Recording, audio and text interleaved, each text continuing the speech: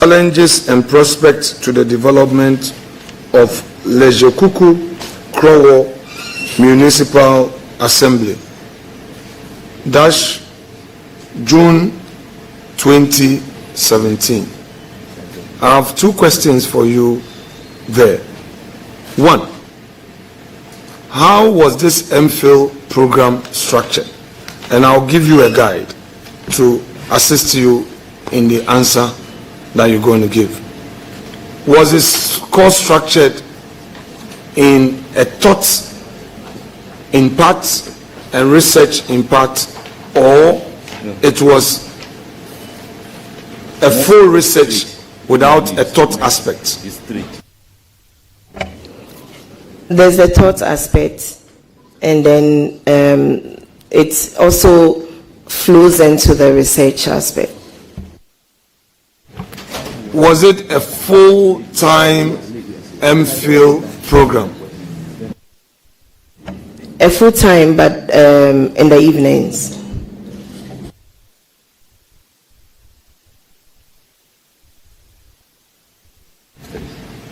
Now,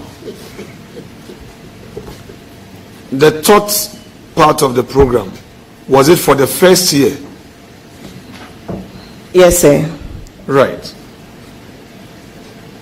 Within this period that you were going through this thought program, the 1 year, you were also working? Yes, I was. Full time? Yes. Where? I think around that time, I was working with NALAG. Respectfully, as what? As the General Secretary. So the NALAG work was not just leadership, but the full-time work? Yes. So when you say full-time work, are you referring to 8 to 5 p.m.? Yes, sir. Or sometimes I start at 6. 6 a.m. Yes, sir. So we should assume that you closed from work and attended your evening full-time program? Yes, sir. Very well. Now, the year 2 was for your research? Yes, sir. Respectfully, honorable colleague, how did you embark on your research? Thank you very much. I think you submit the research topic for assessment. Once it is approved, you design your questionnaires and then you submit to your supervisor. They go through it and then you go ahead to the field to administer. And then once you've gone through everything, the methodology, everything, you are granted the opportunity to defend. And then once defended, you graduate. So you've indicated that you ended the program March 2017. Yes, then sir. You have also indicated that your research work you submitted June 2017. Please, can you clarify? There was a bit of a delay. When I was doing the MPhil, I had then applied to Legon, University of Ghana. In fact, it was one of the reasons why I went in for the MPhil, so that it's close to the University of Ghana. Within the period, the PhD program got structured from a 3-year course to a 4-year course. So the waiting period was when I decided to undertake this course.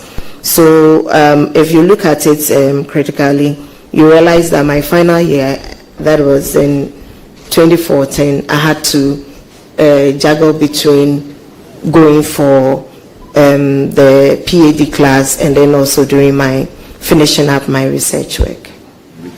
Honorable colleagues, respectfully, it couldn't have been that your final year. It couldn't have been, because if you you look at the same CV, the PhD, you've written PhD, Institute of African Studies. And by the way, before I proceed, bear with me. You know, the enterprise we undertake here is a perception-driven enterprise. When you go all calmly, the perception is that we are treating you with kid gloves. If we ask you very strong questions, it is also seen as we being too hard. But I would manage myself, and I don't intend to be very personal. Okay? Just understand me that Yes, sir. you are a witness in the box who must answer necessary questions. We are politicians, and we have the public that wants to understand certain perspectives. So I'm limiting myself to the policy issues and then deal with your profile that is getting you into governance. Is that okay? That's fine, So sir. I mean no ill will. Is that okay? That's fine. Very well. So, that assured, look at your CV again. PhD, Institute of African Studies, University of Ghana, Legon, September 2014 to December 2020. So if you say that in your final year you had issues, it couldn't have been, because you see, you started MPhil and PhD at the same time. I find that very curious. So it wasn't the case that there was, when you were about finishing one, you started the other. And that is why you had some delay. I want you to have an opportunity to clarify. Thank you. With the MPhil, I actually started the MPhil somewhere 2013, and the PhD was in 2014. The MPhil coursework was supposed to be... Honorable Member, would you... Please, Honorable Leader, let's take the answer, then you can do a follow-up. Thank you very much. Chairman, with respect, as much as possible, I don't want to get into the ocean. I want to guide her. I'll give the same protection that you give her. So please, when I want to help her, allow that. But if you want to open it up, I don't mind. Honorable Member, would you want to amend your CV on that aspect, just for the record, so that we don't go deep and deep again?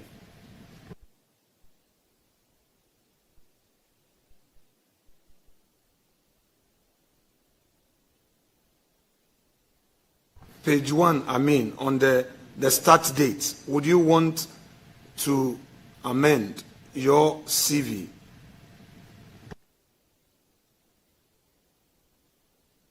Yes, sir. Very well. I yield to Chairman for you to apply for his leave to amend, then I can proceed. Thank you. Please go ahead and do the amendment. The MPhil program was somewhere 2013. I was trying to be specific, but the MPhil program is somewhere 2013. When in 2013, because it's an academic year, it starts from a point. When in 2013, respectfully? I have September on record, and so We I maintain want the to... September. Yes, I want And to... then just amend the year. Yes, please. Very well. Any further amendment, please? No, we are staying there for a moment. Okay. So I just want you to have the opportunity. Apart from the year, the 2013, we are now maintaining the September. So the start date. The start date, the completion date is not in doubt. Okay, so you are not changing the completion date? No, the completion date is not in doubt. Very well. So let's go to the PhD. Are you maintaining the start date for the PhD as well, and the completion date for the PhD as well? Yes, sir. Very well. Now, honorable colleague, do you have your certificate for the MPhil, please? Yes, please. What is the date on it for the graduation? The date of the certificate? 20th June 2017.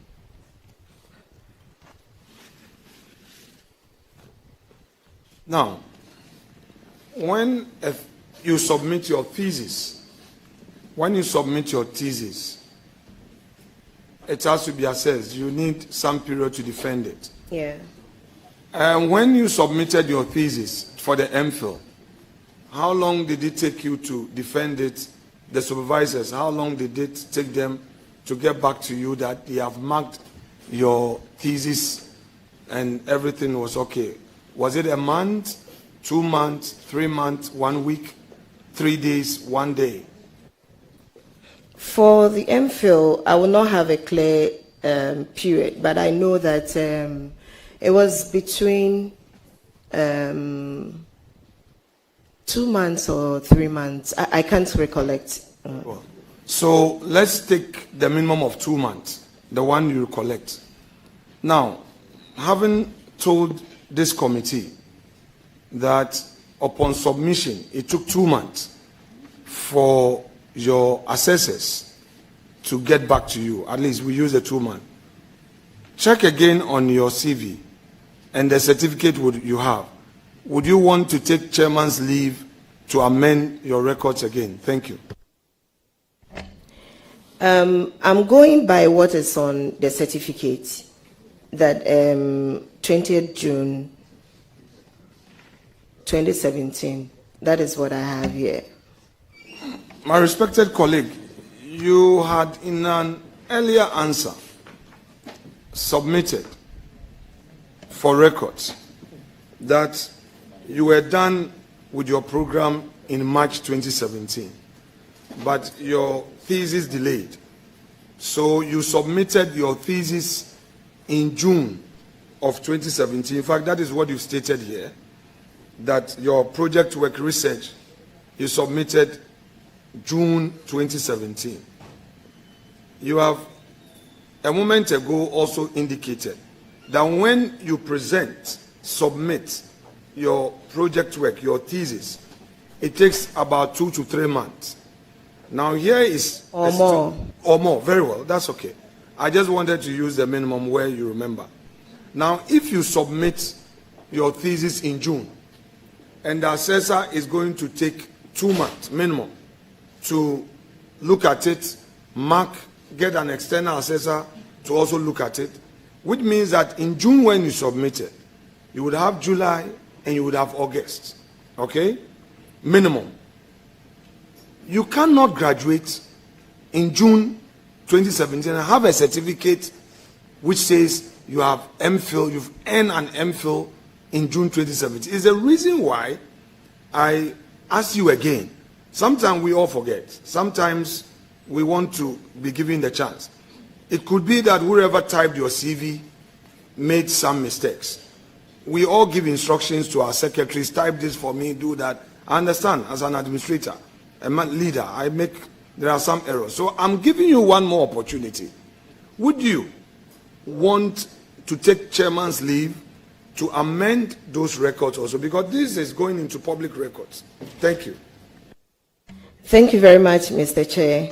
Let me also state that, Mr. Chairman, the 20th June 2017 is the day after graduation when I was given the certificate, but the submission was in 2016.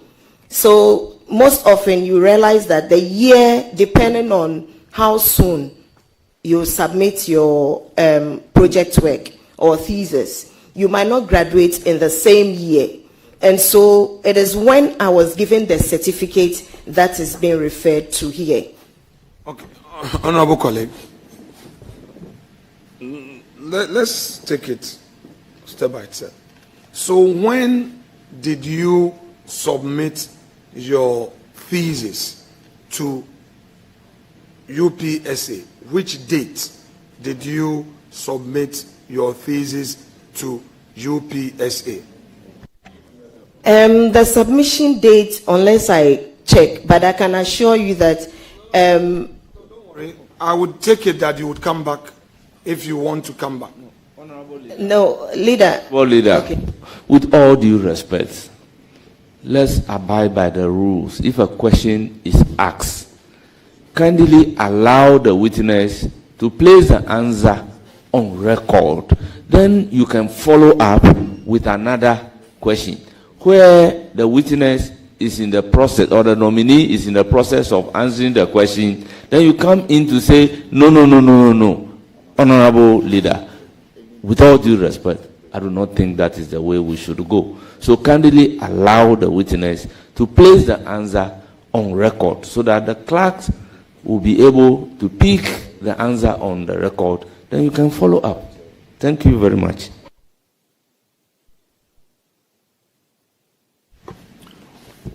When did you submit your MPhil dissertation? In 2016.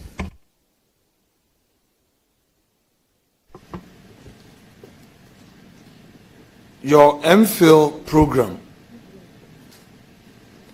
at UPSA, when did it start and when did it end?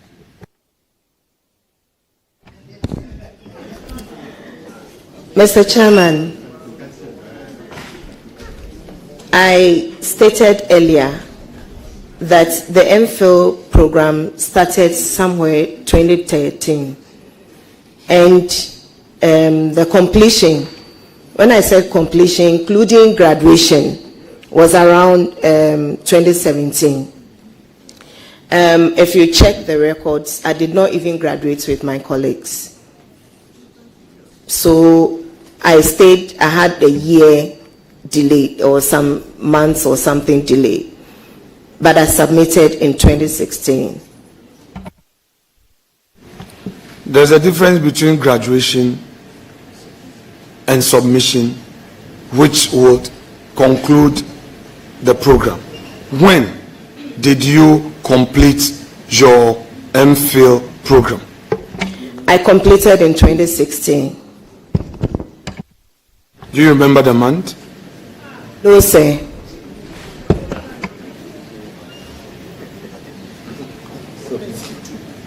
Now, Honorable colleague, let's go to your PhD.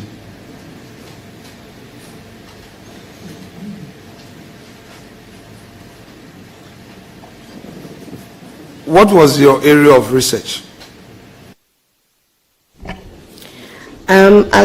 I was at the Institute of African Studies, and I looked at the relationship between traditional and local authorities in the management of natural resources, and I had a case study of beaches in Accra. Can you elaborate on the subject area? Thank you, Mr. Chair. It was basically looking at the commoditization of beaches.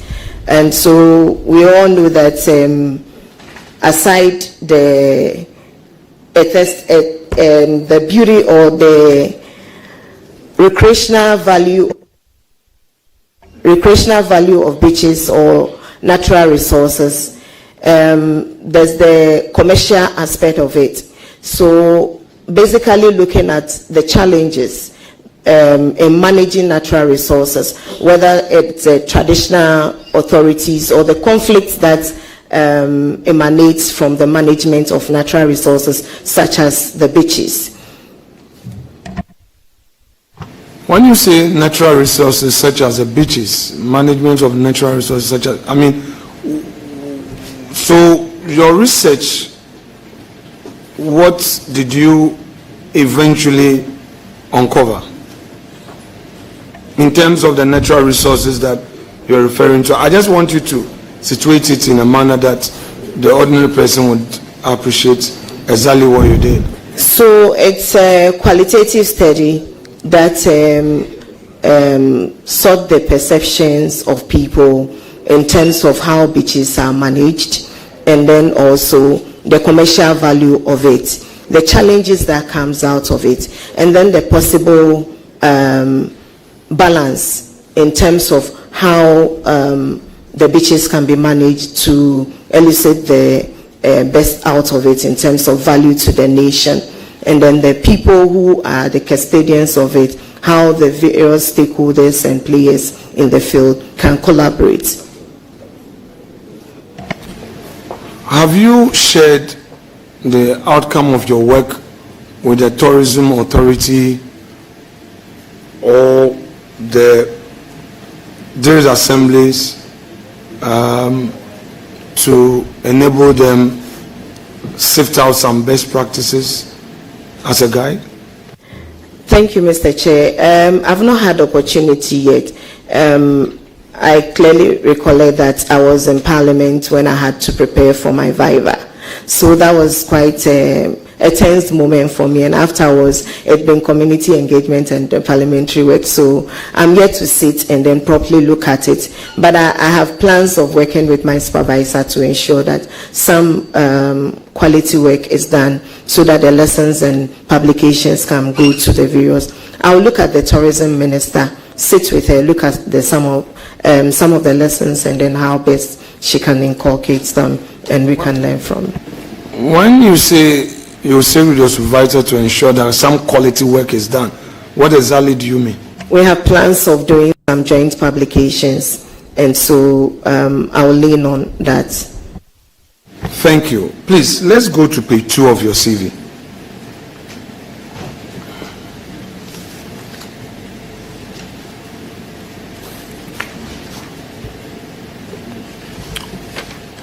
On page 2, you have primary school, Teshin Estate Preparatory School, 1981 to 1986. Then we have ordinary level certificate, Nungwa Secondary School, Accra, September 1988 to June 1993. I presume you did a common entrance? No, sir. Okay. So explain to us, from primary school, you have a gap of 2 years. So the 86, 87. So there's no school within that 2 years. Then you come to 1988 to 93, which is 5 years, Form 1 to Form 5.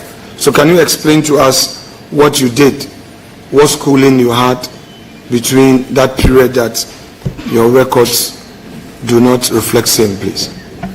Thank you, Mr. Chairman. Within that 2-year period, there was the new system, which is the JHS. And so having an uncle who is a teacher, he was also an advisor to my father. And so they looked at the benefits of joining the new system. What is missing is that I went to try the new system. And then my uncle moved on to a secondary school called Presby Secondary School. And my dad felt there was I was too comfortable there, so I had to try first year of secondary school at Presby Commercial. And so I went to first year. I didn't write the common entrance. I went to secondary school first year at where we call Preseco. I did 2 terms there before going to Nungwa Secondary School. So you went to Nungwa Secondary School without common entrance, in other words? I went to Nungwa Secondary School with a certificate from Presby Secondary School. What certificate? I did my first year at Presby Secondary School. First year of JHS or JSS, you mean? First year of GCE. Oh, very well. So you mean you had a transfer? Say. Okay. So that is what is missing. That is creating that 2-year gap. Yes, sir. Very well. But then if you are done a first year already and you did a transfer, that suggests that you go to Form 2. Or do you repeated year 1 again? Yes, I did. I actually did 2 terms for the first year. I joined them in second year. And so when I got to Nungwa Secondary School, I had a... The year. Yes. Very well. So you mean going to Preseko, you entered Preseko year 1 with a common entrance? Entered Preseko from class 6. I entered Preseko. They were doing the JSS, the new system, you mean? Preseko was not doing the new system. Preseko was doing the old system. That is the O level. Yes. So you entered Preseko without writing the common When I entrance? was about going to JHS, because I tried the new system, if you remember, I narrated how I tried the new system. And then when my uncle moved on, so I moved with him. So I didn't write the common entrance or the JHS. Very well.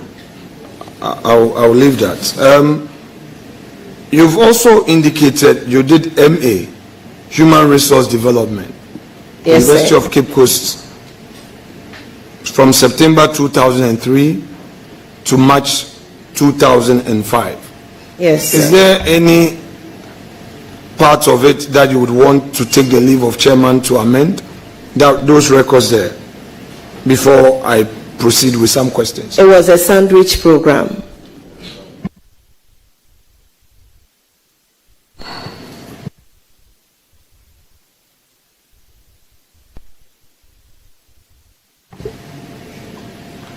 When did you graduate?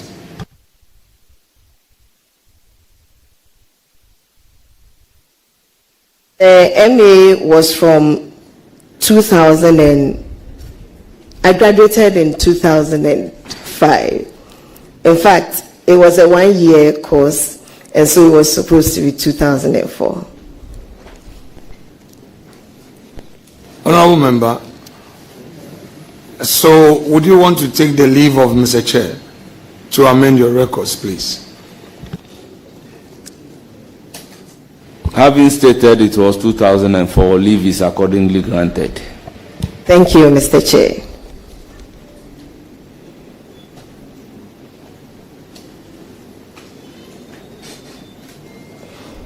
Now, you indicated earlier that as General Secretary of NALAG, it was a full-time employment. If you come to page 3, where, excuse me, not page 3, sorry, you talked about your leadership, page 8. So let's reconcile page 3 and page 8. You also indicate there that you were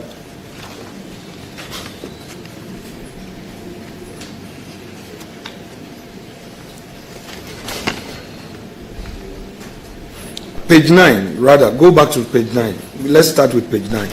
So let's reconcile page 3 and page 9. So second vice president and general secretary. The general secretary bit, you say full-time employment. That has come under your employment history. And then when you come to the second vice president, that is under membership/leadership. So what do you have to say to both? The second vice bit is an elected position. And so I contested that before becoming the general secretary. Okay. Is there anything you would want to amend?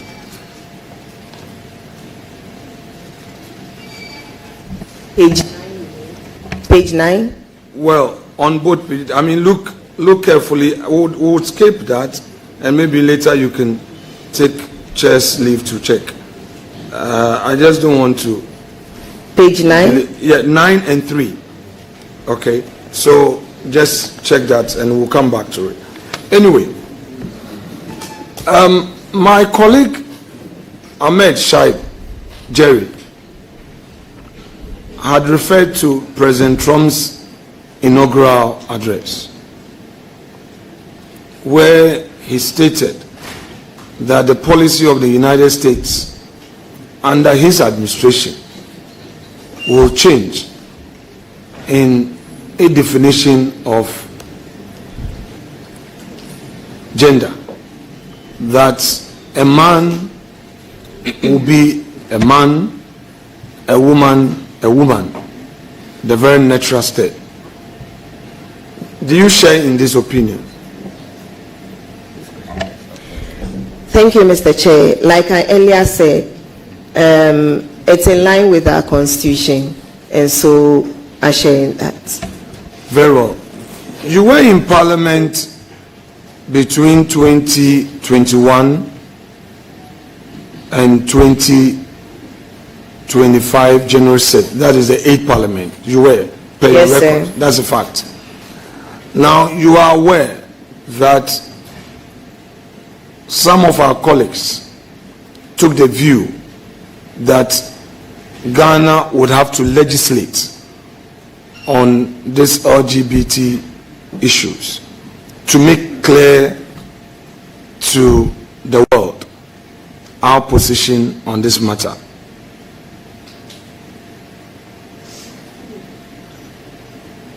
Yes, sir. And you're also aware that in view of that, the law was passed. Yes, Mr. Chairman. Right.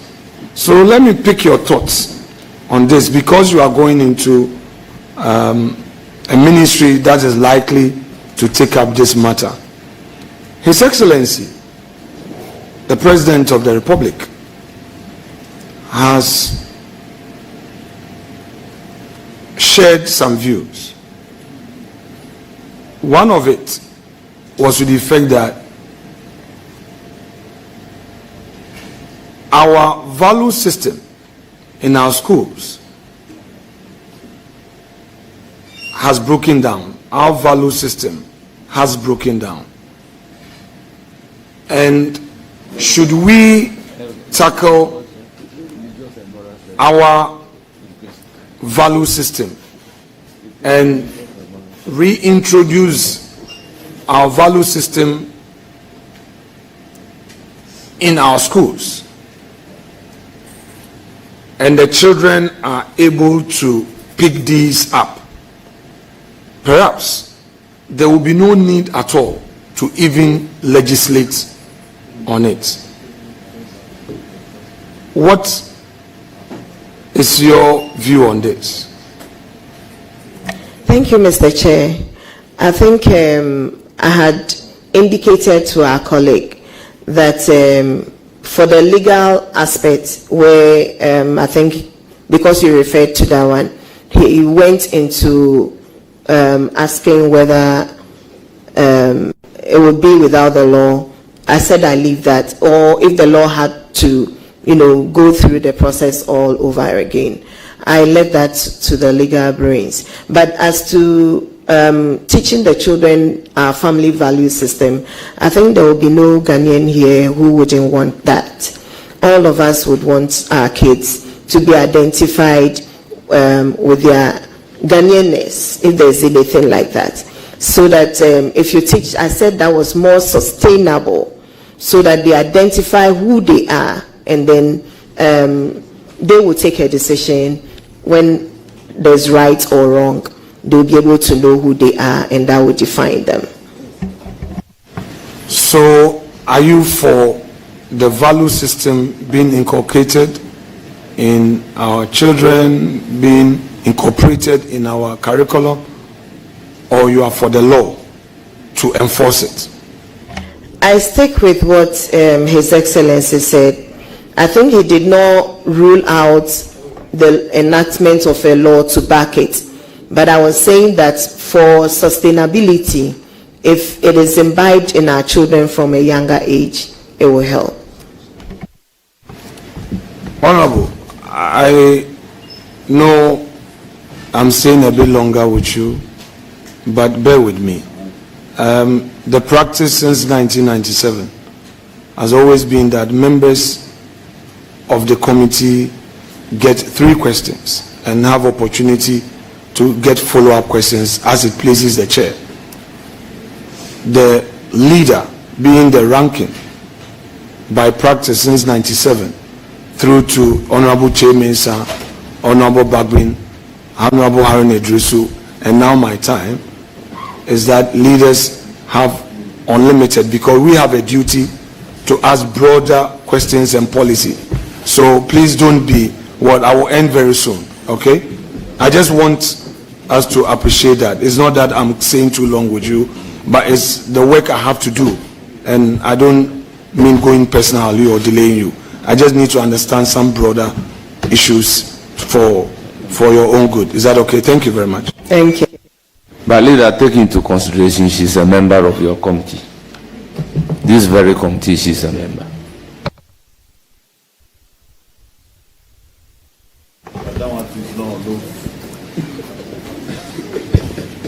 Honorable, you were an assembly, you were a presiding member. Were you an elected presiding member, elected assembly member, or you were a government appointee? I was a government appointee. Your NDC manifesto. This women banking policy, what really is your understanding of it? What really is your understanding of women in banking? Thank you very much. My understanding is not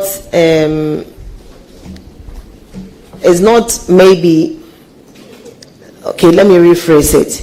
My understanding of the women banking program is that women-owned banks, women beneficiaries of the same bank, which will be more flexible, introduced at the district level, and women will have more flexible terms, less interest or lower interest rates to be able to support their businesses. So economically bringing the women up. And for me, I think for women like me, it is a laudable idea. So let me have clarity, because the ordinary Ghanaian woman will be interested in this matter. So let's bring clarity to it. When we talk of a bank, the understanding in the ordinary meaning of it, the literalists would understand it to mean that a bank, properly so called,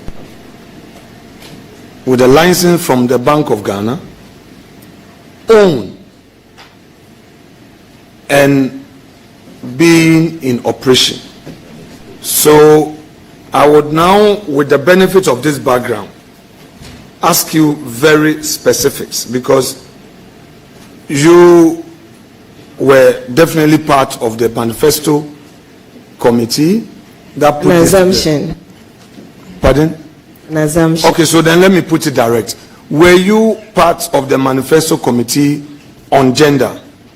No, please. Were you at all involved in any gender issues relative to your manifesto? Not really. Have you read the gender policy of your party as contained in its manifesto? Have you? Yes. Have you read this aspect of this woman in banking? Yes. Very well. So now, since we are going to deal with Women's Bank, what is your understanding of what you read, the Women's Bank? What is your understanding? It is capacitating women to be able to be economically independent and also build their businesses to reduce vulnerability from where I come from. So it means that the state is going to be a promoter of. Yes. So the state would promote the registration of a company called Women's Bank, correct? Mr. Chair, I had earlier stated that a part of it is also the Ministry of Finance work, and so some of the details will go into the ministry's work. So the Ghanaian woman should expect that a bank will be established, licensed by the Bank of Ghana, with branches in all districts as you indicated. Yes, a bank will be established. Should they expect that bank to be established this year, next year, or when? I think this will be clearer when the Minister of Finance comes to read the budget. I'm expecting that it will be captured. Now, honorable member, let's me ask you this. You are the member of parliament for Krowo. That is Teshi. Well, Krowo is Nungwa, and then Lejokuku is Teshi. right. Do you live in Teshi or you live in Nungwa? I live in Nungwa. You live in Nungwa. Where you live in Nungwa, is it your personal property or is it rented property? Personal property. When you say personal property, do you mean you bought the land and built on it, or you bought the house, the property? Bought the land and built on it. The land you bought, did you buy it from the chiefs or a third party developer? I bought it from a chief. Chairman, I shall bring my questions to an end on this point and thank my respected colleague for her patience and so far the commitment so far. I shall count on your experience thus far in managing the ministry. All other matters shall be pursued on the floor of the House. I wish you well. Thank you so much. Thank you very much, Mr. Chairman. Thank you very much, Honorable Ranking Member and the Minority Leader. Honourable members, let me recognize the presence of our revered chiefs, opinion leaders, and some elders here to give moral support to the nominee. First on my list is His Royal Majesty King Professor Odaifio Wellenchi III, Paramount Chief of the Nungwa Traditional Area and President of the Greater Accra Regional House of Chiefs. Nene Tetewaka III, Paramount Chief of the Pram Traditional Area. We have Becholo Ni Ashite Akamfram the third, Teshi Manche, Ni Otukwe II, Nungua Adontin, a representative of the Numo Bobu Wulomo Shiche. We have Janet Momo Oakley. She's the mother of the nominee. We have Reverend Dr. Benjamin Kwame Danso, Chairman NDC Krowa Constituency. The clergy, Nungua. We also have Major Christine Oko and the spouse. We have Dr. Afisa Zakaria, Chief Director, Ministry of Gender, Children and Social Protection. We have members of the civil society organizations here, and we have honorable assembly members of Krowa. Is that correct? Krowa, very well. Municipal Assembly. Bear with me. I am unaware. Let me use the opportunity to thank the nominee for attending upon the committee and providing answers to questions posed. Surely you would hear from the committee. Thank you very much. Thank you, Mr. Chairman. Grateful. You are hereby discharged.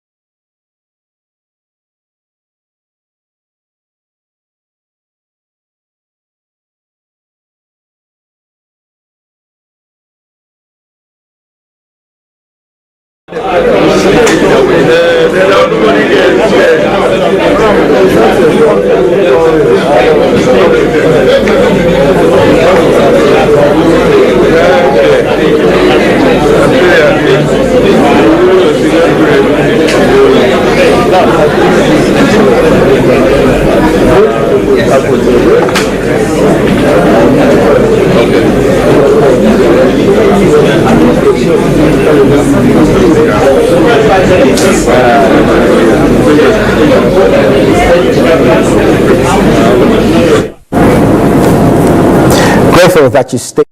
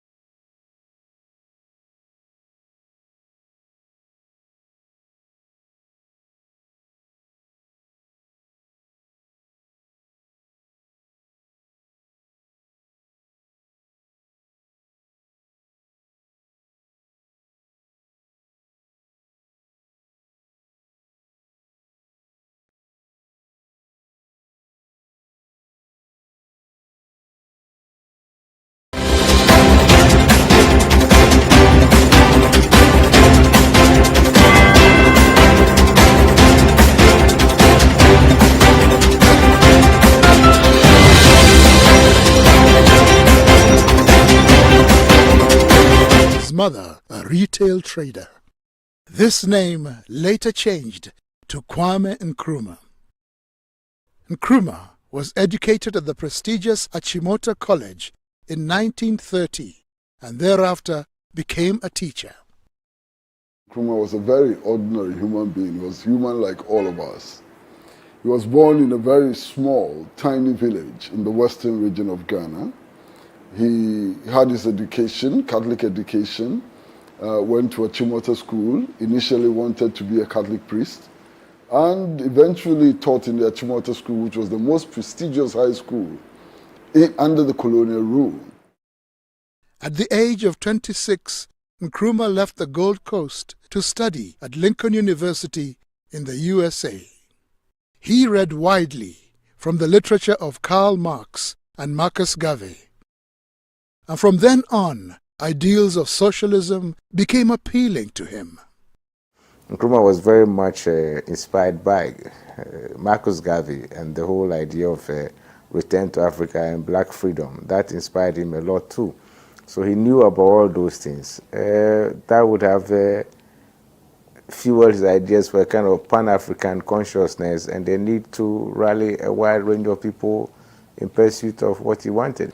In the United States of America, he came across, writings of George Padmore and Cole, who were in the Pan-African movement, W.E. Du Bois and all. And eventually in 1945, he linked up with them in Manchester, United Kingdom, where they organized the 5th Pan-African Congress. And they decided to accelerate the struggle for liberation of Africa. As men of thought and action, they exerted great influence on the young Nkrumah. His ideas for the unity of all Africans later came to be known as Pan-Africanism. In his book, I Speak of Freedom, Nkrumah wrote, "Divided we are weak. United, Africa could become one of the greatest forces for good in the world." After 12 years of being away from the colony, Nkrumah was invited to become the Secretary General of the first ever political party in the Gold Coast, the UGCC. Nkrumah and the founding members of the party were later known as the Big Six. 1948 was the year that saw the Gold Coast go through perennial unrest that resulted to boycotts and mass action. Goods that were brought in by Asian, Lebanese, and European traders were too expensive for the locals to afford. There was a boycott of British goods because people felt that the Association of West African Merchants, which included all the British and expatriate firms, had raised prices far beyond the capacity of Ghanaians. The colonial government blamed the leaders of the UGCC for stirring up trouble, and this led to the arrest of Dr. Nkrumah and the UGCC party members. They were imprisoned in James Fort and were charged with instigation, looting, and rioting. The imprisonment did not deter Nkrumah from his continued opposition against British rule.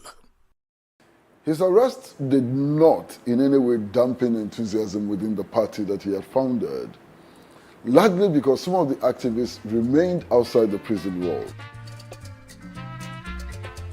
1951 was the year that saw the Gold Coasters voting for self-rule. By this time, Kwame Nkrumah had split from the UGCC to form his party, CPP. In 1951, the party that he formed out of the United Gold Coast Convention, which was the Convention People's Party, won a landslide victory in the general elections, and he became the leader of government business, or more or less the prime minister of the Gold Coast at the time. In the struggle of CPP, there is victory for us. CPP had a big following. The youth particularly believed in Kwame Nkrumah and his ideologies, and actively campaigned for his release. After the party's landslide victory, the pressure on the colonial government to free Nkrumah increased. At Accra, a huge crowd cheers as Kwame Nkrumah leaves James Fort Prison freed by the governor as an act of grace on the eve of the inauguration of the new constitution. The British governor, Sir Charles Arden Clarke, eventually recognized him as the Prime Minister. Between 1945 and 1965, a significant number of African countries gained independence from European colonial powers. Ghana became the first African country south of the Sahara to gain independence on 6th March 1957. When the Gold Coast successfully get their independence officially, Ghana is the name. Ghana, we wish to proclaim. We will be. That we are going to see that we create our own African personality and identity. We dedicate ourselves not only in the struggle to emancipate all the territories in Africa. Our independence is meaningless unless it is linked up with the total reflection of the African continent. Jerry Rawlings, a former head of state, remembers the mood of the time. We were playing football, and I could hear the siren, and everybody sort of stopped wherever they were, listening to the siren. But of course, I mean, not me. I was chasing after the ball, and I found I was the only one chasing after the ball while everybody was listening to the siren when I ran into a barbed wire. And that's the scar I have here, on that day. Those who have hats on, to take off your hats and let the band play our national anthem. And from now on, that national anthem is the national anthem of the Gogo to be played on all occasions.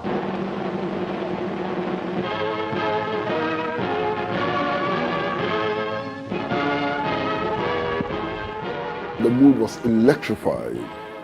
Everybody was seeing the dawn of a new beginning.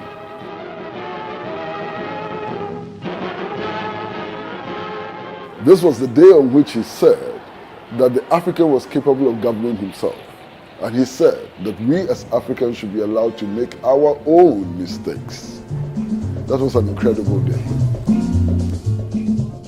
Its freedom served as an inspiration to other African countries struggling against colonial rule, and as a result, Ghana occupied a central role in the fight against imperialists.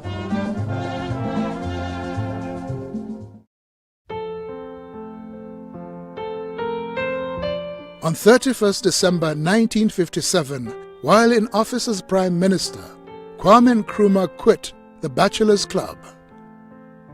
Fatia Ritz and Kwame Nkrumah became husband and wife a few hours after she landed in Accra from Egypt.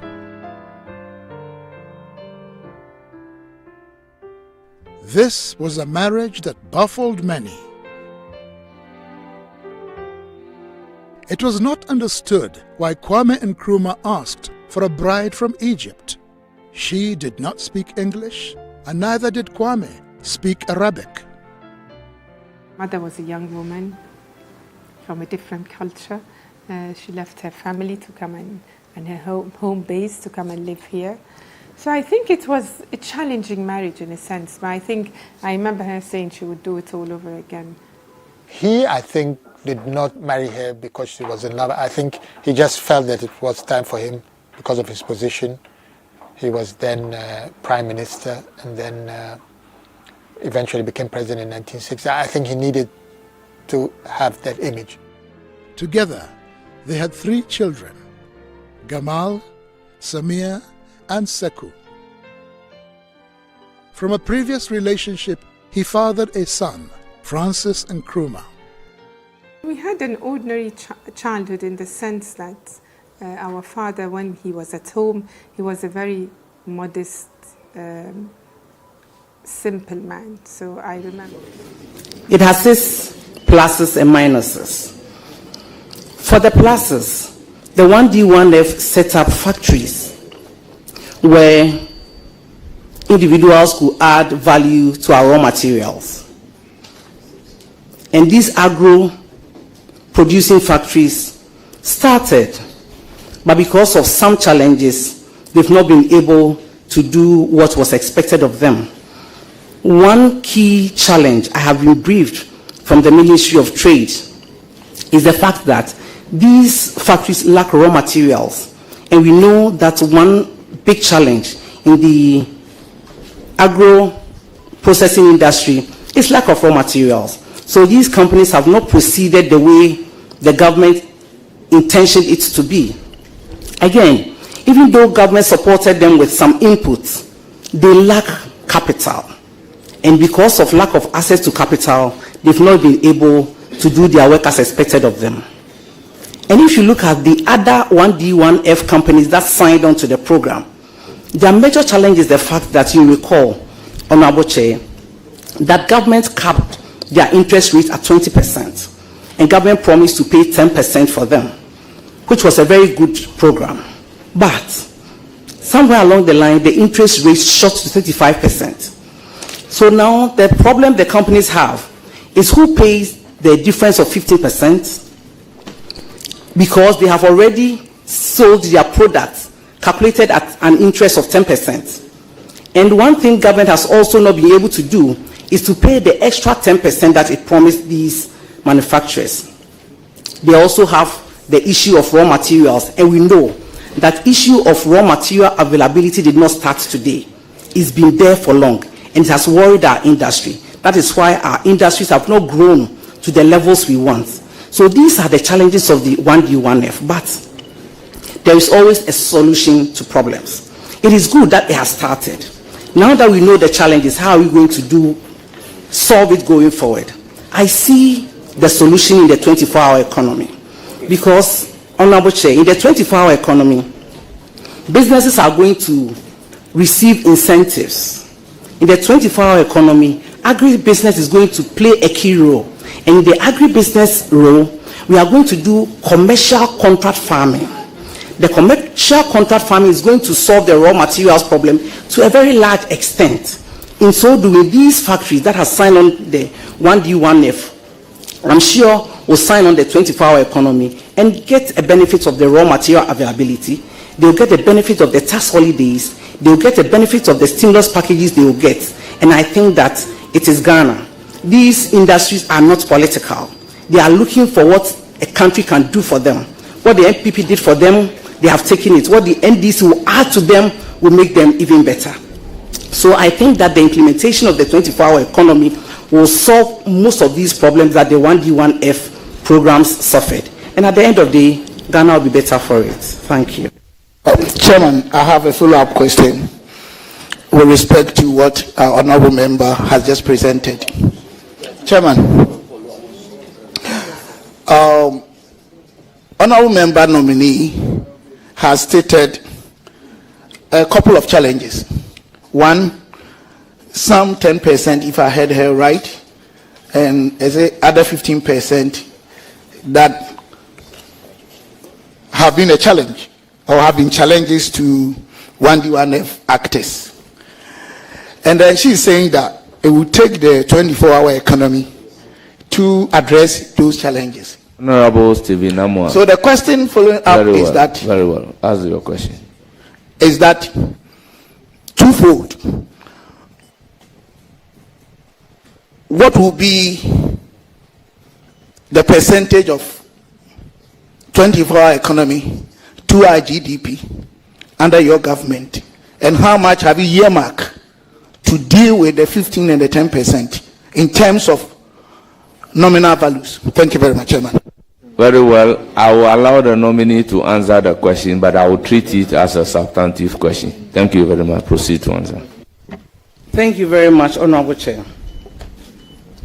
Honorable Chair, the solution to the difference between the cap rate and the 15% will be to renegotiate these loans.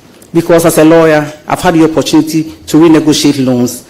Even though they agree on a certain percentage, the law can go bad for certain reasons and it will be renegotiated. So I think we need to renegotiate those loans. Again, I have instructions to work closely with the Minister for Finance to see what package will be available for these industry players so that they will be able to contribute positively to our GDP. I may not be able to give you the exact percentage of our GDP that the contribution will be, but I hope that it will be substantial. Thank you. Thank you, Chairman. My second question, substantive question, has got something to do with trade balance. 2016, Ghana's trade balance was negative 2.3. As of the end of last year, which is the record we have, it has moved to 4.6%. We know our challenges are profoundly stemming from the fact that we have issues with import and export. And these are core areas when it comes to trade ecosystem. What do you have in place for Ghanaians to deal with this export-import issues where Ghana has been seen as import-driven economy? Thank you very much. Thank you very much, Honorable Chair, for the beautiful question. In order to improve our trade balance, we have to work on the production of raw materials in this country. I have indicated that under the agribusiness, we are going to do contract commercial farming, and it's going to make available raw materials in Ghana. If we get raw materials in Ghana, two things will happen. Firstly, our importation of the raw materials will reduce, and we know what happens to our trade balance when we are importing more. When we are importing less. And so, when we have raw materials in Ghana and we import less, it will be good for us. Two, the raw materials coming into this country are what give us the problem with our foreign exchange. So that one also be catered for. Once we have the raw materials in the country, the essence is value addition. So when we add value to our raw materials, it will also decrease the number of the finished product that we import. So the import will reduce in two folds. The import of raw materials will decrease. The import of the finished product will also decrease because we'll be having them in country. With the 24-hour economy again, more production will happen and our exports will improve. If we are exporting more, it shows that we are getting more foreign exchange. Again, we have these are in respect of non-traditional exports. We also be looking at adding value to our traditional exports like cocoa and gold, because since time immemorial, we've been exporting our raw beans. With agri-processing, we can process our gold in two folds, semi-processed and then final process. We can have the semi-processed materials by, for example, if you have cocoa, adding value to make it powder, exporting it for same to be used for chocolate or drinks. We can also add value to a finished product like chocolate.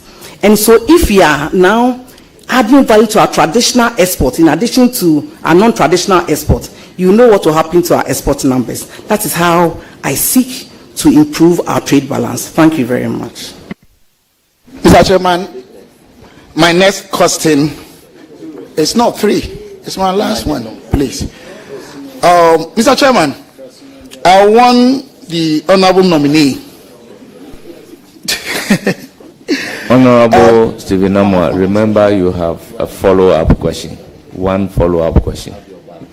No, what it means is that you have a follow-up question on each question. So I can ask. Do you have a follow-up on this? Chairman, honestly, she answered the question very well. Very well. So your last question. Yes. We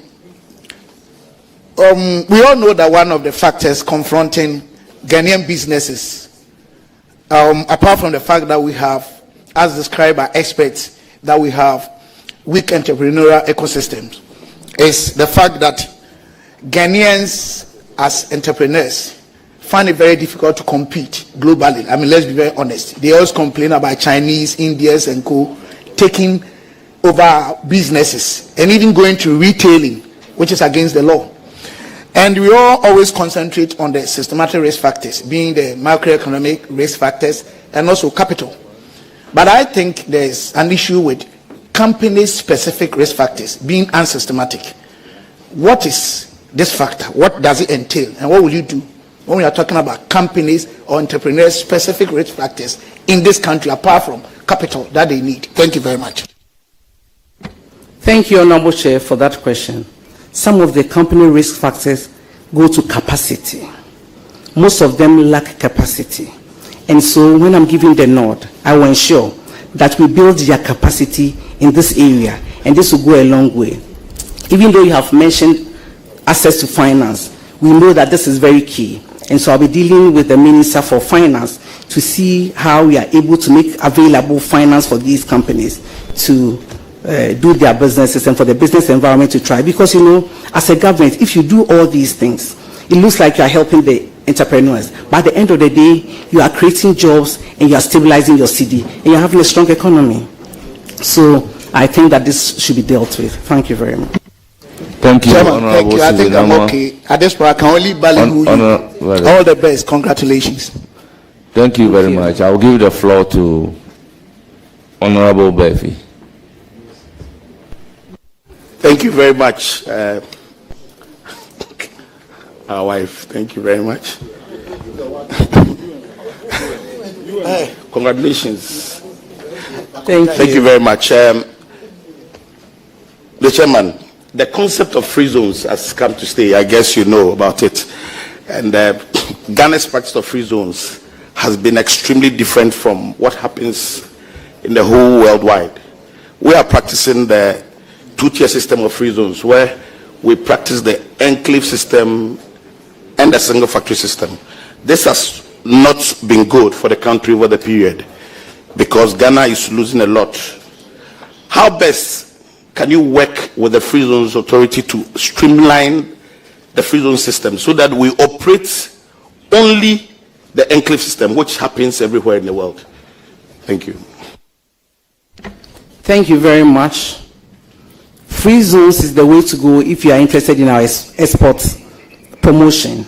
And so I would do well to work closely with the Free Zones Authority to help them work at their laws. We use legal frameworks for these things to happen. And so if you have given the opportunity for single factory operation and the enclave is the way to go, our legal framework should be strict and good enough to take care of all these things. So I'll be working closely with the authority to ensure that we have the proper legal framework for this to thrive. Thank you. So on this note, it is clearly, as far as I'm concerned, that you know that the free zones concept and the law, Act 504/1985, has become very outmoded. It's not consistent with what happens in the whole worldwide free zones ecosystem. So how best will you also help in amending the laws of free zones and or trying to review the laws to make it very relevant to modern day free zones and special economic zone system? Thank you, Mr. Chairman. Thank you, Honorable Chair. I think my answer can be found in the previous answer I gave. Law is dynamic. Things change, times change. And so you need to change your law to reflect the current conditions of a country.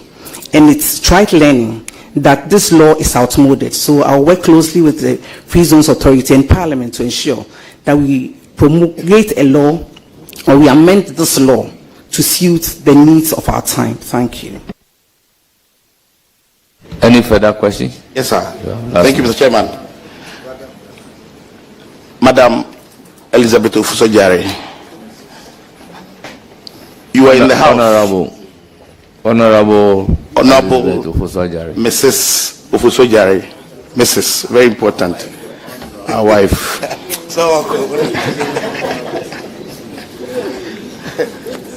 She's a wife of Kufuridia, so our wife.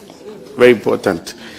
So you were in the House when the former Minister of Trade and Industry submitted a proposal on import restrictions on 22 different commodities to the House. The essence was to try as much as possible to help to streamline the systems, what we operate in Ghana, so that we're able to restrict unnecessary importations of certain things that can easily be manufactured in Ghana. What is your opinion on limiting the importation of certain commodities to reduce the outflow of foreign exchange? Thank you, Honorable Chair. I know this has come about as a result of stakeholder consultation, as a result of evidence of practice. If I get the opportunity and I go to the Ministry of Trade, Agribusiness and Industry, I'll also have the benefit of the reasons why these commodities have been listed. And then I should be able to give an informed opinion after I've looked at the situation as it is. Thank you very much. Thank you very much. I will proceed to give the floor to Honorable Atta Mills. Mr. Chair, please, it's left my last question. So, please, this is the third question. No, this is if you have it was a follow-up question. So if you have a follow-up, the first question was a substantive question. Yes. The second question was on the law. Yeah. And then the third question that you have asked is the proposal. No, the second question on the free zones was a follow-up. Go ahead and ask. So this is the last question, sir. Thanks so very much. Honorable Mrs. Ofusojari, my wife. Yes, very, very proud. The concept of the African Continental Free Trade Area has come to stay. It's like social media. Nobody can do anything about it. The interesting thing is that out of the 55 countries in Africa, 54 countries have accepted that agreement. And we believe that there's a need for us to push the agenda of intra-African trade. What strategies will you use to improve intra-African trade, taking into consideration the favorable conditions created by the African Continental Free Trade Area? Thank you very much, Mr. Chairman. Thank you very much, Honorable Chair, for the question of AFTA. Fortunately, the headquarters of AFTA is in Ghana. So it is right that we must take opportunity and then do business. We need a lot of integration to do. Economic integration, trade integration, security integration, and in certain cases, we have to synchronize our laws to make the trading more interesting. And you know that if I want to pick each one and answer, it will take forever. But the fact of mentioning this will show you that I know exactly what it is. Thank you. Mr. Chairman, on this note, I want to formally, on behalf of Koforidua, congratulate you in advance. Thank you very much. Thank you. It's now the turn of Honorable Samuel Atta Mills. Thank you very much, Mr. Chairman. Madam Nominee, I know you do an awesome job. I have worked under you and the Ministry of Tourism, and I know you do very, very well. As the Member of Parliament for Komenda, Edna Iguafo Abrim, I want to ask you about Komenda Sugar Factory.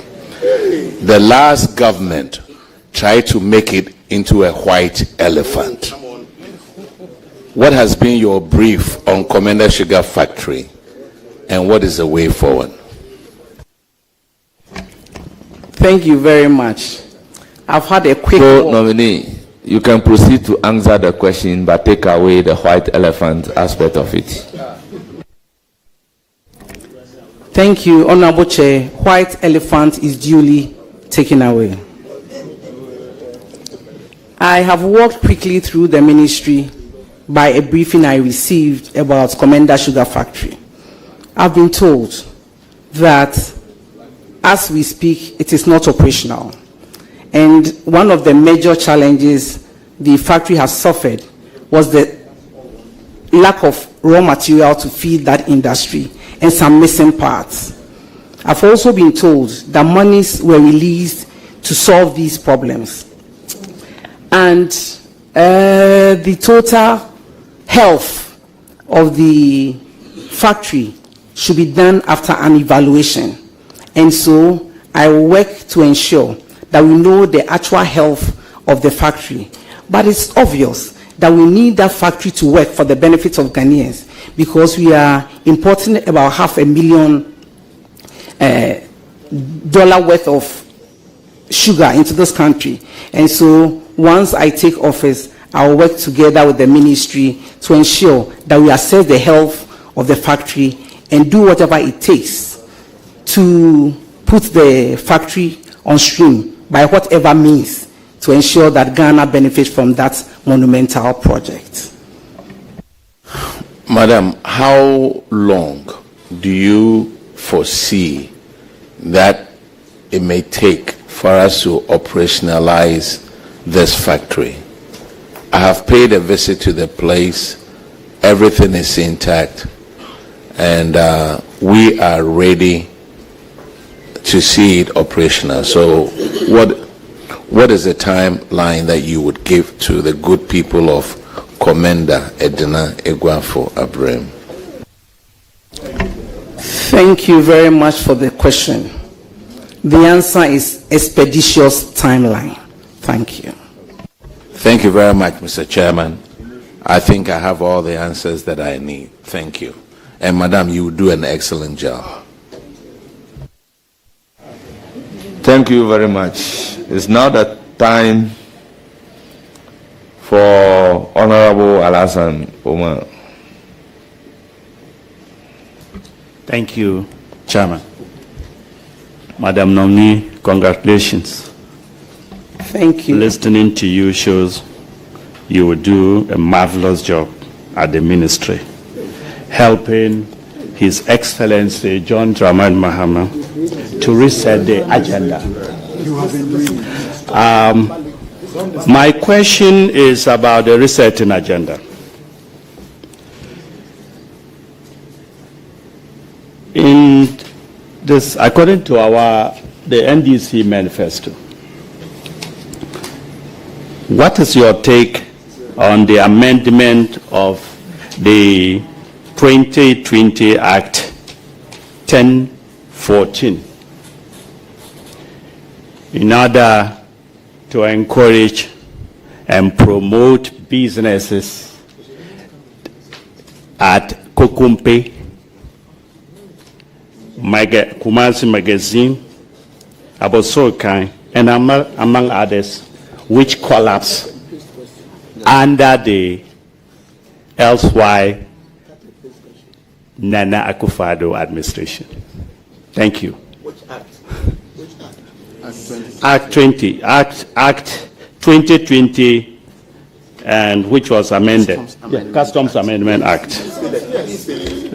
Oh no, I have it. It's stated here. Oh, it's not. Hello, order. Please, if you are going to refer to a law, refer to the law well.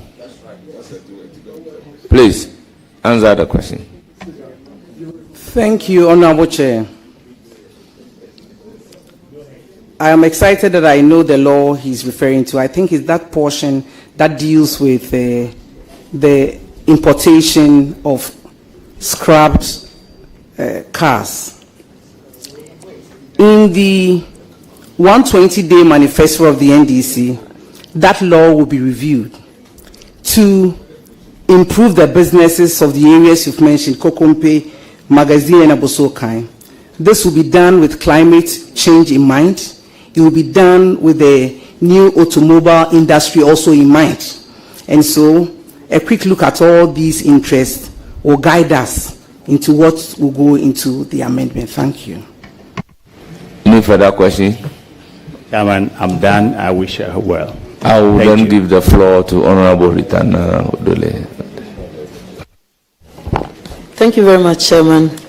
I want to congratulate my GAN students. I call her my GAN student, and she's a very fast learner.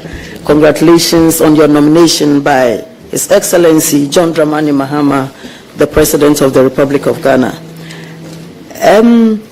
Honorable nominee, I want to find out, as you are going to the Ministry of Trade, Agribusiness and Industry, what are some of the plans you would have for women in the informal sector, as well as persons with disability in these sectors, to enable them to also have opportunities in this industry?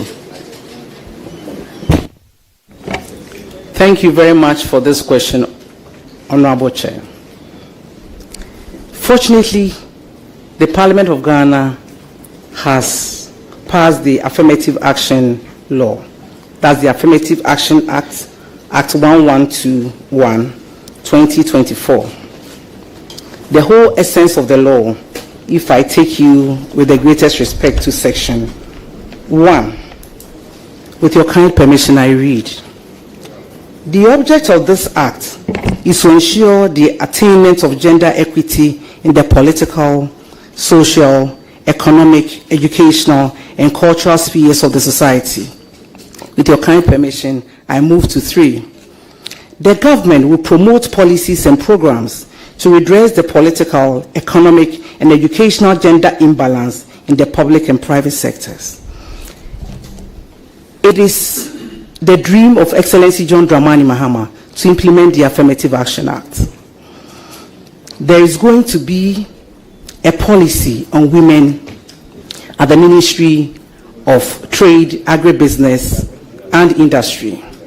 The whole idea is to promote women to upskill what they do in the industry so that we can find a lot of women at the top of industry. It is tried learning that women have not gone that high. And so there will be clear-cut policies to ensure that this happens. 1, we will deal with access to capital. 2, we will deal with mentoring. The fact that we say there are not too many women at the top means that there are some there anyway. So there will be a mentoring program that allows them to mentor young entrepreneurs to come up and also scale up. There will also be incentives for industry that have a lot of women or women-led industry. Fortunately, we have the Women Bank coming up. This is also going to cushion women.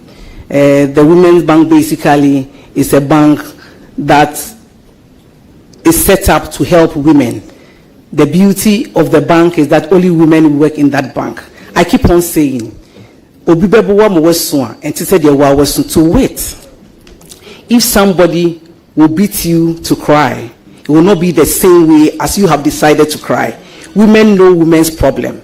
And so all Women's Bank, we know our problems, we know our strength, we know our weaknesses, we know how far we hold our hands and go together. So the implementation of the Women's Bank program will also help women in industry to thrive. Thank you. Thank you very much. Yes, you are entitled to a follow-up question. Honorable nominee, I didn't hear you touch on the persons with disability. What form of support are they going to get through the informal sector? There are a number of them that I work with, and they are into production of different kinds of things, but they do not have support.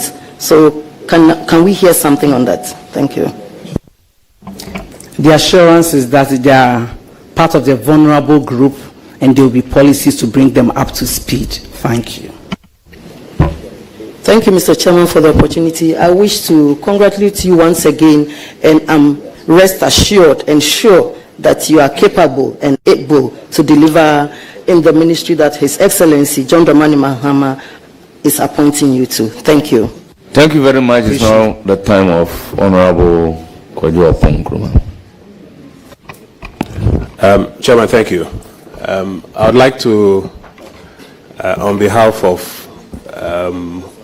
Pope John Senior High School, congratulate the nominee for some specific reasons. Mr. Ofosu Jare will be pleased to know this. Chairman, I have just a few questions. My first is on Act 680, the Venture Capital Trust Fund Act, passed in 2004. And the objective of that act is to create a vehicle that the state can use to support the entrepreneurial ecosystem. From about 2009 to even 2024, both the MPP and the NDC have departed from the use of the Venture Capital Trust Fund as a mainstream vehicle and have resorted to other ad hoc vehicles. My question, are you minded to depart from this recent approach and go back to the use of the Venture Capital Trust Fund? And if so, what will you do differently to ensure that it gets the kind of resources required so that it can provide the capital and technical assistance to entrepreneurial ecosystem in this country? Thank you very much for your question, Honorable Chair. Venture capital, as you have stated, is a trust fund that aids in, that helps in the production of capital to promote small, medium-scale enterprises. It is good, it is still in our law to use them to fund small and medium-scale enterprises. So I think that I'll have a discussion with the Minister for Finance so that a good budget is allotted to the venture capital to enable us to do what it's supposed to do. All the same, other agencies have come up for the funding, and I don't think that we have to stop them for the venture capital to thrive. I'm sure some of them can coexist, and it will mean more funding for these projects. Because interestingly, some of these projects are receiving grants from external donors, and so it's okay to keep them. It's fine to resource venture capital so that we get a lot of diverse source of funding to take care of the agencies. Chairman, I have a follow-up to that question. The operators in the private equity and the venture capital space argue that they have challenges with getting good pipelines because the average Ghanaian entrepreneur sometimes doesn't want to come into that space. And then they've also got challenges with capacity. Do you have in mind any strategies to help deal with these challenges within that private equity and venture capital space?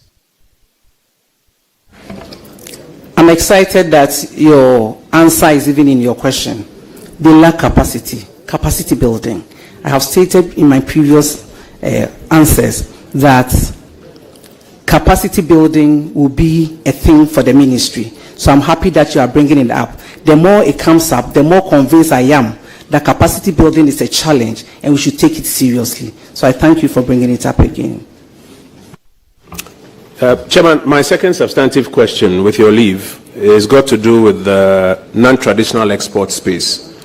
The non-traditional export space is fast growing. It's becoming a major employer within the export space, averaging about 3.1 billion, I think, in the last about 7 years or so. Do you have any strategies in mind to do better than this 3.1 billion average within the non-traditional export space, at least within the next 4 years? Thank you very much. There is certainly policies to ensure that we do better than this, because that is the advantage we have as a country. Our agriculture is great, and the business side must yield the positive results that we are looking for. It is obvious that most of these companies doing the export are doing one shift. The 24-hour economy seeks to do one industry, 3 shifts, 3 people. So I can see that with the availability of raw materials by our production, we are even going to produce more and export more and increase on this number, because we've done it before. If they are doing 3.1 billion and we are doing 3 times this, I know it will progress steadily. It's not going to happen the next day. The 3 shifts will not happen tomorrow. It will happen eventually. And so when the 3 shift is at full capacity, we are looking at 3 times what we are doing. Or conservatively, let's say we are looking at 2.5 times what we are doing. So if you are able to do the projects, which I'm sure we will do, because I'm soon, Honorable Chair, going to launch the Feed the Industry program. That is going to make sure that we produce more raw materials, availability of same in town, to enable us feed the industry so that we can do better than what we have currently. I thank you very much. Thank you, Chairman. A quick follow-up on this one. Very well. So let me ask the nominee. You said you will soon be launching a program. That is based on the assumption that you are approved. Exactly, Honorable Chair. In the likely event that I'm approved, I'll launch this project. Thank you. Thank you very much. So go ahead with your supplementary. Yeah, Chairman, my follow-up question is to deal with the demand side of the non-traditional export question. If the 24-hour economy is successful, it will deal with the supply side. Do you have any ideas to stimulate demand some more on the non-traditional export side within the international markets? Extremely grateful for this question, Honorable Chair. Once we produce more, the whole idea is to export. Fortunately for us as a country, there are already trade agreements. I think I've been asked a question on AFTA. There is also a trade agreement between the UK and us, a trade agreement between the EU and us. We are going to leverage on these trade agreements to promote our exports. And so we will drive the demand for these products to make sure that we have the needed markets for what we produce, even as we do the 24-hour economy. Certainly, the whole idea of providing jobs to our team unemployed youth is this project. And so, as we produce, we are looking for markets, leveraging on the agreements that we have to ensure that our products are exported also. Thank you. Thank you very much. Honorable, you have exhausted your questions. I will give the floor to Kofi Mafo. Thank you, Mr. Chairman. My first question to the nominee, I want us to go back to 1D, 1F. And you mentioned capacity building. And then you mentioned that raw materials are part of the reason why 1D, 1F is not shining. I want to find out from you this aspect of exemption that has been back and forth, about 45 companies looking for exemption within the 1D, 1F. Since 2021, I want to find out if you are giving the nod, what are you going to do about this 1DF exemption? Thank you very much for that question. I have been briefed that there were a few challenges with the exemptions. Among other things, some of the product that found itself on the exemption list did not qualify. And so when it came up, there was issue of transparency and all of that. When I get the nod, I will look at all of that and come back to Parliament based on what I have seen, what has been corrected, what needs to be done, and I can assure you that the right thing will be done and the correct things must be done. If we have exemption for A, it must be A and A alone, so that it does not affect our budget negatively. But once we have promised the exemption on a product, I think it is fair and right that we give same. I thank you. Mr. Chairman, my follow-up.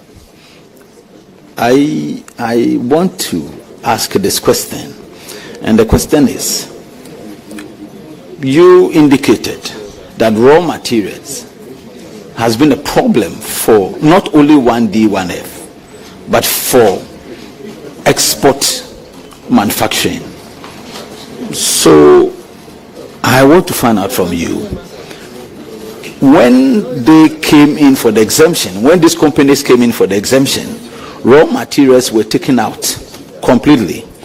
But here we are, we lack the raw material to start production. What are you going to do with raw material exemption for this 1D, 1F program? For starters, I've stated that the production of raw material is key in this country. That gives us lasting solution, and it gives us the advantage of a value chain in our production. We know that if you are even importing more of these raw materials, we are not taking the benefit of the value chain in our production. We need to create jobs with these production of raw materials, and I indicated that when I'm giving the nod, I will launch the Feed the Industry project to ensure that we have these raw materials. When I go into the ministry, I will look at the arguments that have been made, the calculations that have been made, do consultation, then I'll be able to come up as a lead in a team, what best we can do with the subsidies or the exemption on raw materials. But from here, without any argument, without what happens to our numbers, I'll not be able to say that we should take it off or keep it. But I believe in constructive decisions. I believe in decisions born out of research and consultation. Once this is done, I am sure what comes out will be the best for a country, because we need these raw materials to work. Thank you. Honorable nominee, per your manifesto, NDC manifesto, you propose incentives to support the private sector. That is part of your manifesto. Fortunately, you are going to be the trade minister, and the Akufo-Addo government brought in Ghana Enterprises Agency, which is seeking to assist micro, small, and medium enterprises, and then also look at gender issue as well, youth, women, and then person with disability. I want to find out from you, what are you going to do? Are you going to improve on the existing Ghana Enterprises Agency that has been able to sustain over thousands of people within the period that it was formed? Are you going to continue with the program, or you have a special initiative for small, medium enterprises?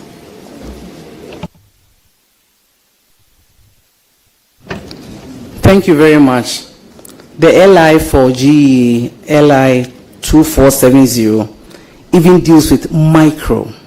And so I think it is a law for Ghana. It's an institution in Ghana. And all we can do is to improve. I don't see anything wrong with it as I sit here. But anything that is being done can be done well, as you have said. And so, for starters, it's a law. It's not the LIC is not being repealed. And so I think that we can continue on that tangent. But you see, it was originally MBSSI. So GA, if you ask me, it's more like a rebranded MBSSI to do good. So it is not something new for us to cancel it. It's been rebranded to do more than MBSSI was doing. And I think that it is fair for us to also improve on this so that we are moving forward as a country. It is for Ghana, and Ghana must always win. Thank you. Thank you very much. I follow up. You have a follow-up on this? Yes, Honor. Yeah. Thank you. Go ahead. No, I've done follow-up. Yeah. Honorable nominee, talking about Ghana Enterprises Agencies and the umbrellas that is controlling, I want to find out from you exactly what do you have in mind when you're talking about enterprises agencies. We're talking about micro, small, and medium enterprises. That is the bedrock of our export position. What exactly do you have for micro, small, and medium enterprises? Thank you very much for realizing that it's umbrella that is controlling it.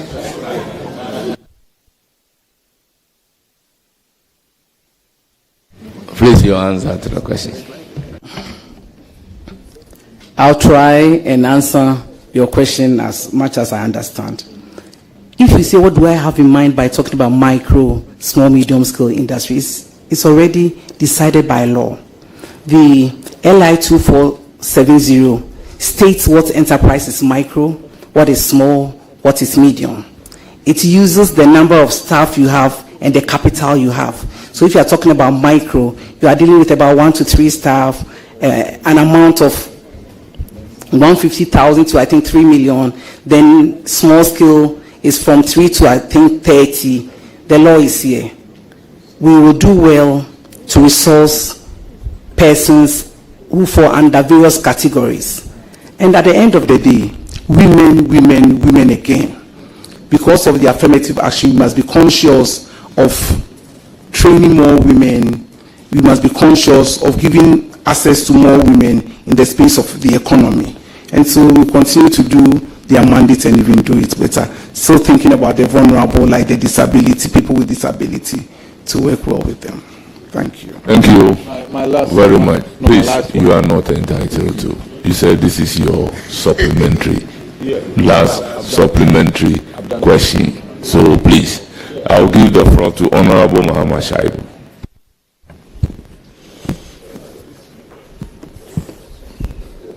Mr. Chairman, thank you so much. Council, congratulations. Thank you, Honorable Chair. In recent times, we saw the exit of blue chip companies from our market. Painfully, they didn't go far. They were just hanging around our neighbors, Nigeria, Cote d'Ivoire, and Togo. Aside the high interest rates and the falling fortunes of the city, there are also business bottlenecks and bureaucracies. The NDC manifesto has stated clearly that we will reduce bureaucracies, promote transparency, simplify administrative and regulatory processes, and above all, uphold the rule of law in business. For me, these are key aspects of promoting business, a clean business environment. How would you help the government of the NDC to implement this, to promote business? Thank you. Thank you very much. It is correct that cost of doing business in Ghana is high. Cost of production is equally high. And so, under a 24-hour economy policy, the government is going to do some interesting things that reduces the cost of doing business and cost of production. Government will be looking at time of use metering, because industry players have complained about the cost of electricity. And with the 24-hour economy, the time you use electricity will state how much you will pay.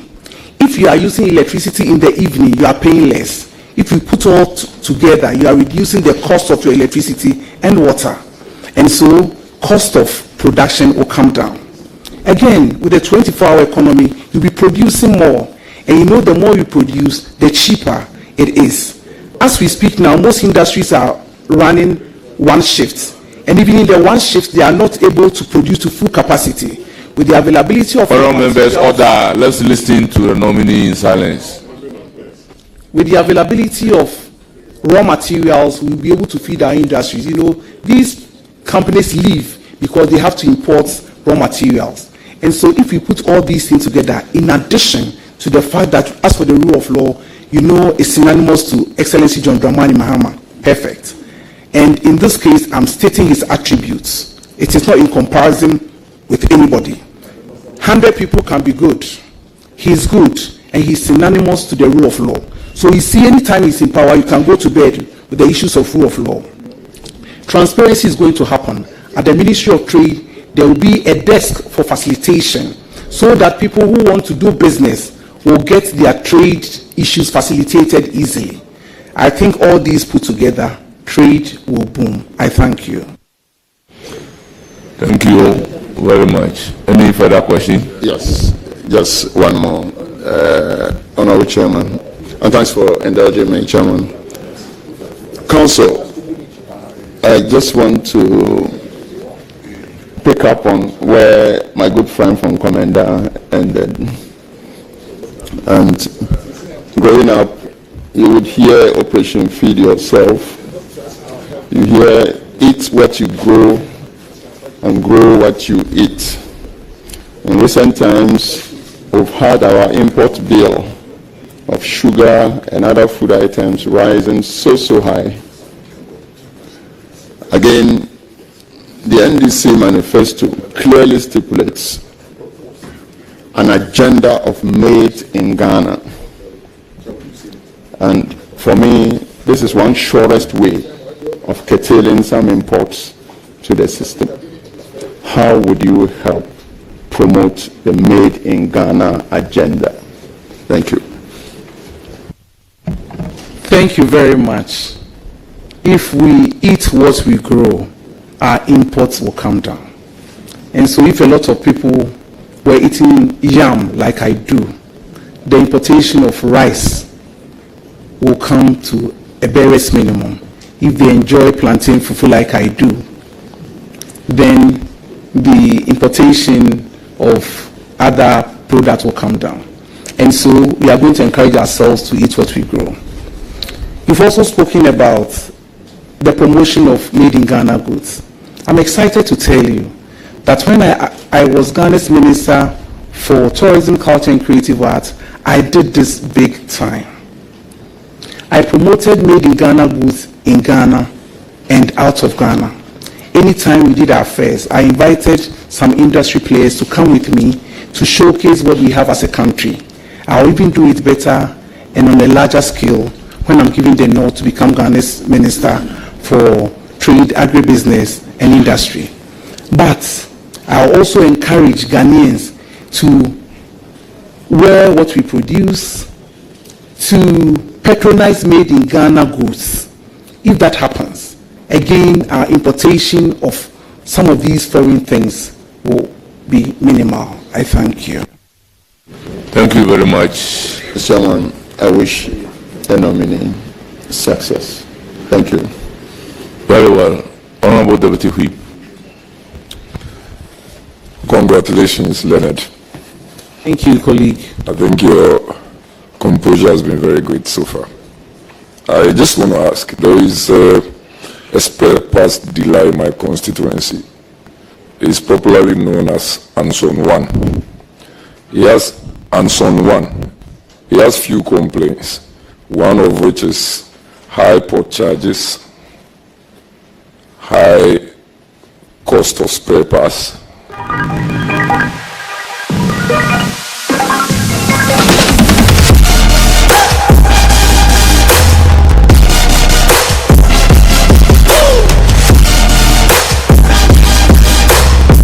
To replace some of these spare parts. How do you intend to address this problem? Thank you very much, Honorable Chair. Honorable Chair, on your behalf, to Anson 1 and people in his trade, I will act as an intermediary between the private sector in trade and the Ministry of Finance, Ministry of Transport, to work all these things out, because no ministry is a stand-alone ministry. In this respect, the Ministry of Finance is key and the Ministry of Transport is also key. So working together, we hope to come up with things that mitigate their costs and make business interesting for them. I thank you. Mr. Chair, just a follow-up. Mr. Chair, just a follow-up. So do you in particular have some arrangements in mind for spare parts dealers in Abossey and what have you? It is part of our 120-day delivery, where we talk of scrap vehicles and how to work on the law vis-a-vis our climate change responsibilities in our new automobile industry. And then, fortunately, there are industries that are coming up that produce some of these spare parts in Ghana. We also encourage them, give them what it takes for them to also come up with some of these parts locally. Thank you. Your second question. Yes, Mr. Chair, thank you very much. So my second question is, given the significance of the African Continental Free Trade Area, how do you plan to maximize Ghana's position within the regional trade bloc to boost intra-Africa trade? And what specific actions will you take to support the Ghanaian businesses in taking advantage of the opportunities under the African Continental Free Trade Area, particularly in the context of improving trade relations with neighboring countries? Thank you very much. 1.4 billion people, a total GDP of 3 trillion. It is excellent that we leverage on AFTA, because if we are able to do this, we are going to improve our various economies. I hope to do this by capacity building. The Honorable Speaker asked, we had an informal discussion previously about AFTA. Honorable nominee, His Honorable Stephen Amwa. I think her own parents call him Sticker. He said it. So Honorable Stephen Amwa, sorry.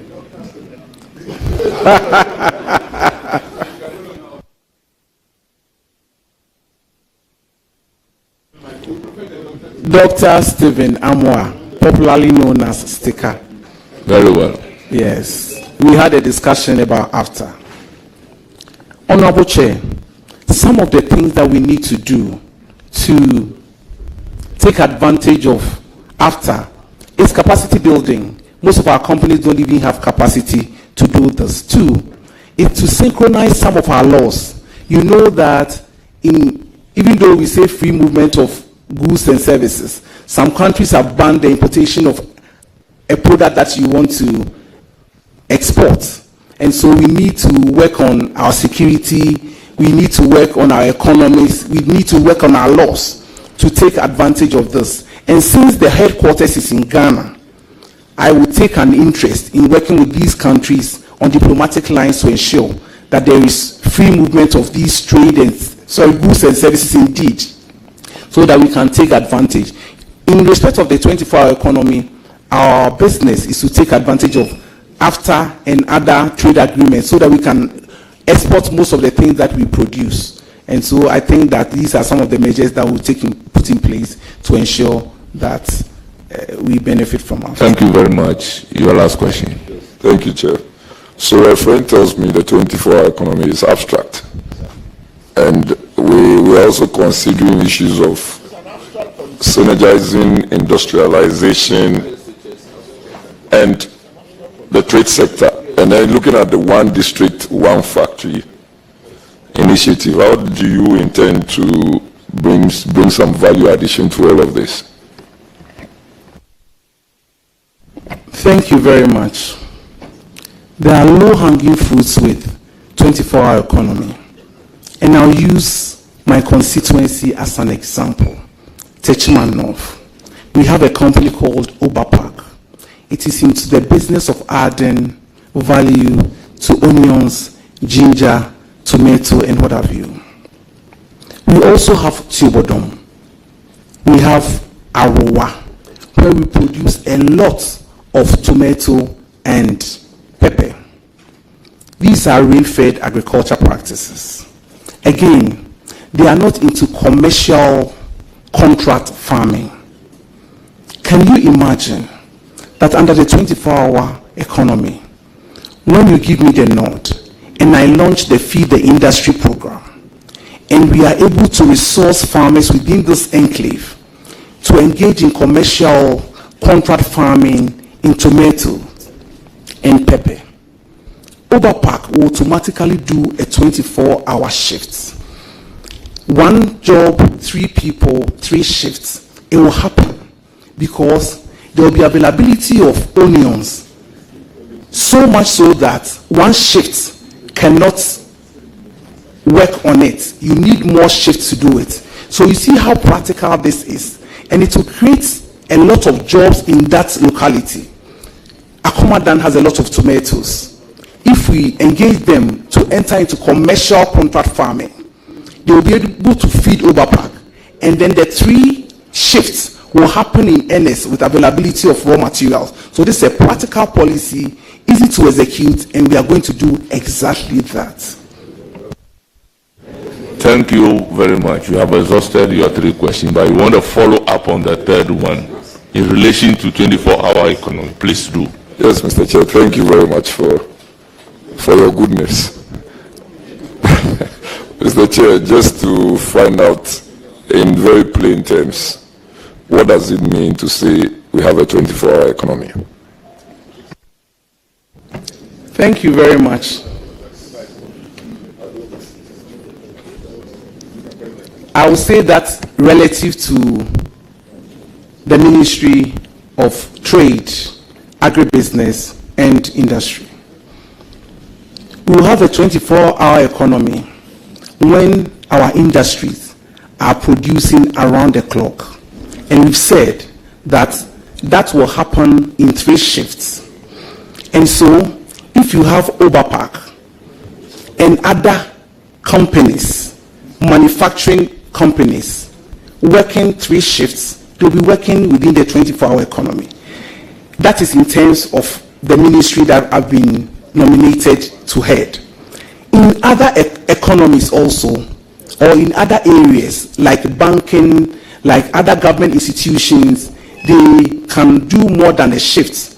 The passports, the DVLA, they are all companies that can, or they are all agencies that can do the 24-hour economy by working more than 1 shift. And so basically, the 24-hour economy is when we are all working and we are working around the clock. That is jobs that can be done around the clock. It doesn't mean that if you are a tomato farmer, you should be working 24 hours in the bush in the night where there are no lights. But it will happen to where you can work 3 times. It will happen at where you can work 3 shifts. And so we say 1 job, 3 people, 3 shifts. Thank you. Thank you very much. It's now the turn of, yes. Okay. Just wish you well, and I pray everything goes well for you. Thank you. Thank you very much.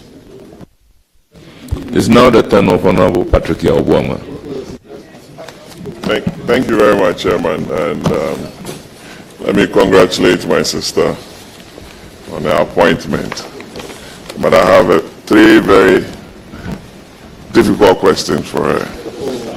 Let's see how she deals with them. That's how I'm hacking my staff well, so I can have a very close look at her. Lizzie, we want to increase government revenue, and the best way to do that is to increase our exports, which will go a long way to have a stronger or better effect on our currency. You know, our CD has been performing not too well on the international market. The trade figures between Ghana and the EU, and even Ghana, America, and other trade partners, not been doing so well. There was a 3% dip in our revenues between the EU and Ghana. It was reported by the outgoing minister, Honorable K.T. Amon, between when he addressed the Ghana-EU delegation in Ghana. Most of the issues they raised were on standardization, child labor issues, the use of chemicals, some unapproved chemicals in the cultivation of some of our crops, and what have you. I know.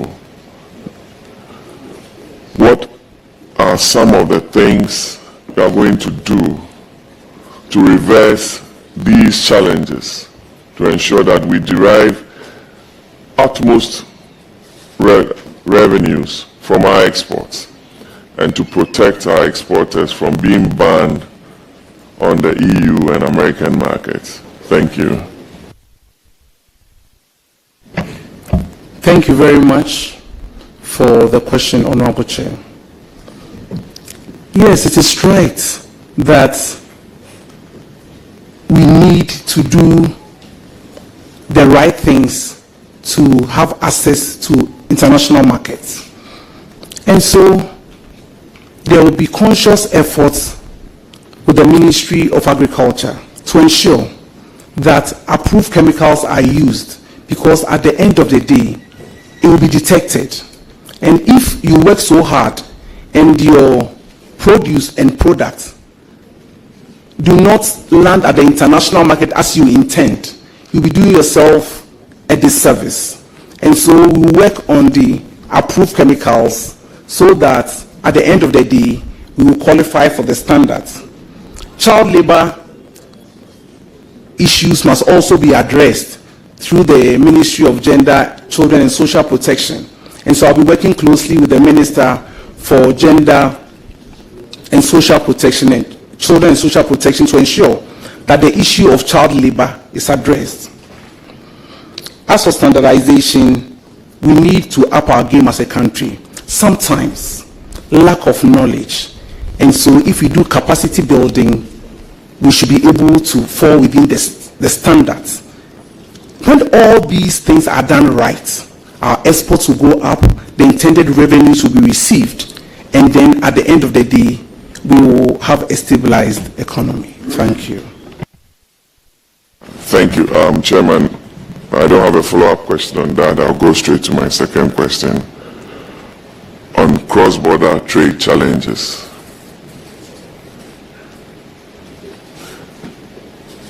Most of our traders go to Togo, Cote d'Ivoire, Burkina, and the Sahelian belts to bring in goods onto our market, some from China and the rest of the world.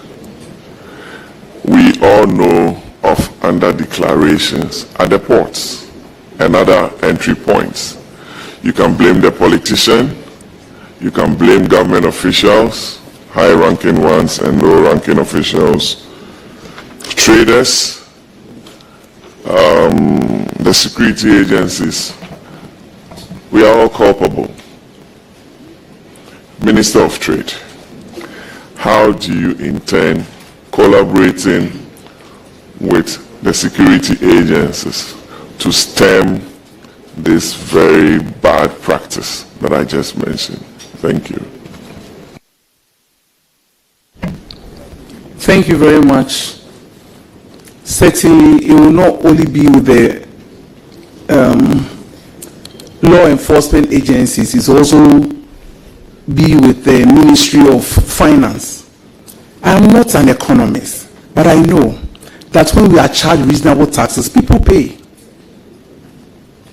Not everybody is interested in evading tax, but if it becomes burdensome, then there is the attractiveness to evade it. So I think that there should be a national dialogue on our taxation so that many more people will pay. I am sure if the taxes are not that exorbitant and all of them pay, we may get more than we are collecting. So a lot of things has to go in to ensure that people declare exactly what they are bringing into the country, pay the right fees, and it will be much more easier if the taxes are not exorbitant. Thank you very much. Thank you, Chairman. I don't have a follow-up question on that one too, but a very last question, and I'll congratulate my sister. Lizzie, the Exim Bank was set up under the NDC. Roxanne, do you know the question? You are not a member of the committee. The main challenge of the Ministry of Trade today is their low financial support. Since 2014, when EDAF was converted to Exim Bank, the ministry relied on their share of 1% from the inspection companies. It was not forthcoming. West Blue came in because of tussles between ministers of trade and finance. It was moved to Ministry of Finance. The Ministry of Trade ought to hire the best technocrats to write the best proposals and have the right dealings with our multilateral and bilateral partners. How are you going to reverse this trend to ensure that you get the best of sources in terms of personnel and even cash from the Ministry of Finance to hire the best to assist you achieve all the laudable objectives under your manifesto, printed in green? Thank you. Congratulations. I'm not going to talk about the Green Book. Well, instead of a tussle between the ministers of trade and finance, mine will be collaboration between myself and the Minister for Finance.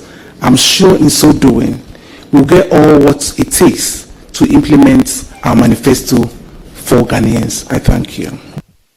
Chairman, we will see what we can do. And I wish you the very best. Thank you. Thank you very much. It's now the turn of Honorable Roxanne Nelson Eche Dapamopo.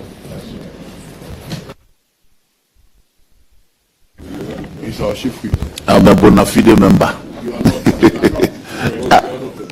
Chairman, thank you very much. Oh, that's opposition attack. You know, opposition attack. Hold on. Speaker, do you know the capacity in which you ask your questions? Please, Honorable Roxanne, proceed. Chairman, thank you very much. Auntie Lizzie, you are welcome and congratulations. Thank you. Yes, I know your abilities, and I know that this particular ministry, where the president saw it fit to add agribusiness, you will deliver. I thank you. You will deliver.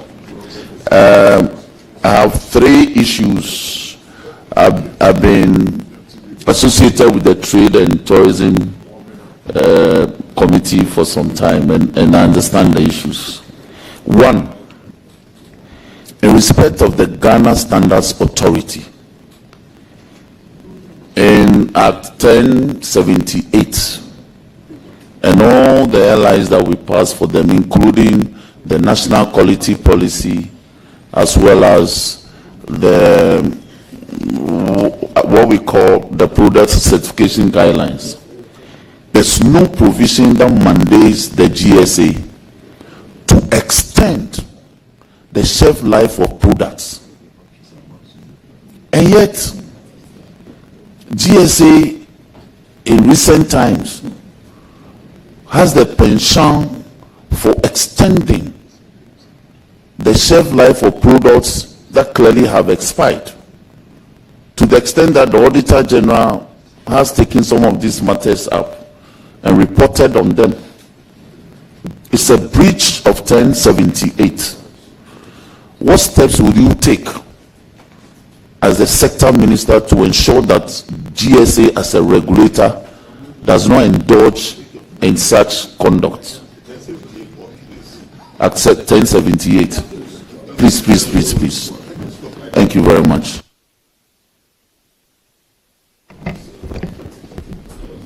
Thank you very much. Ghana Standards Authority is there to ensure that we abide by standards. It will be ironical for them to be flouting the rules of standards. I have not seen the report, but I'm sure when I'm giving the nod and I assume work at the ministry, I will take note of this dealing and ensure that no illegality is condoned in any of the agencies that will be under me. Thank you. Any further question? Brilliant. Chairman, at it so. My other concern is in respect of reports regarding dwindling revenue mobilization efforts at our ports and across our land borders in respect of the use of ICOMs. It's on record that from 2003, when the then system that was in place, the GCNet system, in 2003, GCNet made 249 million. In 2004, it did 603 million. In 2011, it did 3.7 billion. In 2012, it did 4.7 billion. 2015, it did 9.7 billion. 2018, it did 16.3 billion. But since it got replaced, the performance of the ICOMs, the new system that has been installed, has downsized in terms of performance and revenue generation. As the sector minister, and in consultation with the minister responsible for finance, will you consider reviewing this policy and to reinstate GCNet as it is? Thank you very much for the question. It is obvious that I've not gone to the ministry yet.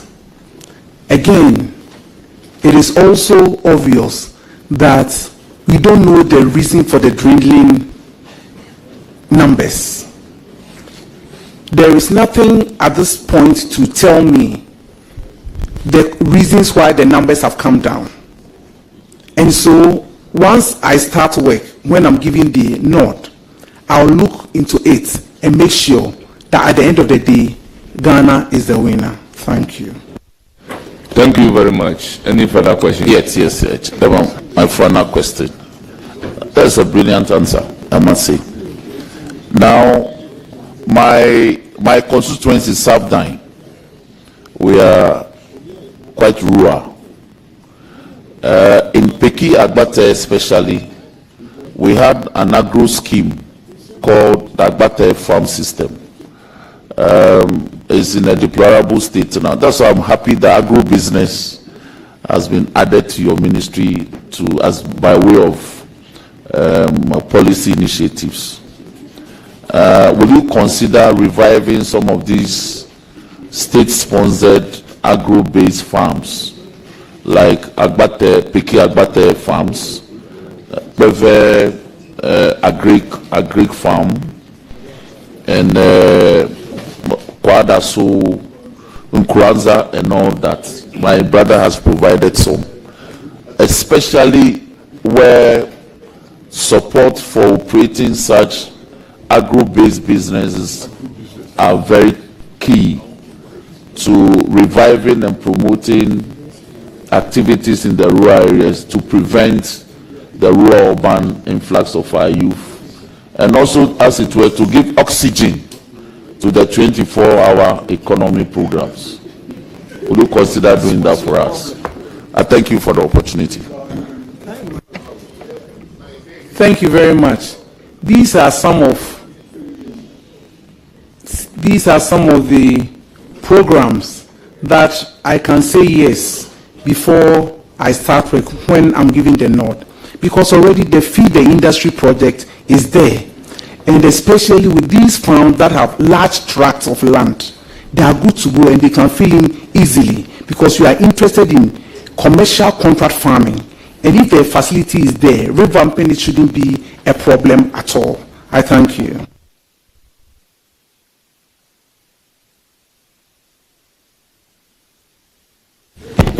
Chairman, thank you very much. That will be all for the nominee for me.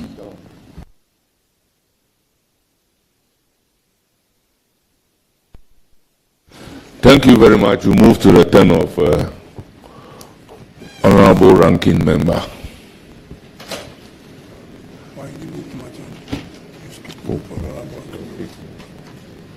just Congress. I'll come to you.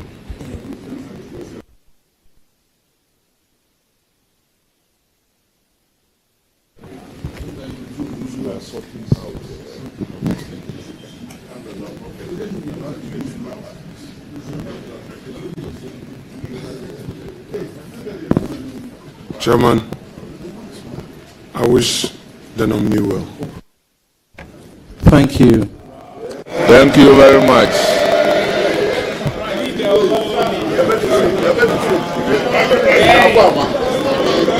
I now give the floor. Order. Order. I now give the floor to Honorable Rickett Hagan. Thank you, Mr. Chairman. Honorable nominee, Mrs. Elizabeth Ufuso-Ajare, congratulations. Thank you very much, Honorable. Looking at your CV, your experience and background, I know you will do well at the ministry. May God bless you, and I wish you well. Thank you very much. Thank you very much, Honorable members. For the Minister Designate for Trade, Agribusiness and Industry, the following guests are seated to give her moral support. Nana Kweku Jan Broko II, Ofuman Traditional Council. Ofuma Traditional Council. Nana Yebua Kokua III, Auruwahini and Jasehini of Techima Traditional Council. Nana Fosu Opoku Diabo II, Kwasi Hini and Maurehini of Techima Traditional Council. Maurehini. Very well, very well. I will base it on your pronunciation and move on. 4. Nana Kwesi Konedu Ayasu Hini. 5. Nana Kwesi Chui Brimpong II, Masidan Hini. Nana Yebua Ameyao II, Timponin Hini.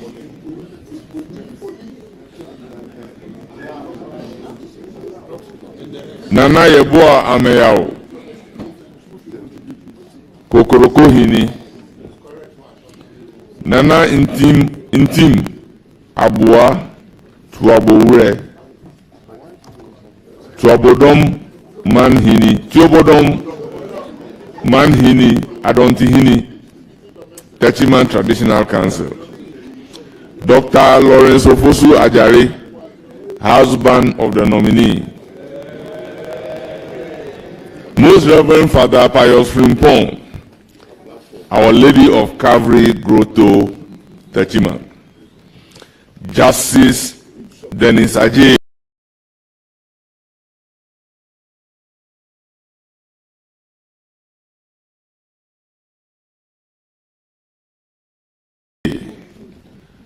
Justice of the Court of Appeal.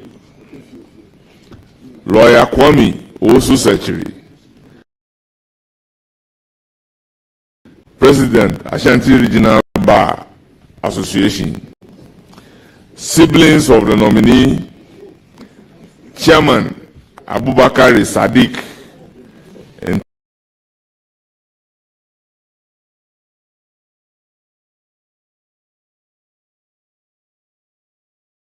Chairman of Constituency Executives. Honorable Annie Osei Okra, Mr. Agolozo, former NDC chairman, the representative of GUTA and representative of Association of Ghana Industries. You are welcome.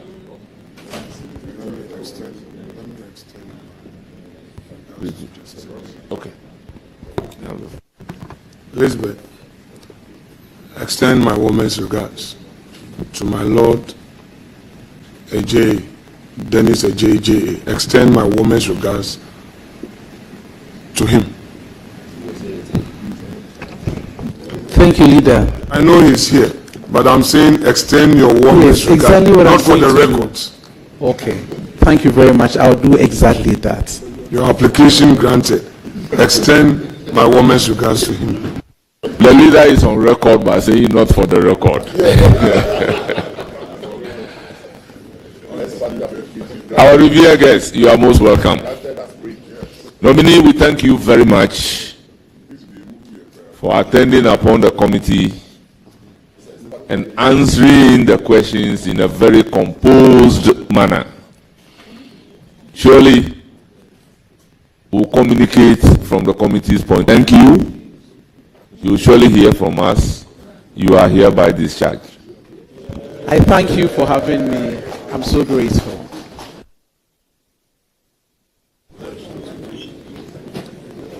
Now, members, we'll take a break and shortly come back.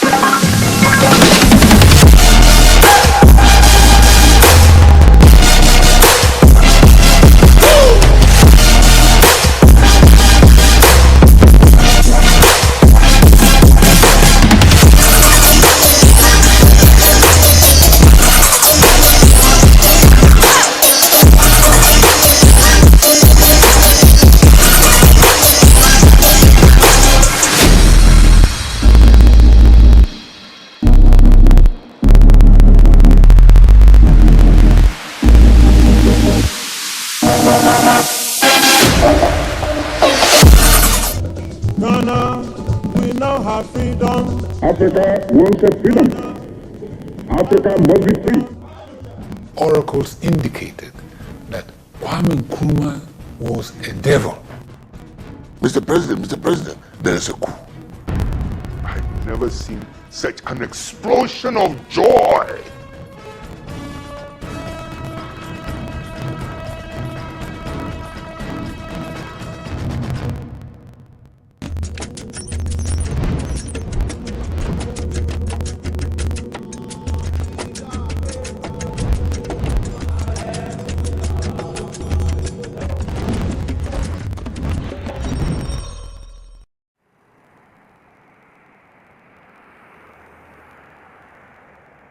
Accra, Ghana's capital city and the largest city in the country. The word Accra is believed to originate from the Akan word Nkran, meaning ants. It is no wonder that you will see men and women hustling and bustling under the blazing sun to earn a penny or two. In these very streets walked a great man, a man who led Ghana's liberation struggle. His name, Kwame Nkrumah.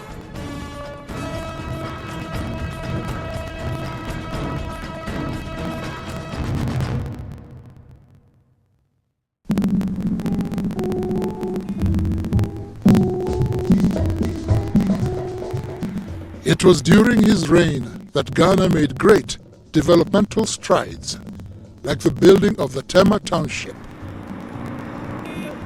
the Accra-Tema Motorway, Kwame Nkrumah University of Science and Technology, the Great Akosombo Dam, and of course, his key role in the formation of the Organization of African Union.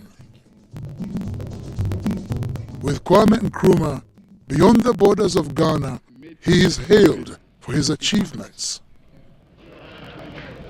This decade is the decade of African independence. Forward then to independence now. Tomorrow, the United States of Africa. To him, African Union was a passion, and I think he's right. Look at what is happening in Africa now. Congo, the richest country, what is there now? Warlords all over with this private enterprise from outside. They do what they like. I mean, look at what is happening in all Africa. He foresaw that if we didn't come together, we would be in our present state. Dr. K.B. Asante was the Secretary of State during Kwame Nkrumah's rule. He recounts Nkrumah's character. He could be charming when he wanted to, but normally, as someone who worked with him, he was what I would call a charming, hard taskmaster. He was a good dancer, and he liked music, yes. And we would hear music. But I remember high life music around us.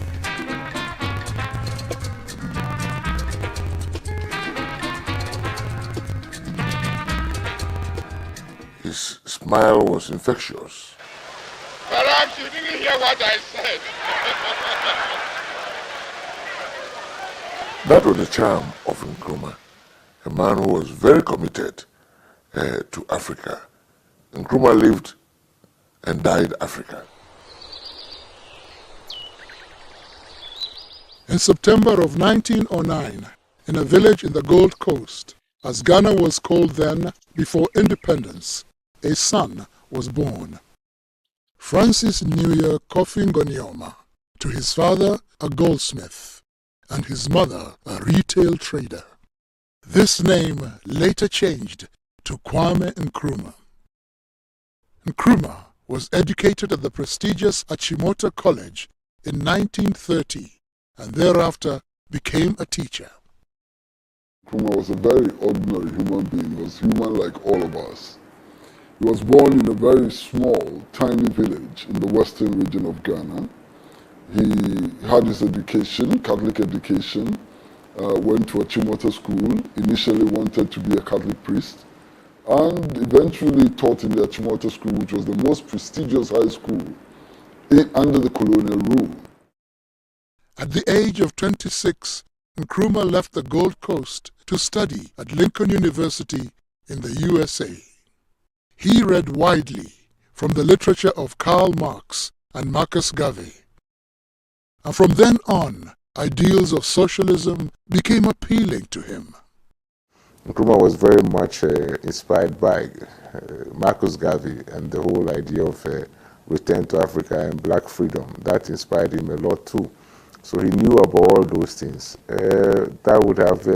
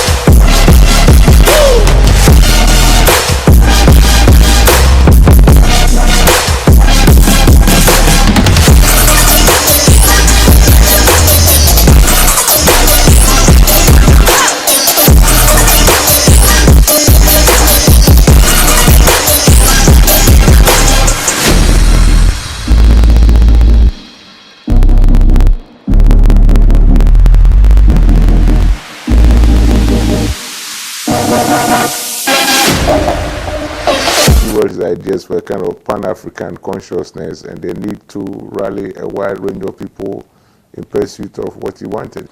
In the United States of America, he came across, writings of George Padmore and co, who were in the Pan-African movement, W.E. Du Bois and all. And eventually in 1945, he linked up with them in Manchester, United Kingdom, where they organized the 5th Pan-African Congress. And they decided to accelerate the struggle for liberation of Africa. As men of thought and action, they exerted great influence on the young Nkrumah. His ideas for the unity of all Africans later came to be known as Pan-Africanism. In his book, I Speak of Freedom, Nkrumah wrote, "Divided we are weak. United, Africa could become one of the greatest forces for good in the world."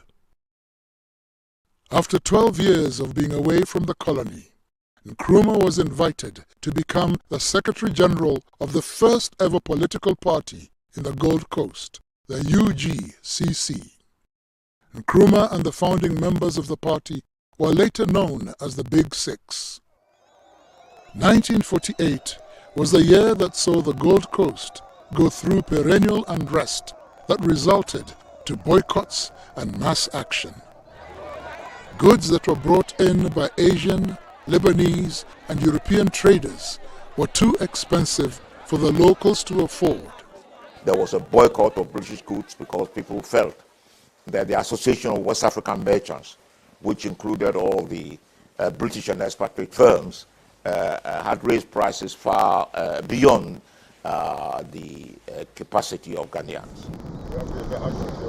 The colonial government blamed the leaders of the UGCC for stirring up trouble, and this led to the arrest of Dr. Nkrumah and the UGCC party members. They were imprisoned in James Fort and were charged with instigation, looting, and rioting. The imprisonment did not deter Nkrumah from his continued opposition against British rule. His arrest did not in any way dampen enthusiasm within the party that he had founded, largely because some of the activists remained outside the prison wall. 1951 was the year that saw the Gold Coasters voting for self-rule. By this time, Kwame Nkrumah had split from the UGCC to form his party, CPP. In 1951, the party that he formed out of the United Gold Coast Convention, which was the Convention People's Party, won a landslide victory in the general elections, and he became the leader of government business, or more or less the Prime Minister of the Gold Coast at the time.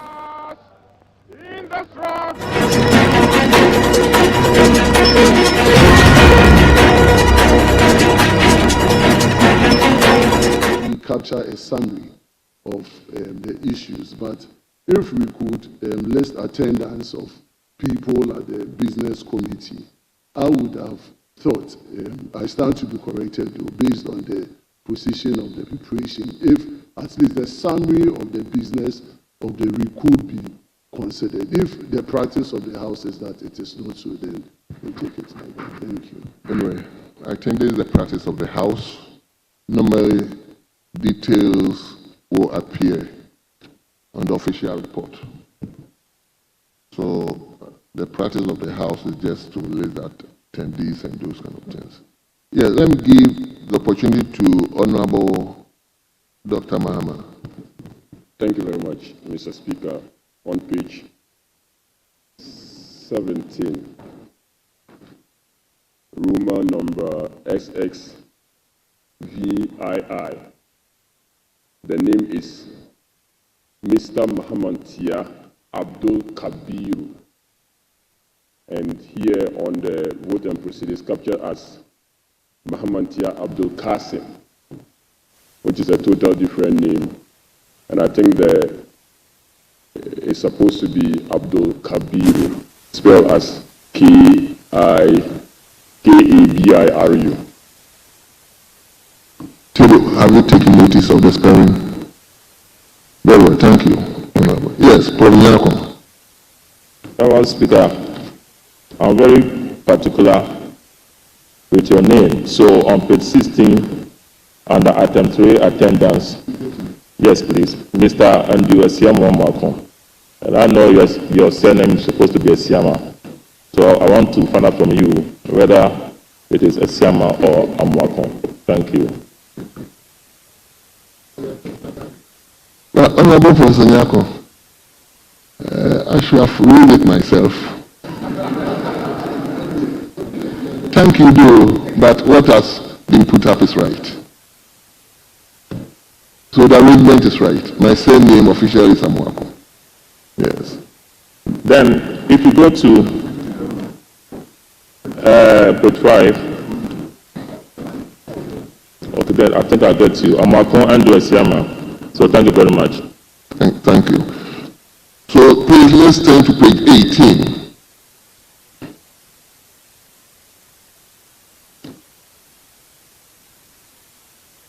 Yes, honorable member for, is it questioning team? Efia. Thank you very much. I also would possibly pardon the table office, but just for the sake of records and the correction of names, if you go to item number XXXV, Mr. Lawrence Ajay Sam, not Ajay Sam, Ajay Sam with an N. It's very important. XXXV, yes. Mr. Lawrence Ajay Sam, A-G-Y-I-N-S-A-M. Please, what page? Page 17, Mr. Speaker. Page 17, XXV 35. Oh, okay.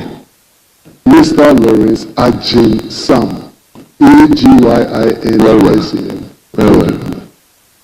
A table kindly take note of that. So now, page 19.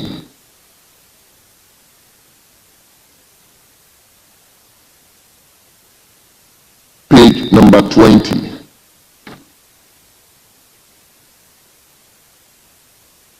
Page 21.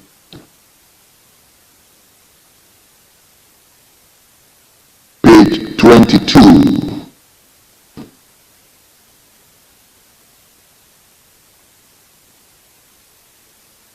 Page 23.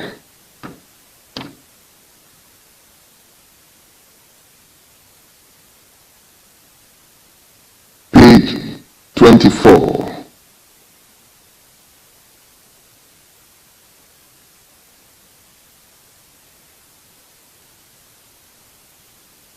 Page 25.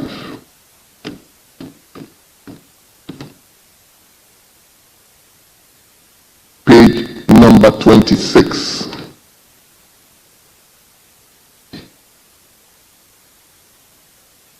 And finally, page 27. Honorable members, in the absence of any further corrections, the votes and proceedings of Tuesday, the 21st January 2025 is hereby adopted as the true records of proceedings.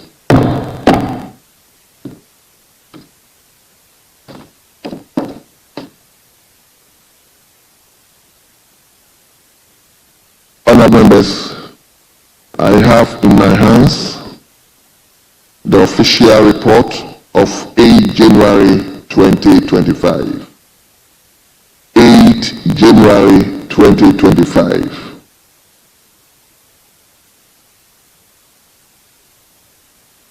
I take it again, the official report of 8 January 2025.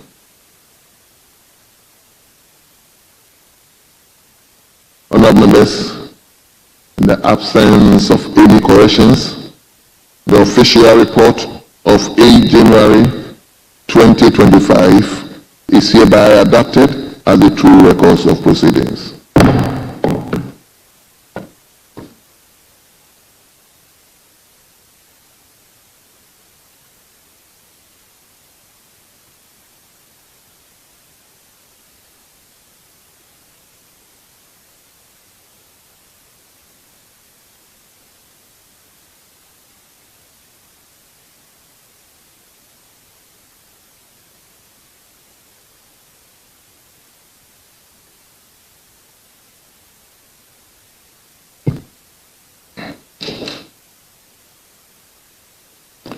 Honorable members,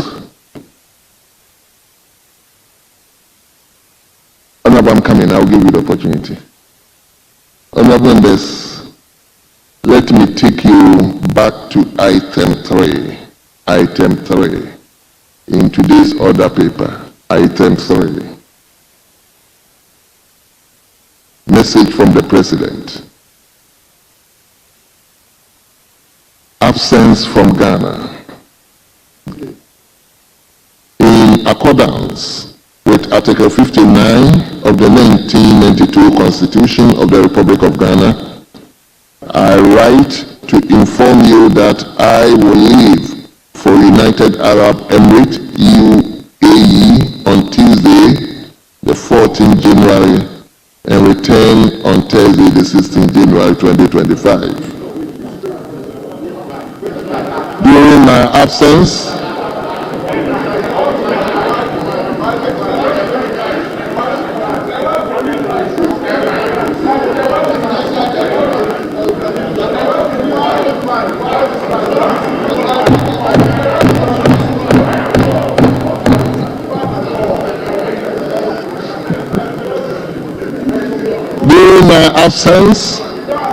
the Vice President, Her Excellency Professor Nana Jane Opukwajiman, shall, in accordance with Article 68 of the Constitution, act in my stead. Signed, John Dramani Mahama, President of the Republic of Ghana. Even though it is belated, but it's important, we read to members of Parliament. Yes, Honorable Indam. Thank you, right, Honorable Speaker. Honorable Speaker, I can see my good friend, the Minister for Rules, Honorable Kwame Agboja, sitting comfortably as the Chief Whip. And Mr. Speaker, I know he's the Minister for Rules and Highways now.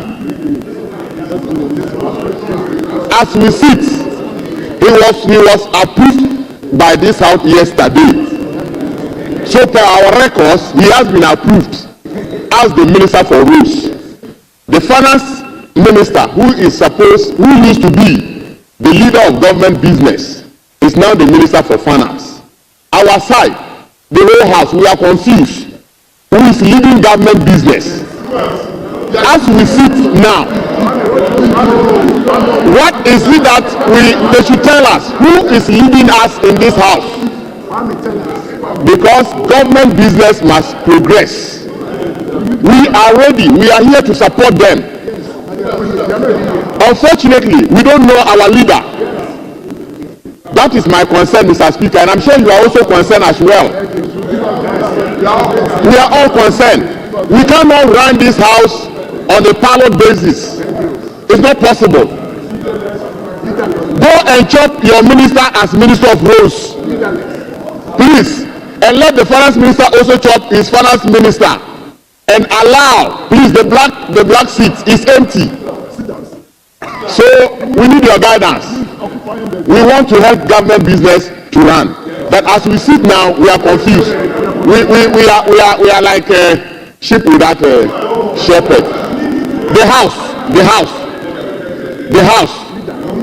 Per our records in this House, it is the majority leader who is leading government business in this House. And as we sit here, we do not know who is the majority leader. It's very important. Thank you, Right Honorable Speaker, for the opportunity. Thank you very much. You have raised a fundamental issue, isn't it? Anyway, you mentioned Honorable Kwame Agboja. Kwame, let me give you the opportunity to speak to us. Thank you very much, Mr. Speaker. I can see my very good friend who used to be a deputy whip and has come back. Is clearing his throat. You are welcome. Mr. Speaker, indeed, Honorable Dr. Atuforsen, at the moment, is a majority leader. As we speak, you will know that we were supposed to vet 2 extra colleagues yesterday, but unfortunately they were not vetted. So we are completing that process. I also noticed that when you read the belated notice from the president, I could hear some people saying by which flight. Well, for your information, President Mahama traveled on commercial flight. Unlike, yes,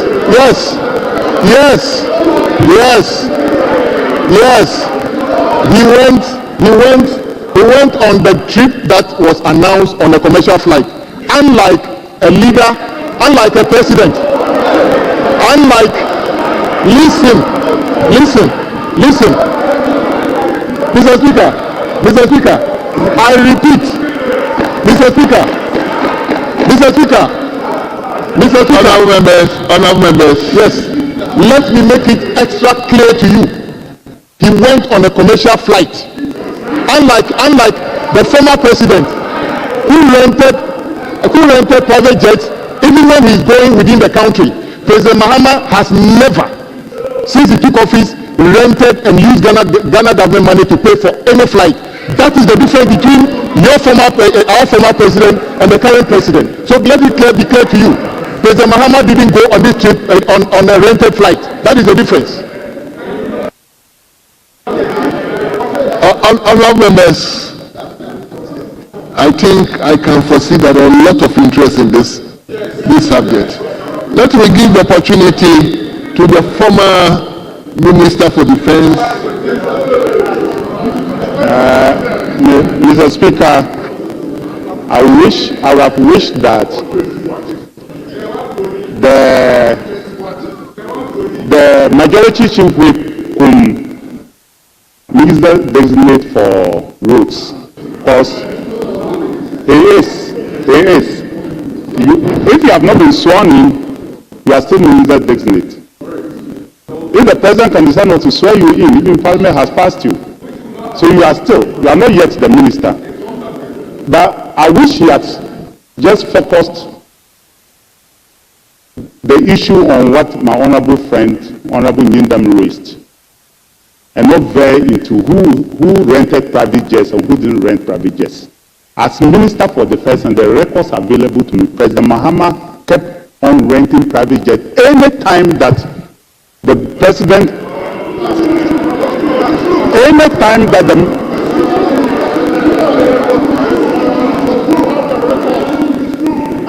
I'm saying any time that the president's jet was not available, the communication squadron jet was not available for whatever reasons, the president always rented it and used it. The difference today is that the current jet is serviceable. It can move. It is working.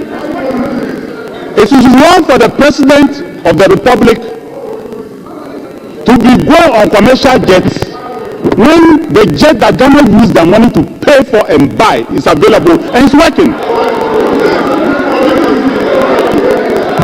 It's very wrong.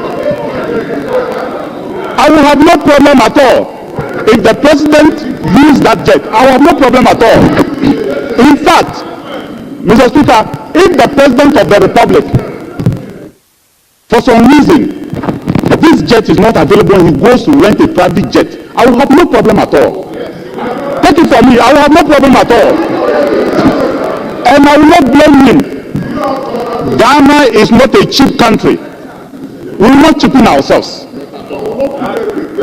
Ghana is not a cheap country. We will not cheapen ourselves. Ghana has been a torchbearer in Africa. Ghana is one of the most important countries in Africa. The president, who is the #1 citizen, must be protected by air, by sea, and by land. The president's life is very important for all of us. The courtesies that a president must have is very important for all of us. I find it very offensive that our jet is serviceable and our president will not use it. I find it very offensive.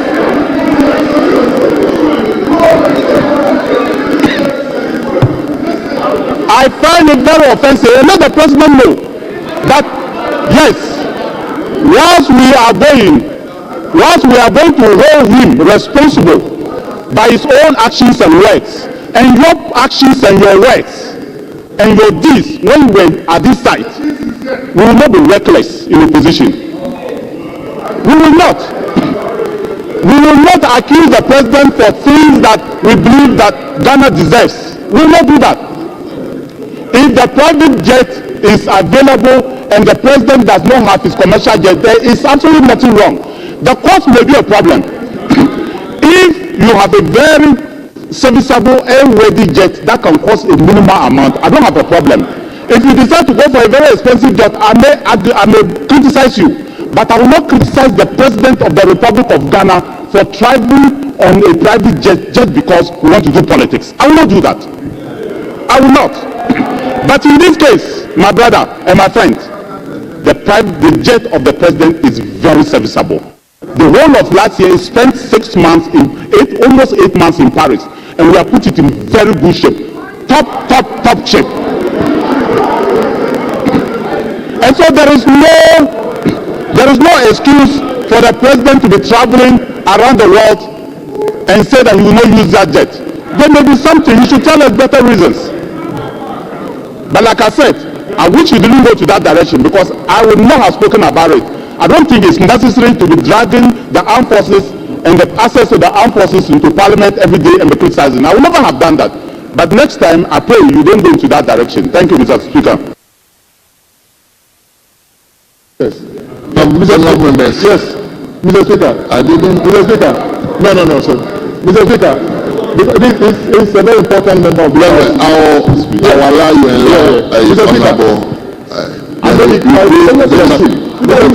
Mr. Speaker, I made it quite clear. So let's put Please speak. I have to go here. Yeah, but both of us are leaders. Don't worry. I'll give you the opportunity. Mr. Speaker, Yes. I made it quite clear that the trip which you announced, the president embarked on, he went on a commercial flight. Mr. Speaker, I forgive you. Mr. Speaker, it is very, very rich of the former defense minister who sat there and President Akufo-Addo traveled on countless occasions on very expensive private jets, is today telling us that our jet is fit for purpose. So how come you couldn't put the former president on the same jet flight? Immediately you left office, the jet has become serviceable. Very, very rich. The jet only became serviceable for a president when you left office. Isn't that telling? You want him to take that jet?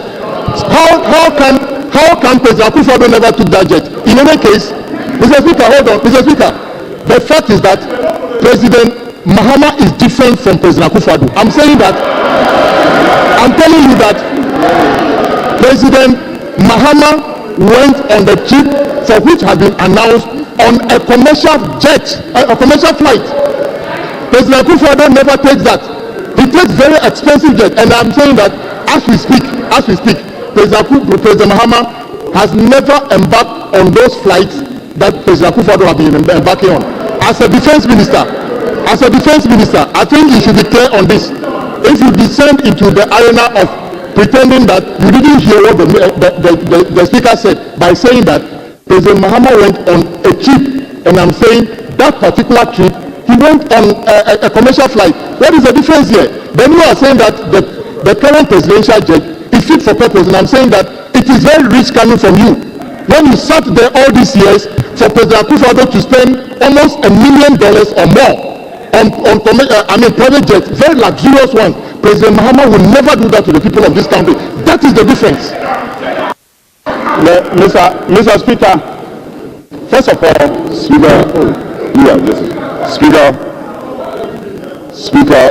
first of all, let me thank you for recognizing me.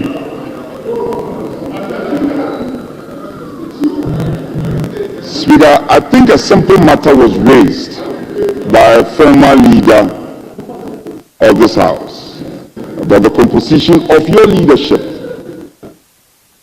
And the best response we are having is that member who is yet to be sworn in as a road minister decides to choose a different path and go off tangent. Indeed, he said something which I find very revealing, that President Mahama is different from President Akufo-Addo. That is true. Will you listen?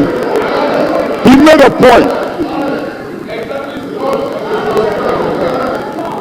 He made a point that President Mahama is different. In fact, President Mahama is indeed different. That is why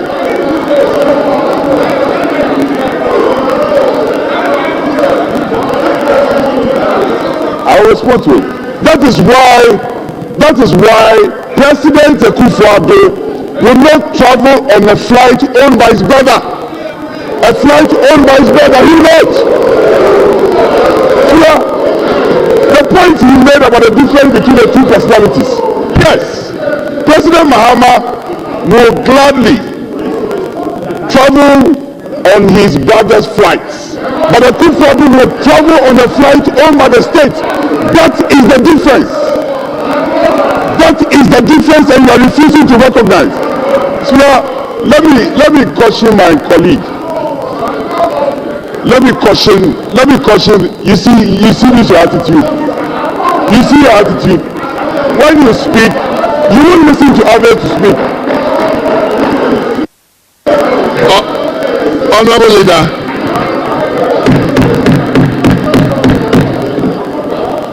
Honorable Leader, let's close the chapter. Our colleagues should learn to be tolerant. When the Honorable Boja was speaking, we all listened to him. Why can't you be tolerant? Honorable Leader, listen to wisdom. Honorable Leader, listen to the wisdom. Honorable Leader, when we address the chair, I'm addressing you. I'm equally addressing you. So, you were asked a simple question. Where is your leadership? And you're making the work difficult for us. Up to now, we have available leaders. Honorable Ricketts is an available leader. Honorable Doyo is an available leader. We want a confirmation. That is what Honorable, that is what you raised. Where is the evidence? Where is the evidence? There is no official correspondence in this house. There is no official correspondence. That's what you don't know. No official correspondence. Speaker, let's deal with a substantive matter. I think that on this matter of the flight and whether who cares for this country, we'll have a full day to discuss this matter. But I am proud of President Akufo-Addo. I am proud of President Akufo-Addo to have stuck to the regime where a flight owned by the state. Akufo-Addo will not travel on a flight owned by his brother. No! You should be ashamed of yourself. You should be ashamed of yourself. You should be ashamed. You should be ashamed that the president is traveling on a flight owned by his brother. You should be ashamed. See, I don't have that.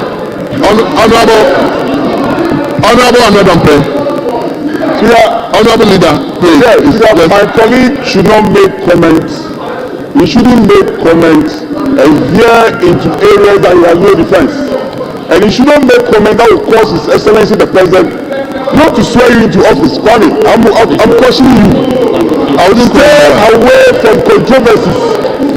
Stay away from things you cannot defend. Honorable, please, let's. I'm not done. I'm not done yet. So my simple question to you is that go and compose your leadership.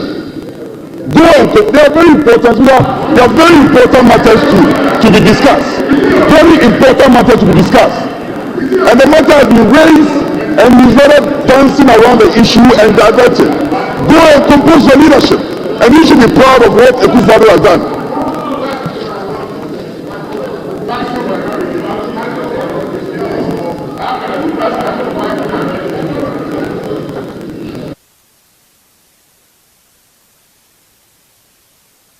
Honorable members,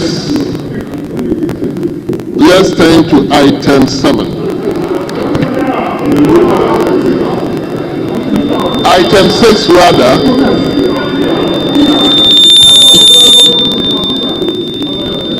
Let's turn to item 6. I think this issue will come to it when the ministers of states are in place. We will come to it. Please, Honorable Minister, I'll give you the opportunity. Mr. Speaker, Honorable Minister.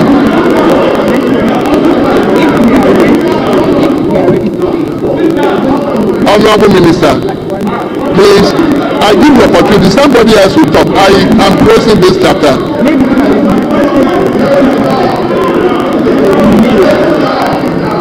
Mr. Speaker, very inaccurate statements have been made back to Honorable member from Bindila, please respectfully, I haven't called you. Honorable members, please resume your seat. No. I'm not giving anybody the opportunity to speak.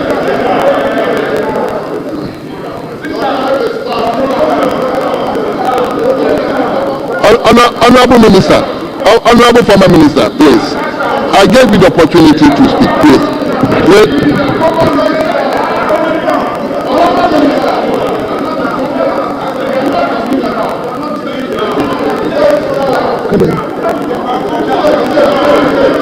Oh, I've done that.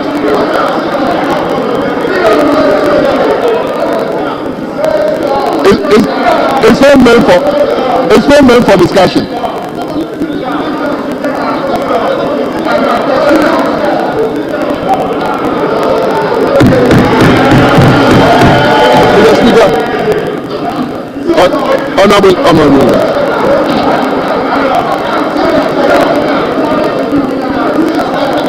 Honorable members, honorable member from Bimbila, respectfully, once I give you opportunity, I will have to give opportunity to other people. And no.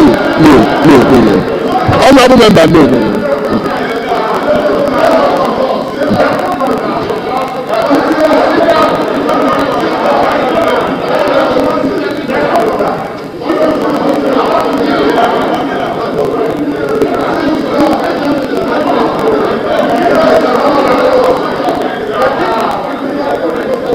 Mr. Speaker, my response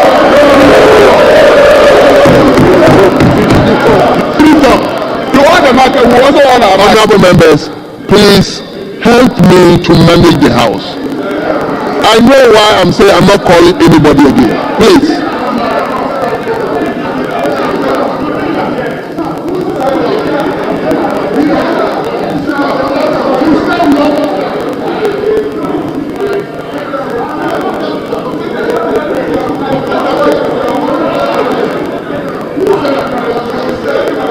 Mr. Speaker, 1 minute. Honorable former minister, let's find appropriate time to come. I believe at that time the ministers of state will be in place so that you can say whatever you want to say. For now, I want to close the chapter. Please, respectfully.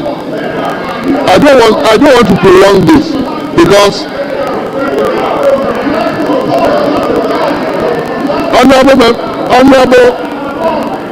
honorable member for Bimbila, please.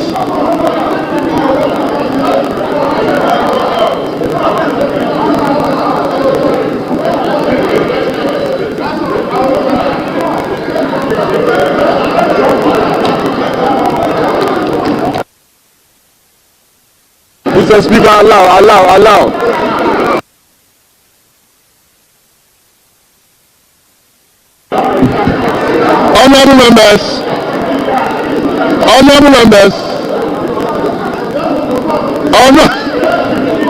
Honorable members.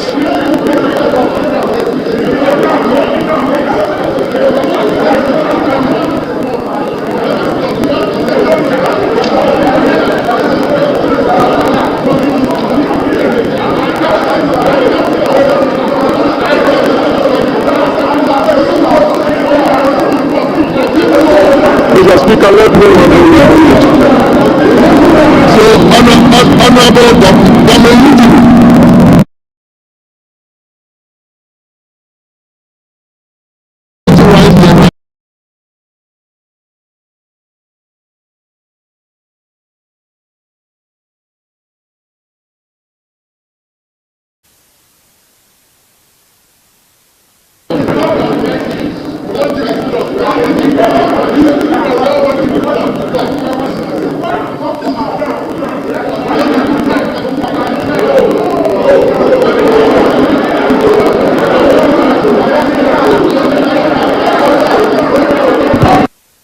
Honorable members,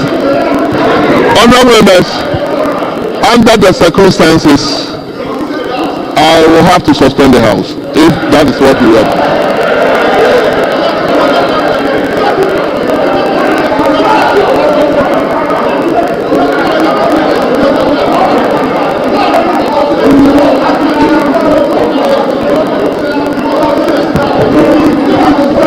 Honorable members,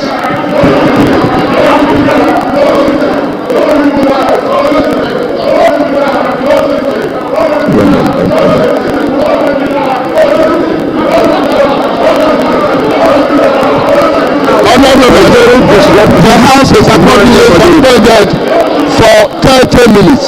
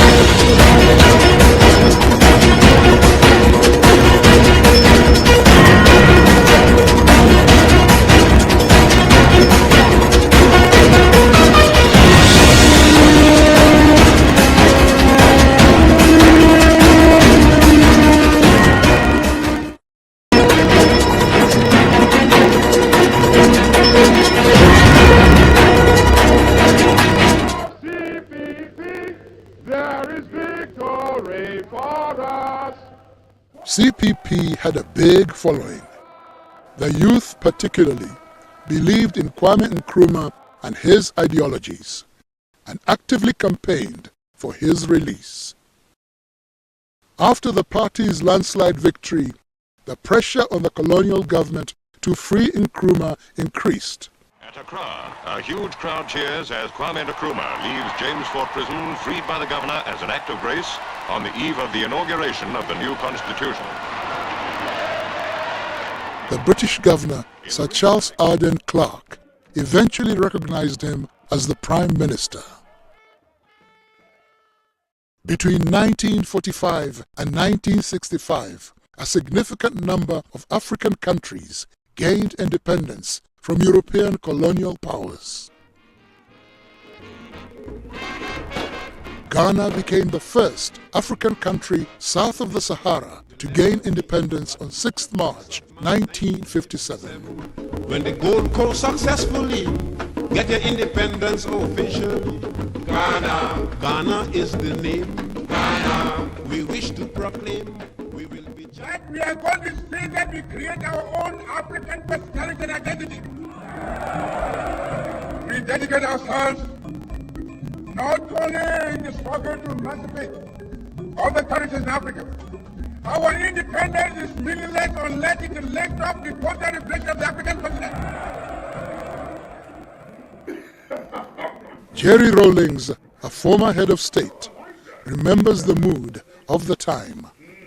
We were playing football, and I could hear the siren, and everybody sort of stopped wherever they were, listening to the siren. But of course, I mean, not me. I was chasing after the ball, and I found I was the only one chasing after the ball while everybody was listening to the siren when I ran into a barbed wire. And that's the scar I have here, on that day. Those who have hats on, to take off your hats and let the band play our national anthem.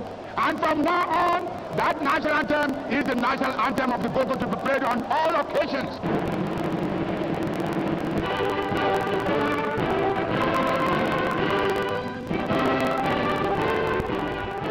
the mood was electrified. Everybody was seeing the dawn of a new beginning.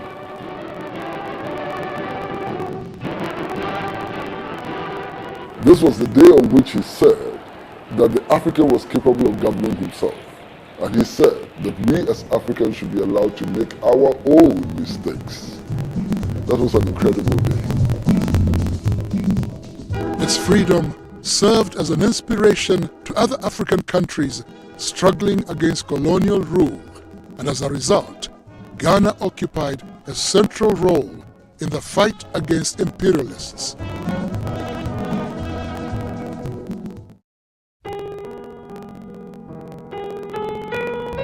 On 31st December 1957, while in office as Prime Minister, Kwame Nkrumah quit the Bachelors Club. Fatia Ritz and Kwame Nkrumah became husband and wife a few hours after she landed in Accra from Egypt.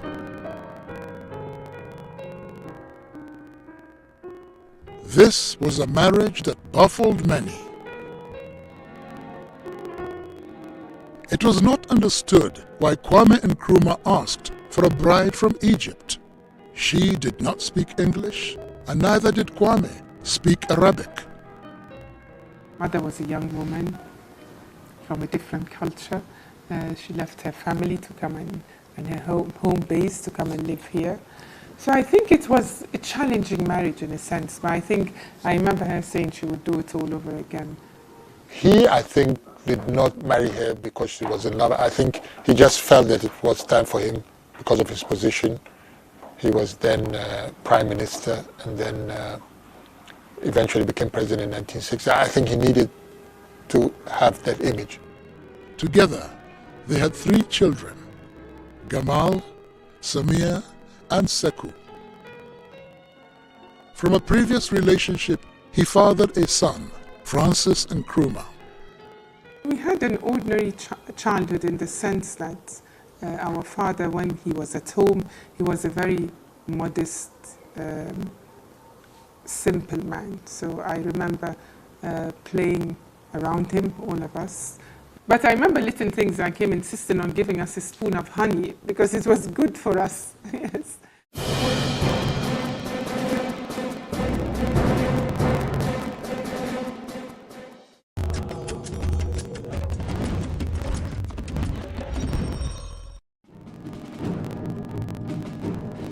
It wasn't long before that Kwame Nkrumah's regime started going through the mill.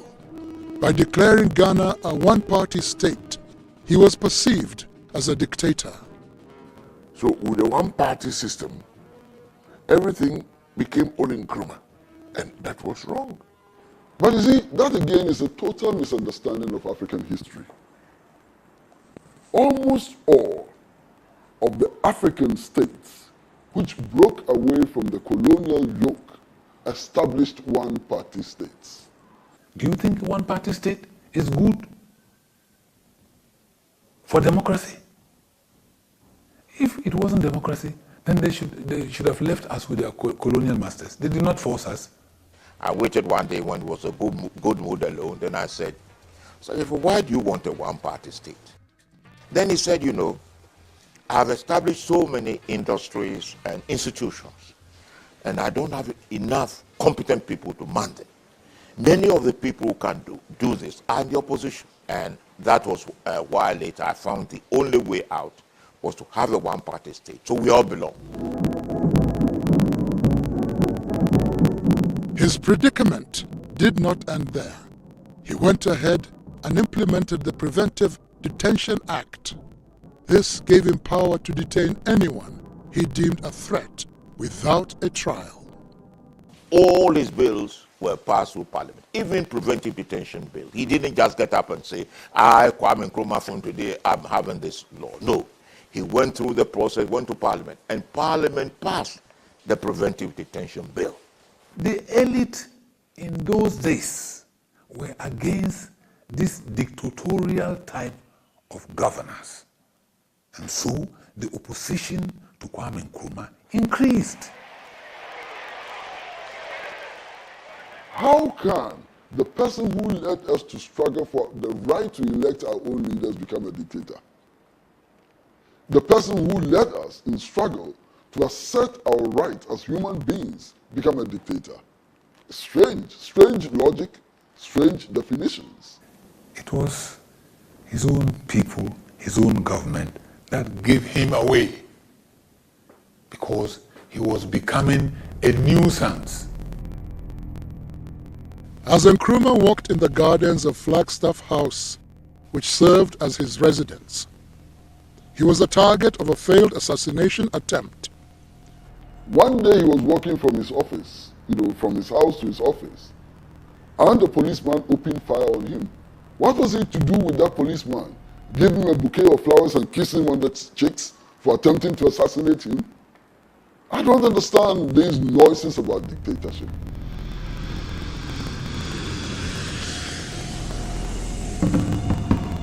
In August 1962, Kwame Nkrumah was returning from Upper Volta, present-day Burkina Faso. A grenade was concealed in a bouquet of flowers and given to a school pupil to present to him. It exploded. It was at that point that the bomb was thrown. It caught him. The girl who was going to present the flower died on the spot.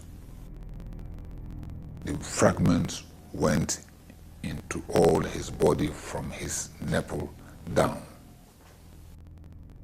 Alhaji Suleimana Yeremia was detained during Kwame Nkrumah's regime. He was accused of being behind the bombing. You in Ghana here just mentioned the bomb, and my name will be one. When you look at the trial, I was not alone. If it were you, what are you going to say? Do you take it or you leave it? At that point too, it was a matter of death. When you assign it to me, I would not accept it. But there is every indication that says that I was the one. Ghana's economic condition started to get bleak. Cocoa, its primary export, had started experiencing a decline in the world market. Unemployment was on the rise. The state enterprises that were established soon collapsed, and food prices increased. At one time, we had the highest per capita income in Africa. Ghana, for the first time, was rationing soup, milk, and other things that we were buying at the Accra Sports Stadium. That was not befitting of Ghana. Meanwhile, Nkrumah funded Guinea with £10 million from Ghana's coffers, making this the worst economic blunder of that time. Guinea had to be told that they have support. And all Africa should know that we are together, that we should help each other. So to me, it wasn't the amount of money, a symbolic gesture of great import. His efforts to rescue Guinea did not in any way repair his already damaged reputation with the people of Ghana. And what that meant was even the most trusted friend in his government could end up being a threat. We cannot, under any circumstances, allow impunity.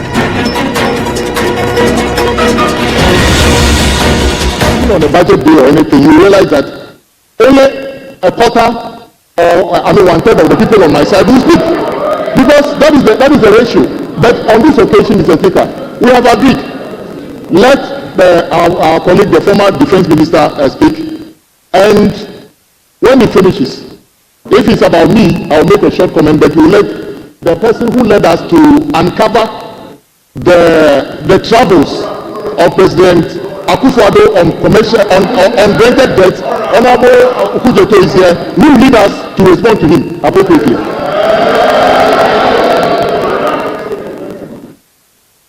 Yes, Speaker. he's saying the same thing, except that he's veering off. So one apiece, one on our side, one on their side. You can't reinvent the rules. In this house, it has never happened that people who speak on the floor, we use ratio to do it. No. Composition of committees, yes, ratios are used. But it is not when we want to make members speak on the house. That matter, it doesn't come in. So, Speaker, not to rehash the agreement. One here, one there. They can elect to bring anybody, or whatever, or whoever. We are ready. Once the former deputy minister, once the former minister is allowed to speak, then we can hear them. Speaker, you see, you have business to prosecute. You have government business to prosecute. If you go on this tangent, you can never prosecute your government business. So, Speaker, without adding more, the minister, the former defense minister, is ready to speak. Yes. Honorable Mr. Speaker, thank you very much. First of all, let me thank leadership and your good self for bringing order to the House. This House is a house of records. And so I just wanted to place on record the correct information. I'm not here to do propaganda. I'm not here to say anything about anybody. I'm just here to correct something that the Honorable Chief Whip made or said. Nothing more, nothing less. First of all, he said Akufo-Addo has not traveled on commercial aircraft. I want to say that President Akufo-Addo has traveled on numerous occasions on the same Emirates before. In fact, on some of the occasions, he went to Honorable Asenso. He's here. You can verify for him. I have the privilege as Minister for Defense to always be at the airport when the President is traveling. And your minister will do so. So I have the records. In fact, I am aware that the President has traveled to the UK numerous times on British Airways. We always have to be there between 10 and 11 for him to go. I'm aware that the President had to travel on Qatar Airways numerous times. So I'm just giving that information to Parliament and to the House. And for it to enter the hands that President Nana Addo Dankwa Akufo-Addo has traveled on commercial aircraft several times, not once, and I've mentioned at least 3 airlines. Can I finish? The second thing I want to correct is that President Akufo-Addo has not rented any private jet to travel within the country. West Africa, yes. Outside West Africa, yes. But in the country, no. That is also not correct, because that's what you said, that is rented just traveling within the country. And Mahama will not do that. It's not also true. The third one I want to state is that ever since we took that aircraft to France for it to be done properly, it took almost 6 months, about 6 months to 7 months for it to be fitted properly and brought back. President Akufo-Addo has been using it. In fact, even I think 2 days before he handed over, he used that aircraft. President Akufo-Addo has used that aircraft for the last 8 months. So it is not as if we were not using that aircraft and now we want President Mahama to use it. It's not a true story. President Akufo-Addo has been using it ever since it returned from France. That's the third point I want to make. And the last point I want to make and still make, which is the last point I want to make and still make, is that President Mahama, when that aircraft was not available, rented aircrafts, private jets, and used outside the country. Yes. Yes.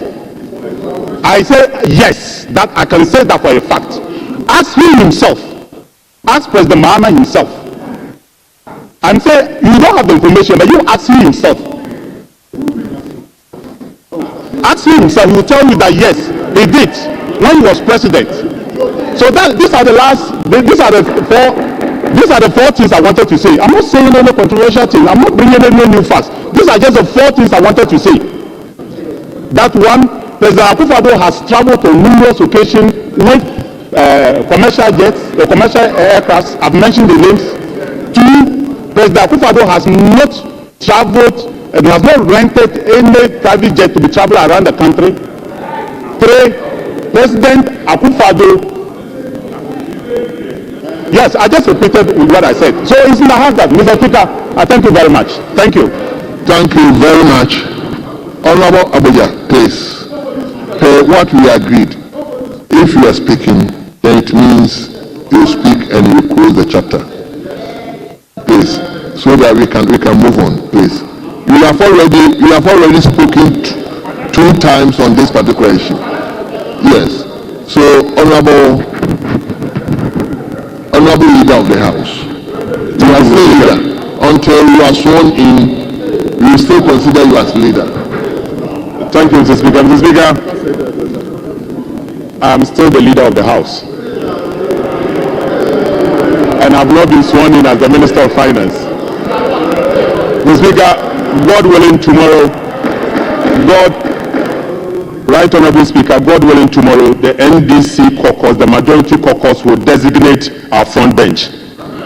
That will be done tomorrow. But Mr. Speaker, in the meantime, let me state for the records that after consulting with my chief whip, he never said that President Akufo-Addo never traveled on private jet.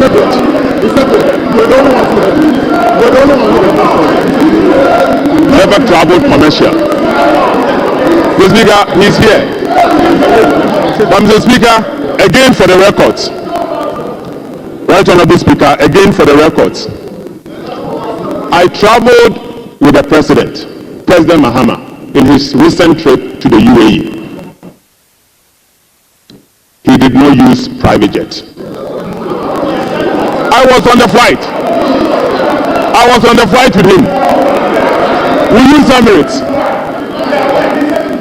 So let no one criticise. And Mr. Speaker, the immediate past defense minister made a statement that President Mahama traveled on a private jet, rented a private jet. I challenge him to bring us evidence now. I challenge him to bring us evidence now. Mr. Speaker, you cannot just make statements without justifications. You can't. Bring us evidence to prove that he has traveled or rented a private jet. Mr. Speaker, President Mahama was sworn in on the 7th.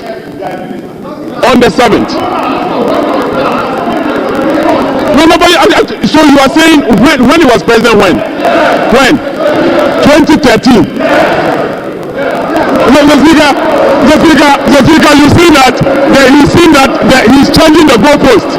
You are changing the goalpost.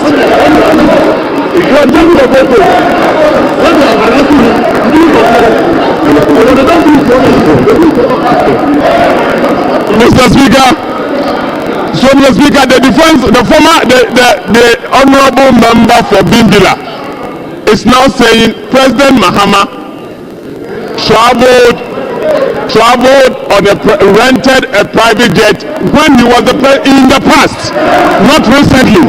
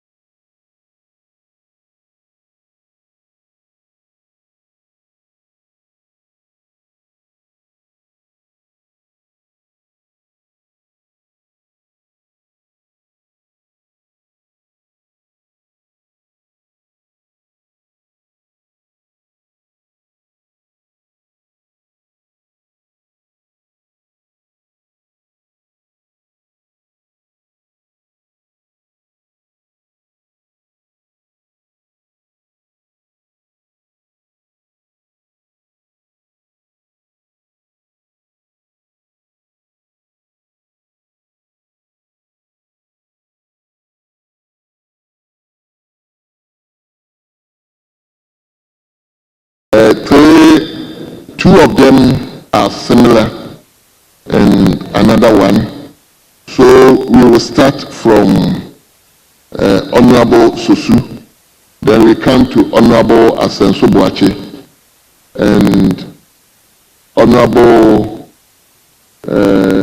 Emir and Asenso Boache are similar, so we keep them together. Then we will discuss. Then finally we come to Manson Kwanta. So we have four statements. So we will start with Honorable Sosu. We should have taken that one yesterday, but because of the appointment committee's report, we couldn't take them. So Honorable Sosu, you may read your statement now. Thank you very much, Right Honorable Speaker. Mr. Speaker, this is a statement on Ghana's leadership in ensuring the full implementation of the African Continental Free Trade Area Agreement, AfTA. Mr. Speaker, on 7th December 2024, Ghanaians went to the polls to vote to reset the nation. During his inauguration on 7 January 2025, His Excellency President John Dramani Mahama vowed to collaborate with other African countries to deepen integration and regionalism and to fashion common solutions for Africans' challenges. Based on His Excellency's commitment, Mr. Speaker, I make this statement to remind us of our collective duty in ensuring that Ghana plays a leadership role in championing the full implementation of the African Continental Free Trade Area Agreement, headquartered here in Accra, and outline some actionable steps for sustained leadership. Mr. Speaker, in January 2012, at the 18th Ordinary Session of the Assembly of Heads of State and Government of the AU, which took place in Ethiopia, the Assembly of Heads of State adopted a landmark decision to ensure that there is an establishment of Continental Free Trade Area by 2017. The purpose was the progressive elimination of tariff and non-tariff barriers for mutually beneficial trading regimes among member states. Also, the heads of state endorsed an action plan to boost intra-Africa trade, also known as Boosting Intra-Africa Trade, BIAT. The BIAT recognized 7 main priority areas of action to promote its cause, namely trade policy, trade-related infrastructure, trade finance, trade facilitation, productive capacity, trade information, and factor market integration. Mr. Speaker, the potential of the Africa Continental Free Trade Area Agreement to unify 54 African states representing over 1.2 billion people and with a combined GDP of over $3.4 trillion reflects the continent's strategic commitment to collective prosperity.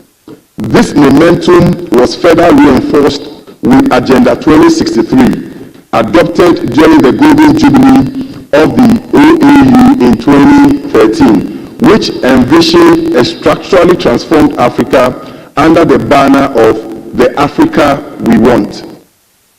In June 2015, at the 25th AU Summit of the Heads of State,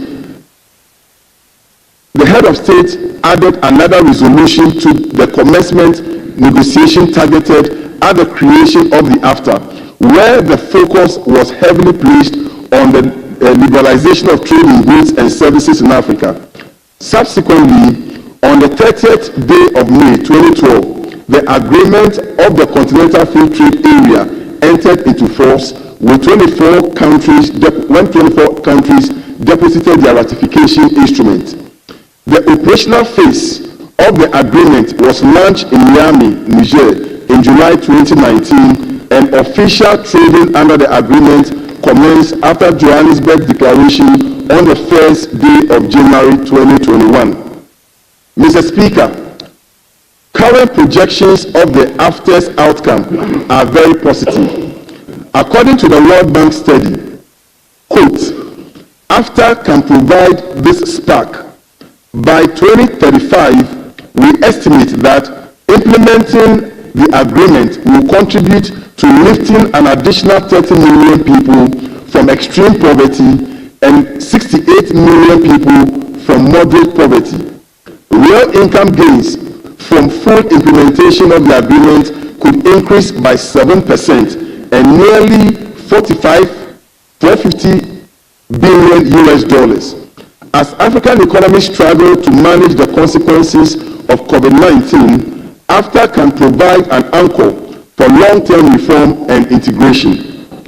Mr. Speaker, it is my respectful view that the 24-hour economy, which is an industrial revolution policy which strives and benefits immensely from the full implementation of the African Continental Free Trade Area, as Ghana will tend to have an expanded market. Mr. Speaker, despite the promising prospects of AfTA, significant challenges remain.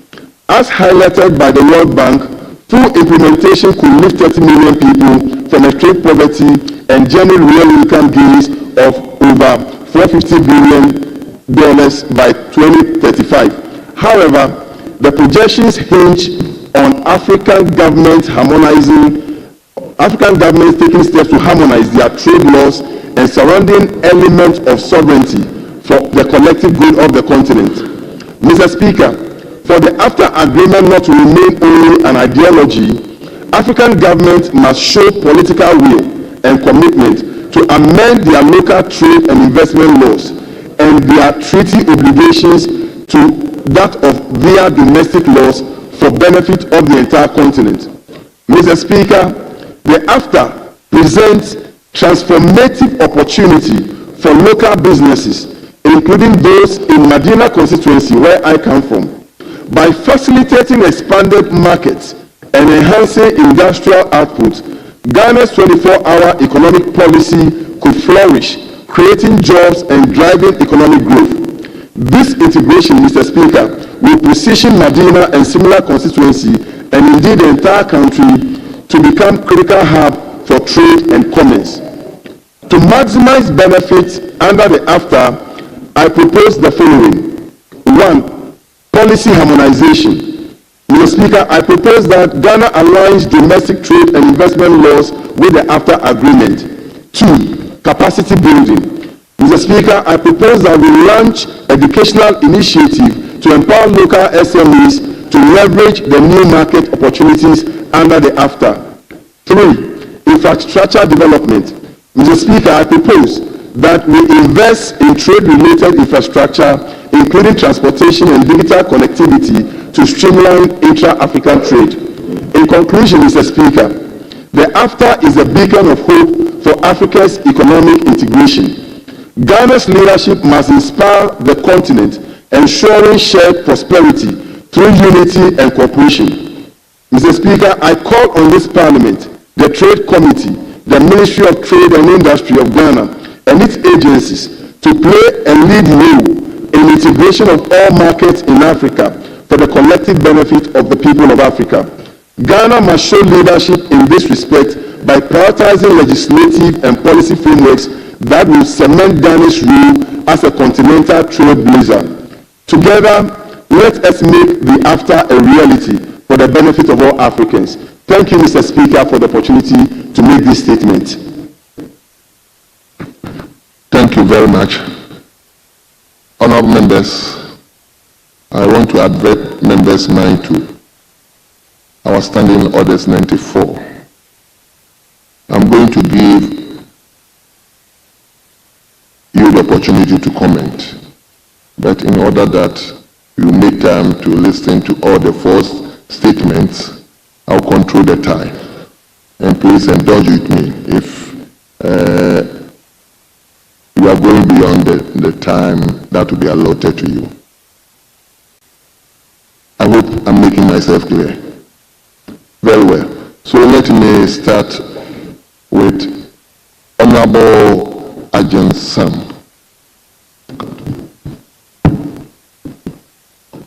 Honorable Speaker, thank you very much. Mr. Speaker, the Continental Free Trade Area, AfTA, became became operational since January 2021, thanks to the Nana Bawumia and the NPP administration, which has significantly influenced Ghana's economic landscape.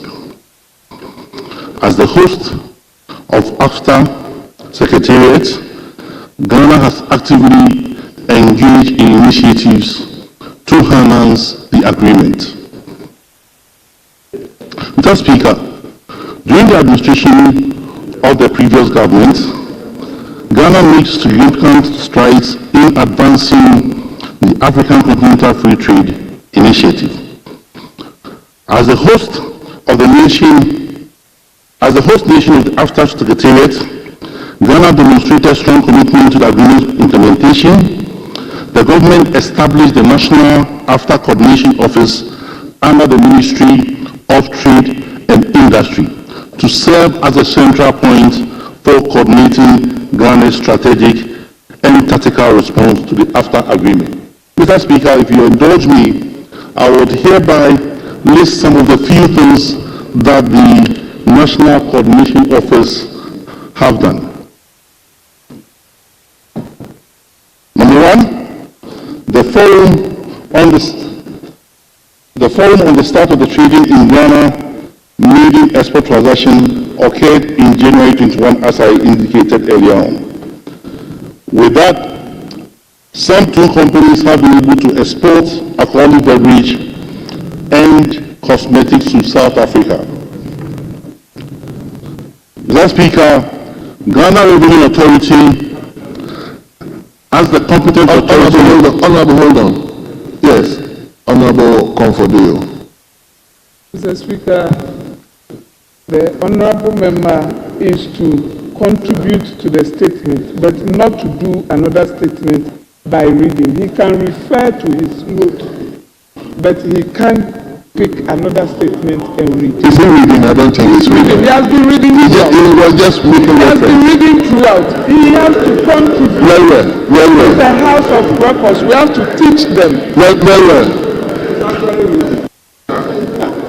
Honorable, we will continue. But just be guided. I'm saying you may continue, but you have to be guided. Mr. Speaker, thank you very much.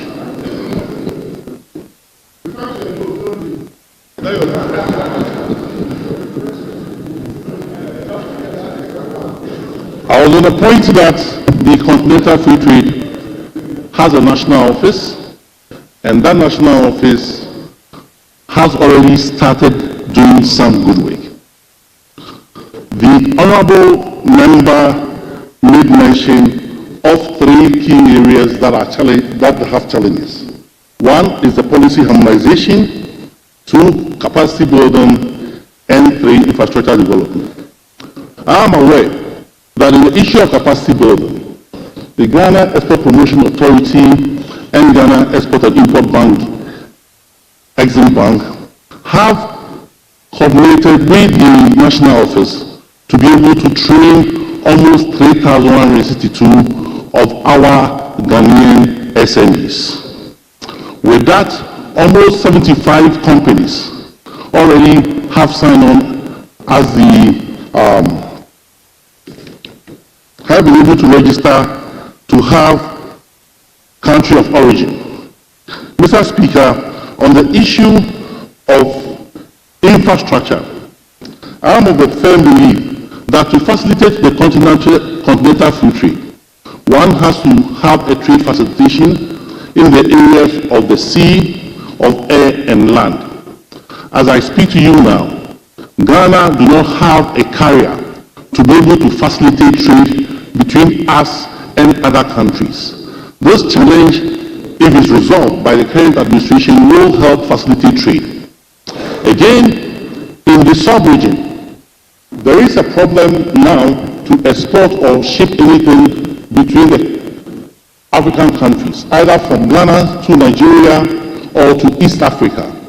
Mr. Speaker, it will be helpful that the government of Ghana will invest in the area of sea by providing ships between us and other countries to facilitate trade on the sea.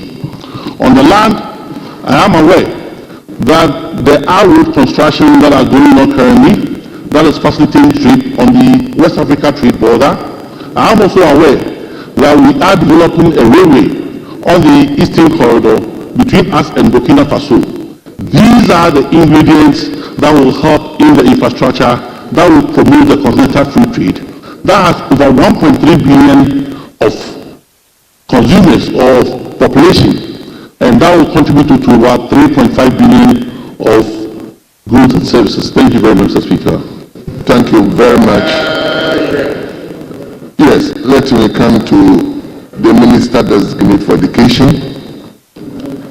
Mr. Speaker, thank you very much for the opportunity as I rise to comment on the statement ably made by the Member of Parliament for Medina, the Honorable Francis Xavier Sosu, on leadership in ensuring the full implementation of the African Continental Free Trade Agreement, AfTA.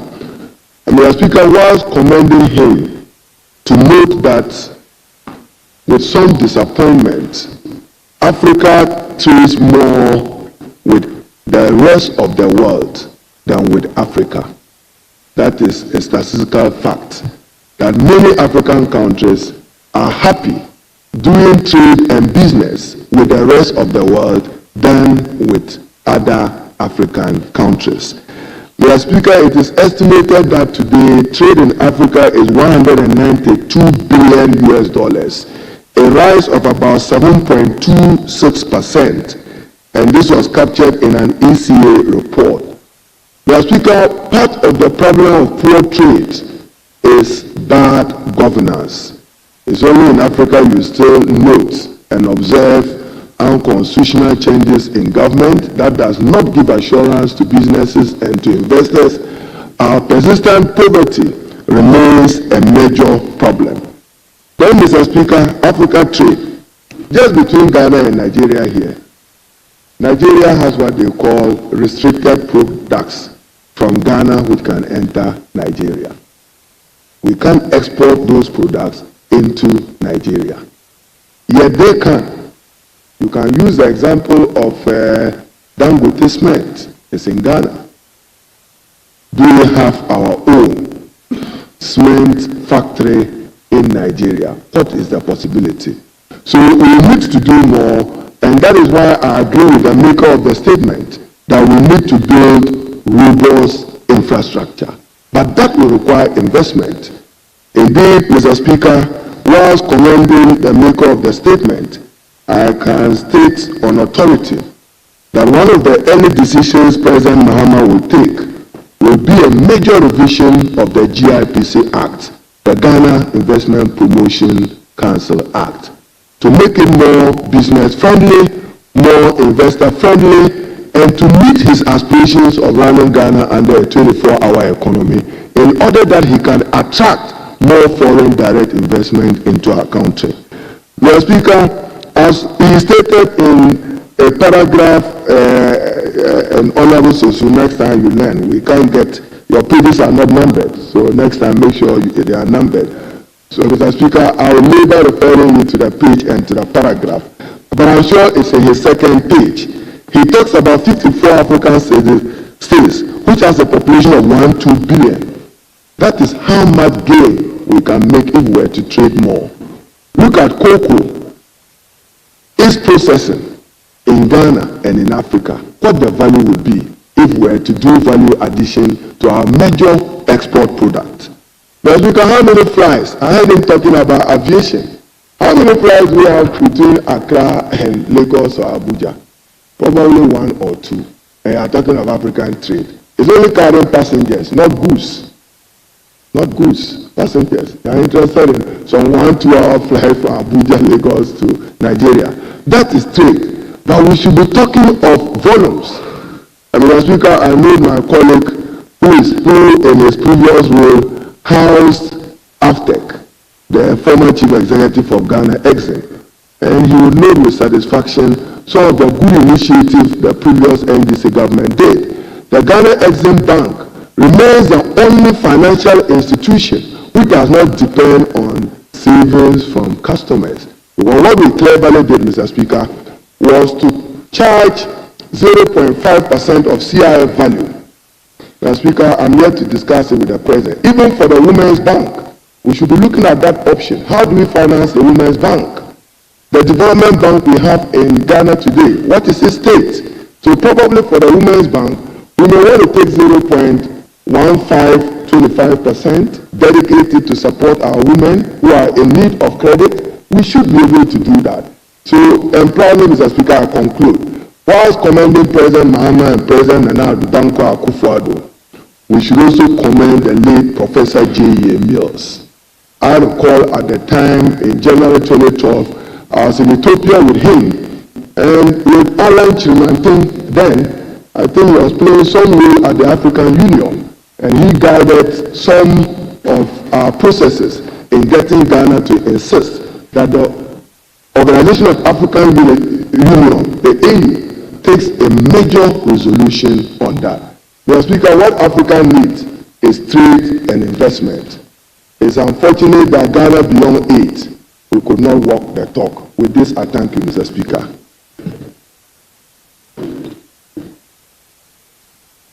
Yes, let me give it to Honorable Member for Bosmo Frehu. Then I come to former Deputy Trade Minister. Bosmo Frehu. Thank you, Mr. Speaker. I'm raising the opportunity for the first time. Thank you. Mr. Speaker, I would like to commend my brother Xavier, Honorable Member for Medina constituency, for making such a statement. Mr. Speaker, before I comment on this statement, I would like to also commend some few and key personalities of Ghana who contributed greatly to ensuring that we have AFTA. Particularly to mention is Mr. Kwesi Kotey, the Deputy Commissioner of the African Union.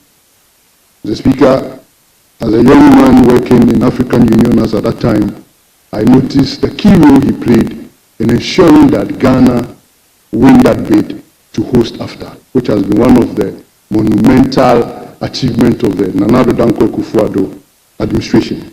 Mr. Speaker, from records, it's clear that the World Bank is envisaging about $450 billion growth in this area, in this AFTA.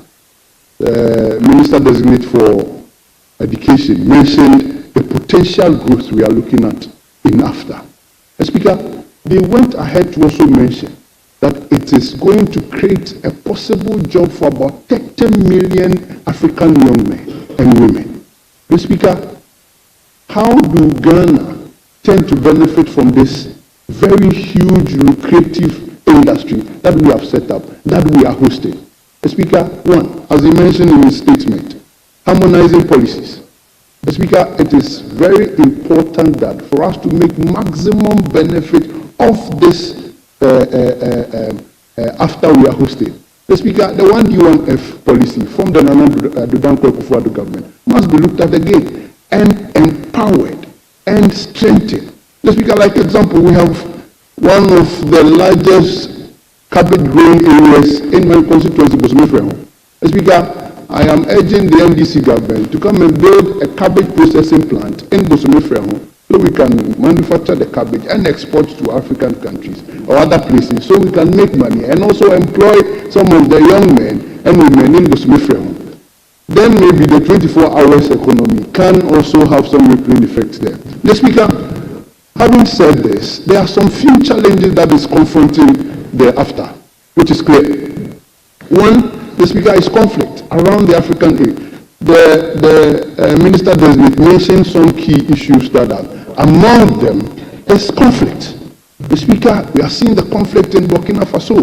We are seeing the conflict in Niger and other African countries, which is a key major issue that will hinder the development or the progress or the gains AFTA is capable of making. Mr. Speaker, another thing we must look at is infrastructure. The former Exim Bank CEO mentioned some development or some projects that the SWAL administration did in ensuring that there is possible infrastructure, because the Speaker, to trade in Africa is movement. It's a human movement. I mean, rail, road, and all that. I will urge the governments coming, I will urge the NDC government, Mr. Speaker, to ensure that all those projects that have been started be continued, so that the AFTA will make maximum impact of every benefit that we have. Mr. Speaker, the last one I would mention is the slow adaptation of technology. Mr. Speaker, the last time we were talking about the e-gate at the airport.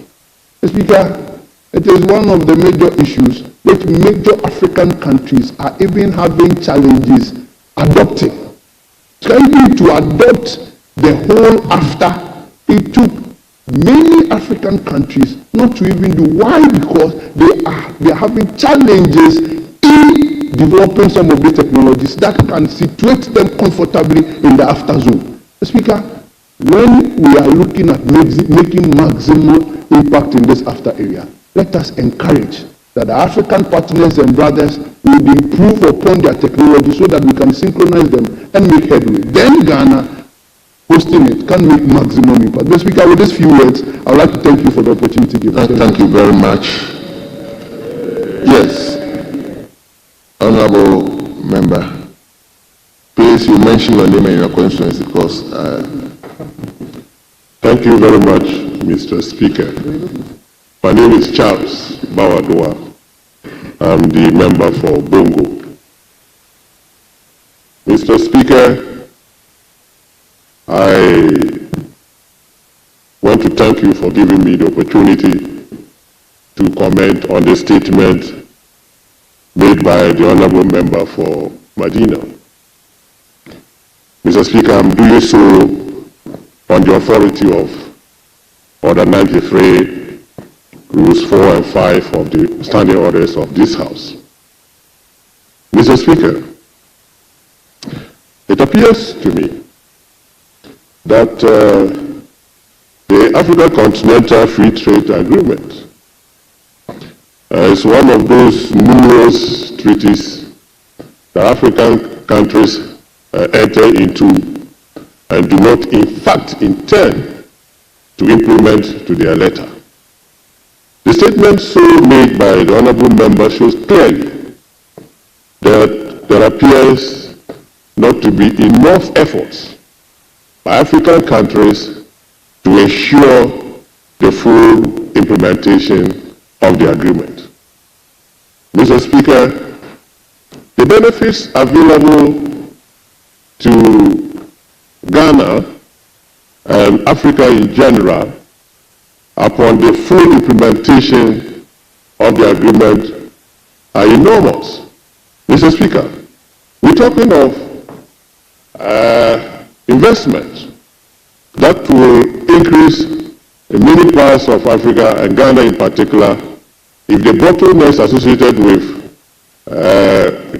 investments in many countries are ironed out, which is envisaged in the agreement signed by the African countries. Mr. Speaker, we talk also of trade, better jobs. I mean, better jobs, I'm not talking just about the number of jobs that Ghanaians and Africans stand to enjoy, but also the quality of those jobs. Mr. Speaker, in the manifesto of the NDC, which led to a massive victory by His Excellency John Dramani Mahama, one of the key policies therein is the 24-hour economy, Mr. Speaker. Mr. Speaker, I'm sure that many of the youth of this country were influenced by the impact of the 24-hour economy that they stand to enjoy, and hence the way the youth voted. Mr. Speaker, the 24-hour economy will work effectively upon the full implementation of the African Continental Free Trade Agreement. Mr. Speaker, it will bring in foreign investors, it will bring in foreign companies who will establish in this country, thereby opening up the job market. Many youth will get jobs. And so I want to commend the Honorable Session for making this statement before the floor of this Parliament.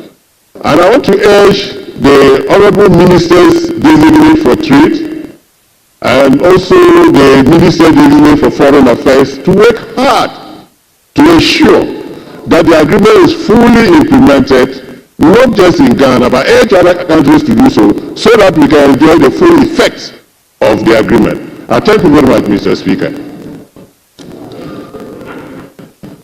Honorable Savage, you spoke well, nobody interrupted. You wanted to interrupt your fresher.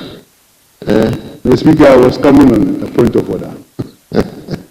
Anyway, so honorable members, we are taking one more from each side, then we take the other statement. We have other equally important statements. So let me go to former Deputy Minister for Trade. Thank you very much, Mr. Speaker, for the opportunity.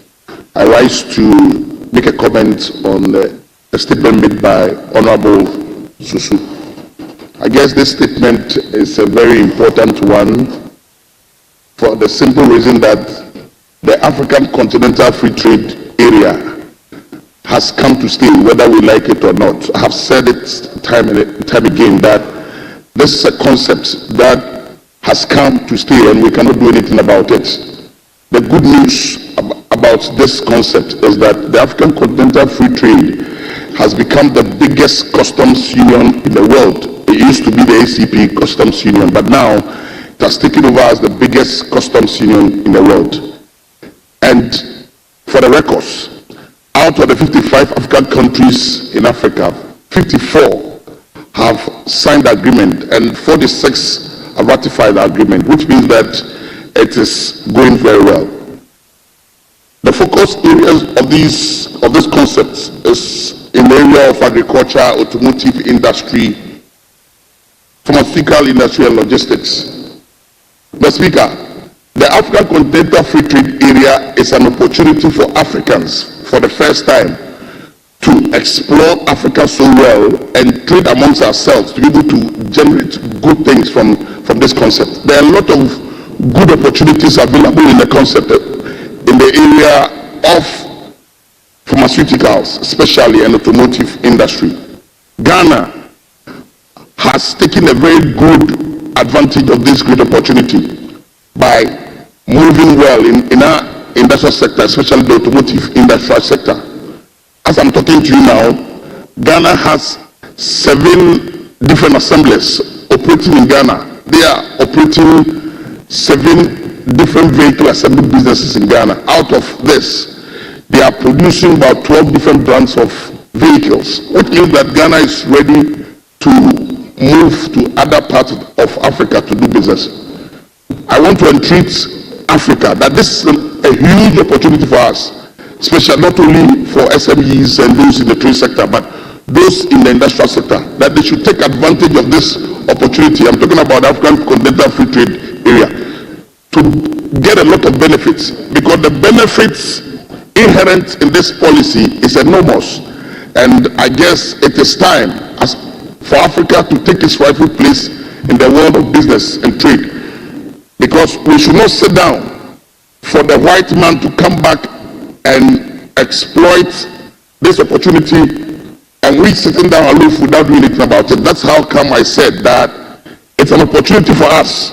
I have also said somewhere on a lighter note that it's an opportunity for Africans to explore and exploit ourselves well, gain all the benefits from trading amongst ourselves.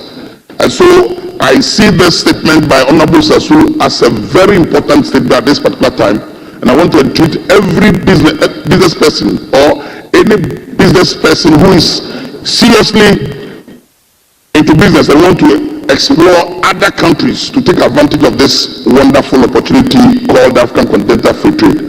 With these few words, Speaker, I thank you for attention. Thank you very much. We take the last person from leadership. Do you want to contribute?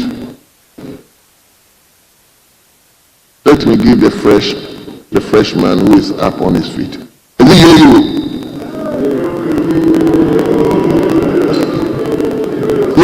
Let's hear you. Thank you, Mr. Speaker. This is Alas and Suleimana, the MP for you.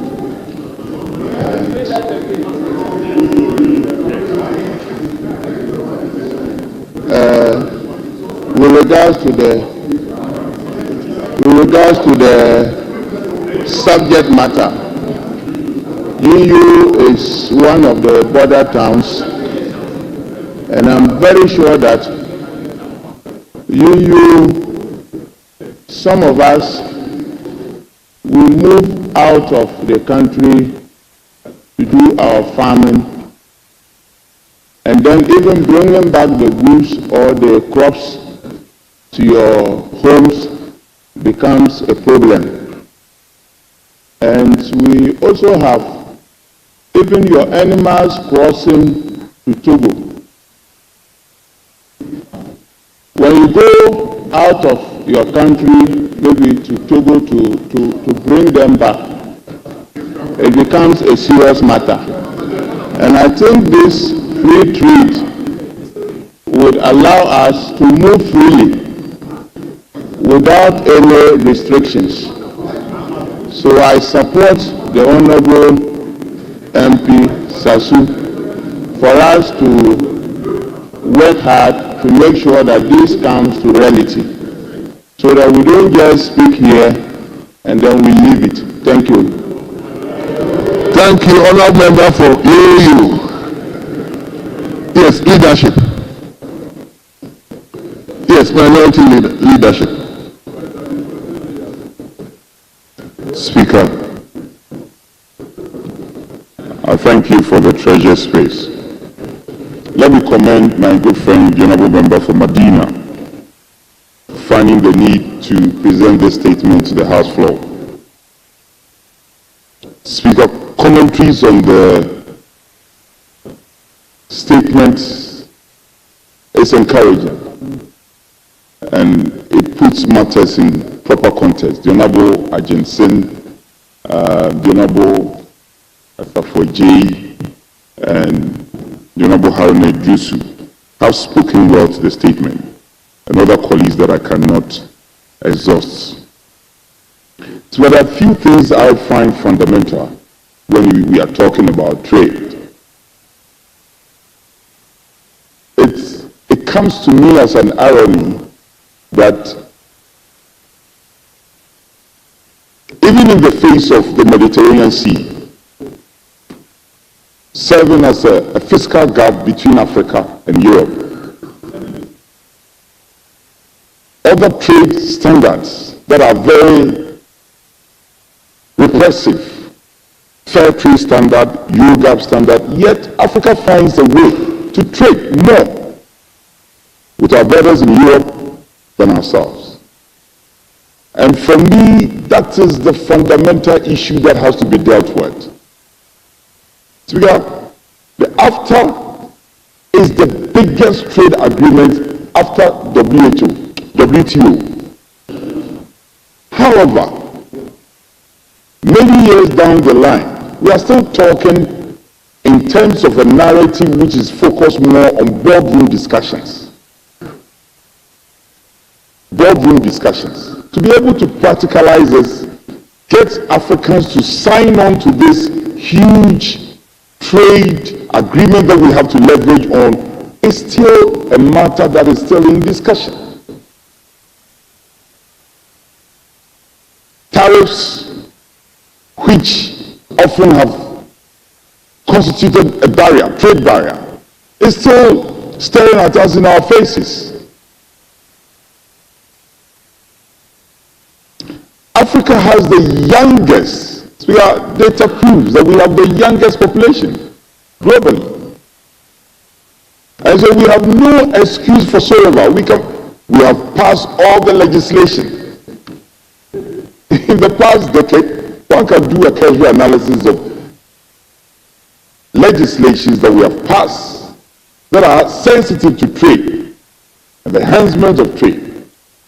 the fair trade concept, the free zone concept, the economic zone concept, yet we appear to be moving in circles as a country and also as a continent. So I think we have to change our mindset. We must change our mindset, and that is what can really get to the core of the matter and facilitate the very trade that we are looking for. Globally, we are seen as the producers of raw materials.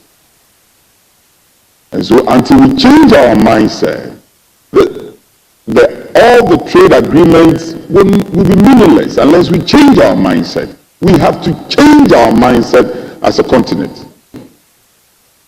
How come that we have all the raw materials? How come we have the biggest, arguably the biggest number of minerals, and yet we wallow in poverty, abject poverty, and still at where we are.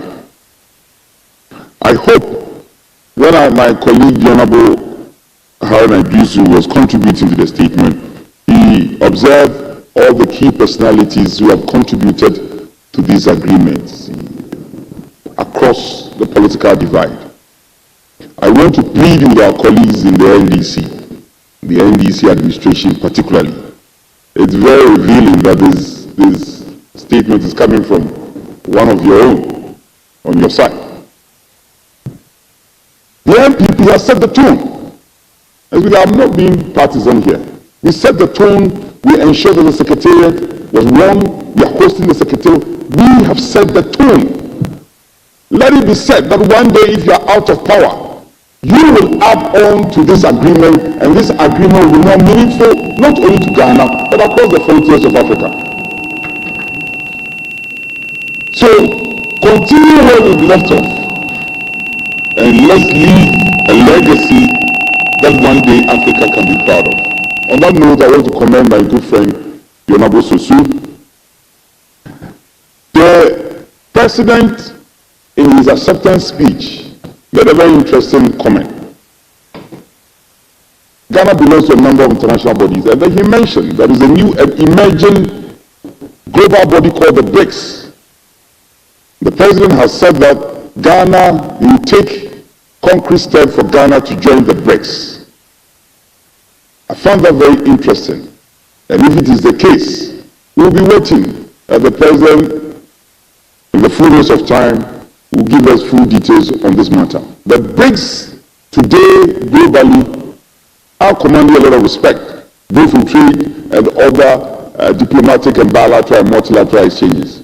We hope that decision will be made and the dividends will come to benefit not just Ghana, but our neighbors, Cote d'Ivoire, Burkina Faso, and other sister countries who live in the West Africa region. So I thank you for the space granted. I'm grateful. Thank you very much, my majority leadership. Will you say something or should we move on? Yes, Mr. Speaker. Thank you very much for the opportunity to make a contribution to the statement made by my able friend, Honorable Sosu, the MP for the good people of Medina. Mr. Speaker, the statement made today is actually one of the most important statements that has been made in this House, for the simple reason that the Continental Africa Free Trade, as leader rightly said, is actually the largest free trade area in the world today in terms of population size,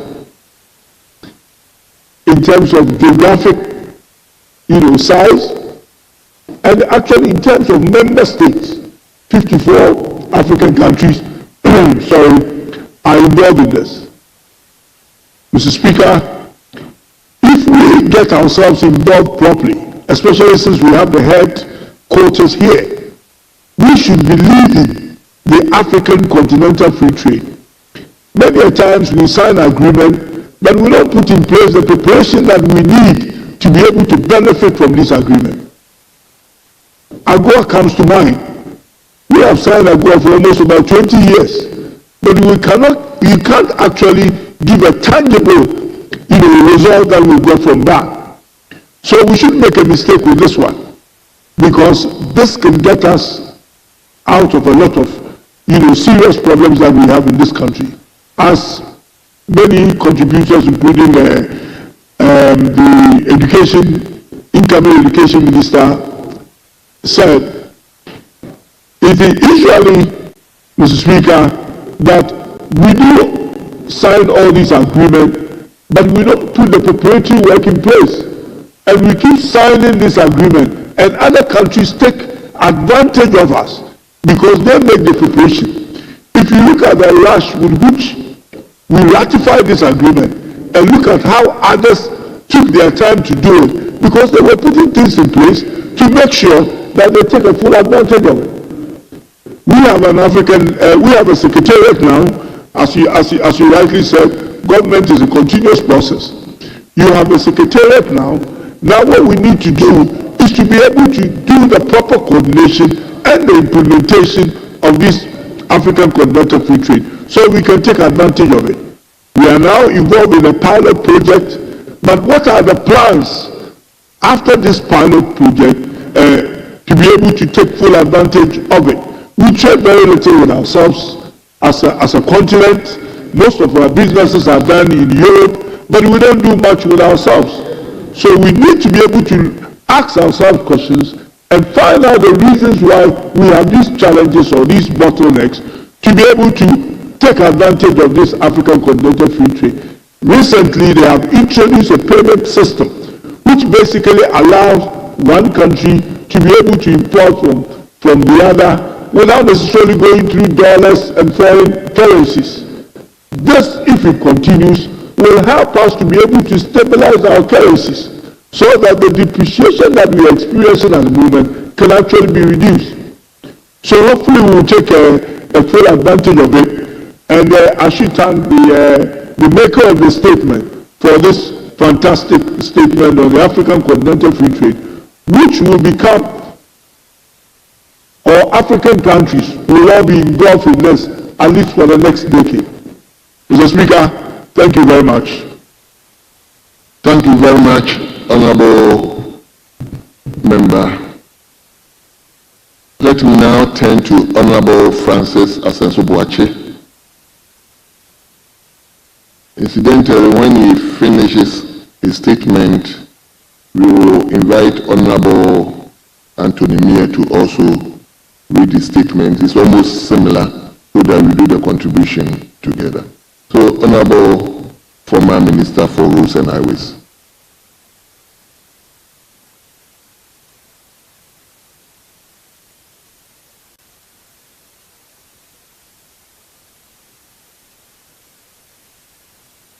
Thank you, Mr. Speaker, for the opportunity to address this August House on a matter of utmost national importance, the issue of post-election violence and its far-reaching consequence on our democracy and our socio-economic development.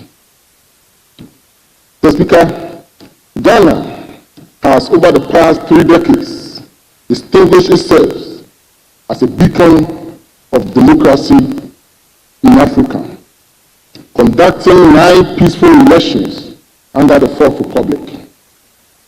Our legacy of peaceful transitions, adherence to the rule of law, and protection of civil liberties has rightly earned us a place of pride in the global community. To booster this democratic tradition, the Presidential Transition Act 2012 Act 845 provides a framework for orderly transitions of power. The 2024 transition, Mr. Speaker, adhered to these provisions admirably with commendable cooperation between the outgone and the new administrations. Against this background, Mr. Speaker, there can be no justification for acts of hooliganism, lawlessness, and unauthorized takeovers of public offices witnessed in recent weeks. The post-election violence we have witnessed, including arson, vandalism, physical assault, unlawful takeovers of state agencies, and attacks on security personnel, poses a grave threat to the peace and stability of our nation. These reprehensible acts, reportedly perpetrated by individuals allegedly affiliated with the governing party, seriously undermine our democratic progress and must be condemned in the strongest terms. Mr. Speaker, allow me to provide a few specific examples to illustrate the gravity of the situation. In the Ayesuano constituency, Mr. Speaker, the satisfied supporters of the ruling party set the office of the Electoral Commission ablaze. Again, in some state institutions, including the Ghana National Gas Company, the Blue Power Authority, National Petroleum Authority, and the Ghana Ports and Harbour Authority, among others, were unlawfully invaded, and some public servants being forcefully removed from their offices. Mr. Speaker, in my own constituency of Bantama, on January 8, 2025, some known operatives of the governing party, led by the constituency executive, stormed public institutions, including the National Health Insurance Authority and the National Disaster Management Organization, forcefully ejecting staff and locking up their premises. Just last week, Mr. Speaker, a group of individuals unlawfully targeted the Metro Mass Transit Yard in Bantama, demanding control over its assets, including internally generated funds. Such actions not only disrupt governance, but also threaten the livelihoods of affected staff and the local economy. Mr. Speaker, the instances are many, and I believe colleague members have heard similar instances of politically motivated disturbances after the December elections, including in constituencies such as Domikwabenya, Ablekumanov, Ukakwe Central, Tema Central, Techiman South, Isawam, Obuasi East, Ahafuano North, and Ahafuano Southwest. What remains uncertain is when these incidents will end to restore safety of our citizens and ensure uninterrupted business activities and bolster investor confidence. These are most unfortunate and must not be encouraged, regardless of the background of its perpetrators. The recent tragic incident in Obuasi, where some individuals wielding locally manufactured rifles, pump action guns, knives, cutlasses, axes, and machetes intruded the premises of the Anglo Gold Ashanti mine is widely attributed to post-election violence. This unfortunately led to the burning of vehicles belonging to the private entities and individuals, as well as damages to other private assets. Mr. Speaker, these exchanges with security personnel on duty led to the unfortunate demise of some individuals, with many severely injured. It is deeply troubling that these unlawful activities continue unabated despite the President's recent public admonition. There appeared to be the lack of decisive and immediate action against the perpetrators of these crimes, which creates the impression of tolerance for lawlessness eroding public trust in our institutions and our rule of law. While at it, Mr. Speaker, may I take the opportunity to caution our friends in the media, crucial players in our democratic process, to be circumspect in their commentaries and reportage that could fuel unlawful behavior before, during, and after elections. I therefore call on the leadership of the National Media Commission, the Ghana Journalists Association, to take decisive steps to bring members found culpable to book. Leadership demands not only rhetoric, but also decisive action.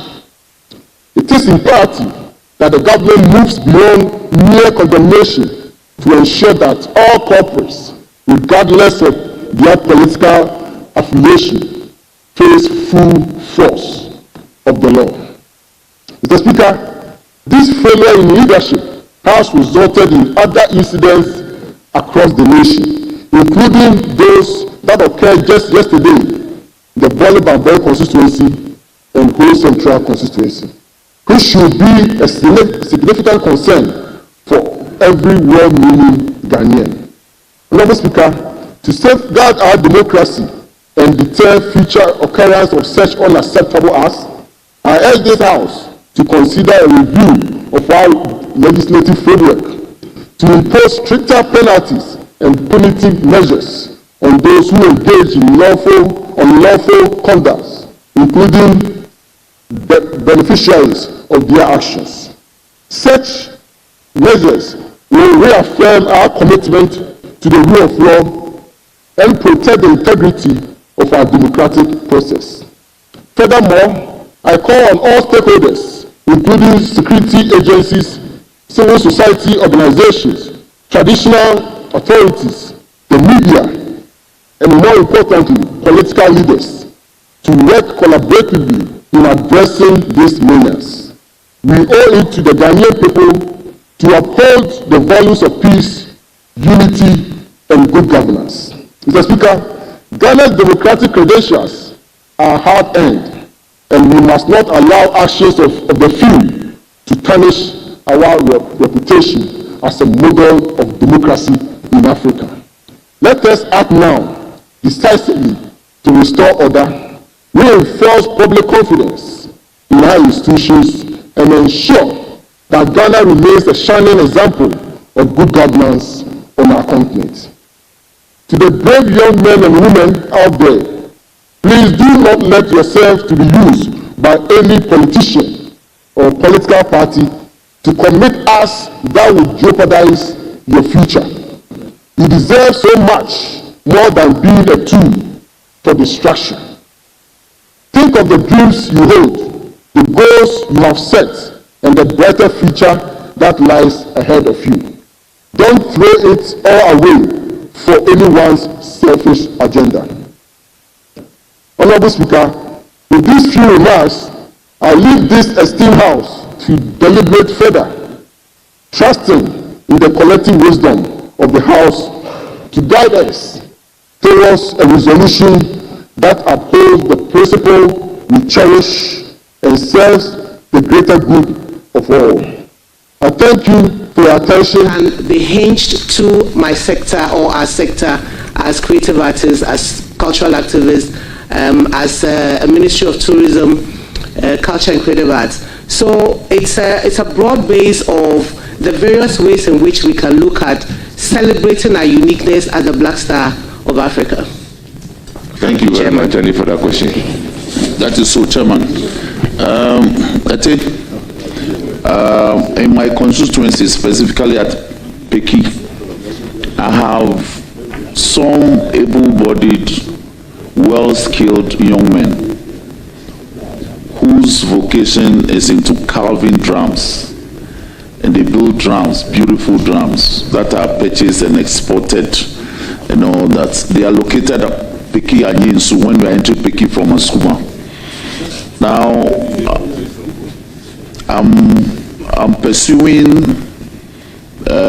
your ministry to, as it were, provide them with a well-developed Red Stop and Artifacts Village, where they can display their exhibit and display their wares for tourists who are on domestic visitation to our region, to be able to have a one-stop shop to be able to purchase these things. We provided, I've sent the application, I've provided a site plan, land. The chief of Avetili, Toby Ayim, has provided land for that project. I hope that you consider it and complete it when you are nominated. I hope so. This is a chop, but Mr. Chairman, I would say that the District Assemblies Act should be reviewed. And as a lawyer, I'll be needing your help on that. The District Assemblies have opportunity to each of them develop tourism specifically for their communities. I'll be more than happy to work with them on that, so that the concept of having the centers for national culture across the country be revived. And I think that it's an area that has potential of having low-hanging fruits for young people who are talented and creative to take advantage of. So yes, I'll work with you to make that happen. Thank you. Beautiful. Chairman, finally, I am troubled by, a lot of people don't know that I have a background in tourism training. I'm troubled by the incidence of climate change, which, as it were, affects the management of your nature-based tourist attraction sites. The biomes are depleted by bushfires, and recently the studies have established that Galamsey activities are also adversely impacting the nature-based tourism attraction sites. As an arrowhead for the ministry, what programs will you quickly implement to ensure that these attraction sites are not affected by such activities? Thank you, Chairman. It's a matter that is worrying, considering that I come from the seaside, and you know what climate change and global warming has been doing to our communities along the beaches. So it is not only in the hinterland, but also our country, yes, our country as a whole. The ecotourism is what the world is driving towards, and it's important that we take advantage of it. It will interest you to know, Chairman, that one of the committees that have voluntarily joined is the Climate Change Committee, because I know that it is what can help my specific community. So I share in your concern. I think that education, we cannot leave it in the hands of one sector. All of us must be interested in keeping our country clean and promoting ecotourism, and also ourselves being ready to want to live in a clean and healthy environment. So it will be great to be able to work with the Ministry of Environment, Science and Technology, and also allied agencies to see how best we can do this together. I know that the World Bank invited me to a couple of meetings back in this, I think between 2013 and 2017, to discuss these things, and I'm willing to go back to them and see how we can take that up. So thank you. Thank you very much. I will proceed to give the floor. With all due respect, I will proceed to give the floor to Honorable Yaobuama. Very well. Uma Alasan.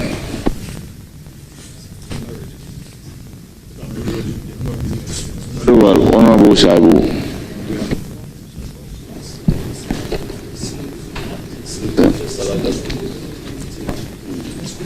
Yeah.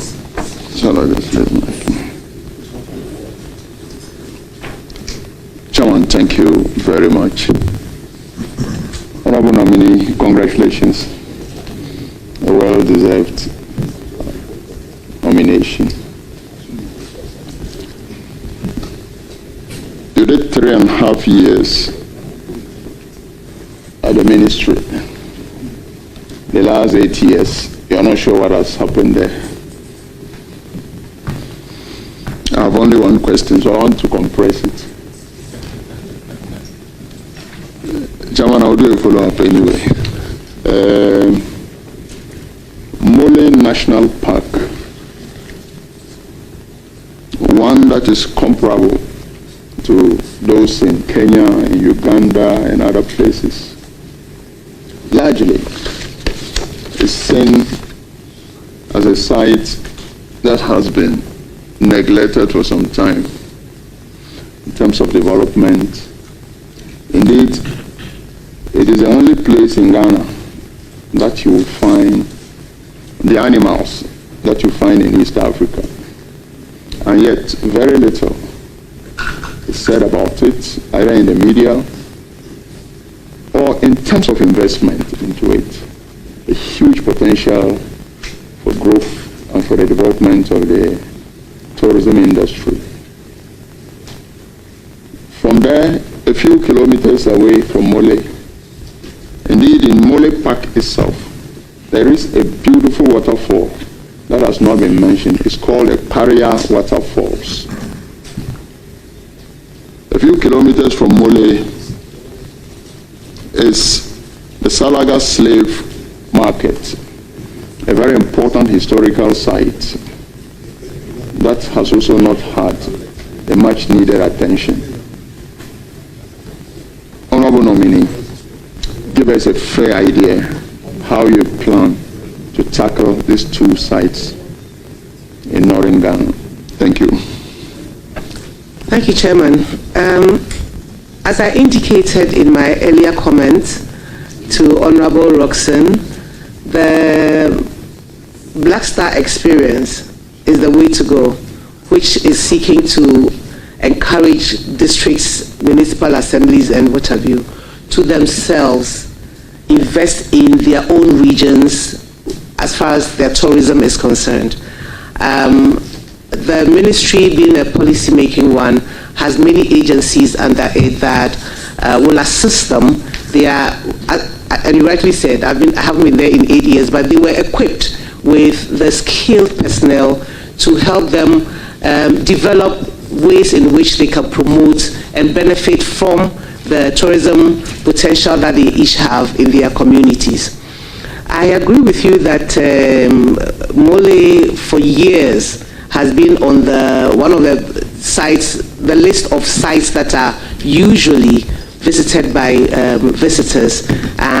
What they probably need is more investment, and it's an area where our country needs to focus more on, to give more to the sector, so we can bring in the required resources that we all agree that we are able to do. So I'll be pushing the agenda for that, and hope that the municipal assemblies, as I indicated, when the MCs are nominated and they pass, to engage them.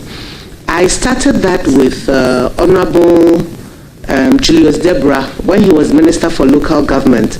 I sought his permission to meet with the MCs when he met them at Gimpa, to let them know that it's important for them to themselves bring to the ministry what they want us to help them to promote. And so I'll be championing that again. Thank you. Thank you very much. I wish you well.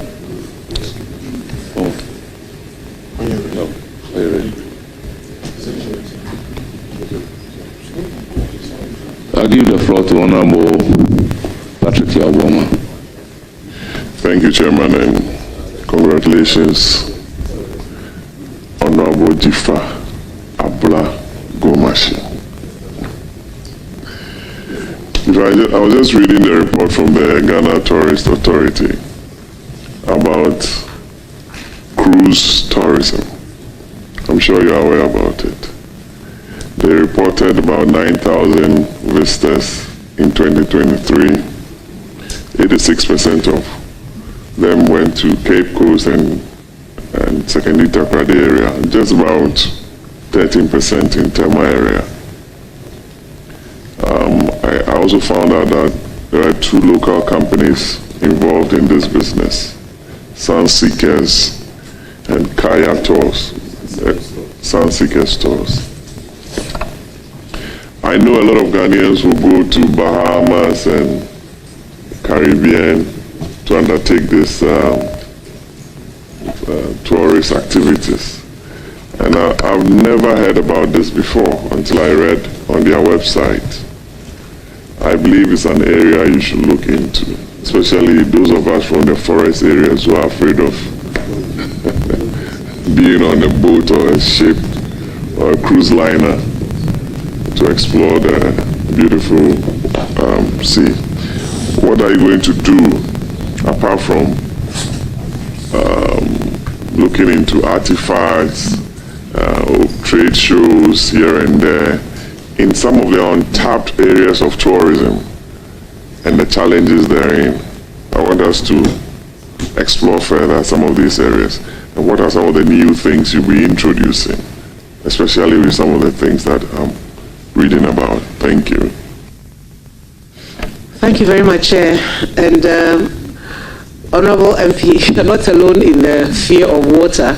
I was born in Accra and I live in Aflau by the sea, but I'm terrified of water. But it's an area that people have passion for and must be invested in and supported. I have had conversations with some Navy officers. In fact, only 2 days ago, one of them showed me also dolphins in our high waters, which could also be added to this cruise experience.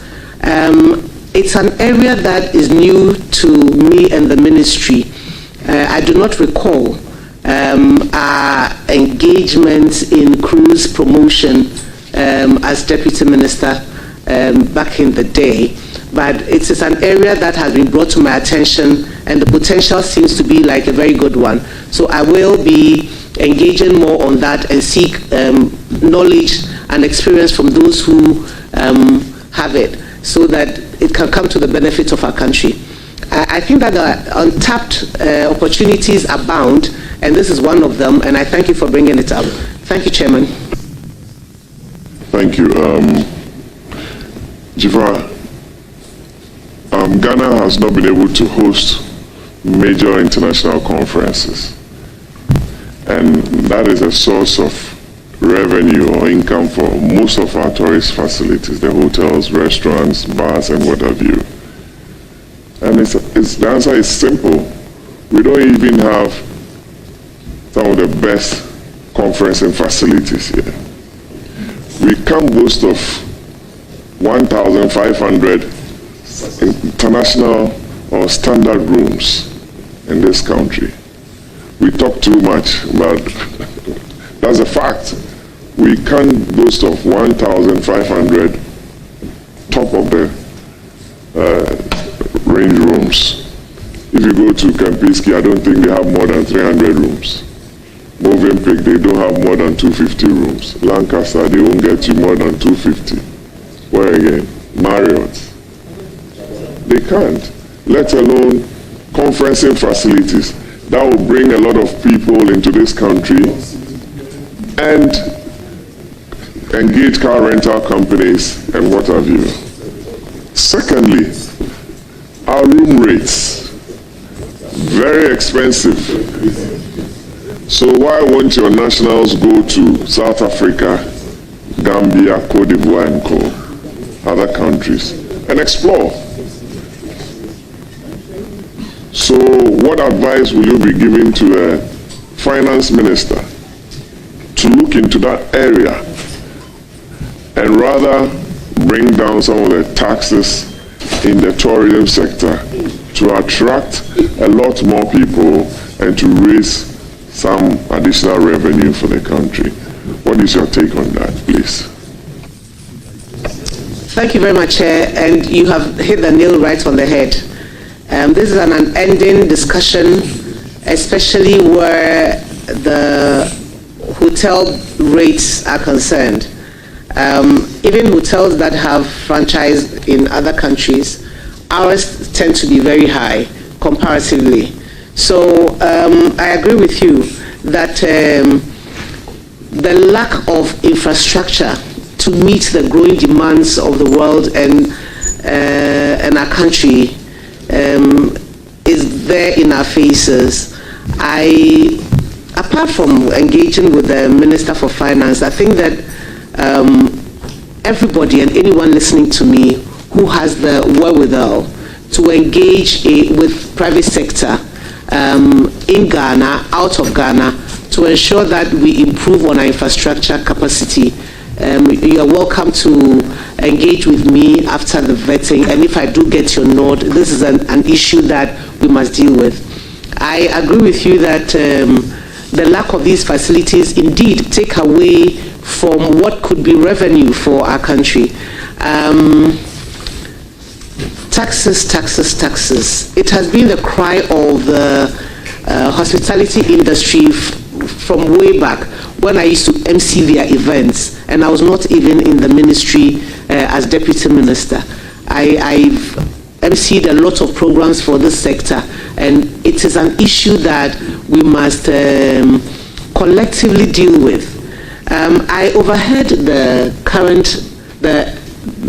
incoming Minister for Finance, Honorable Ato Forson, saying that he has studied this economy so well, and he has a fair idea how he wants to help us as a country restructure it. I'll be tagging along him and lobbying him vigorously.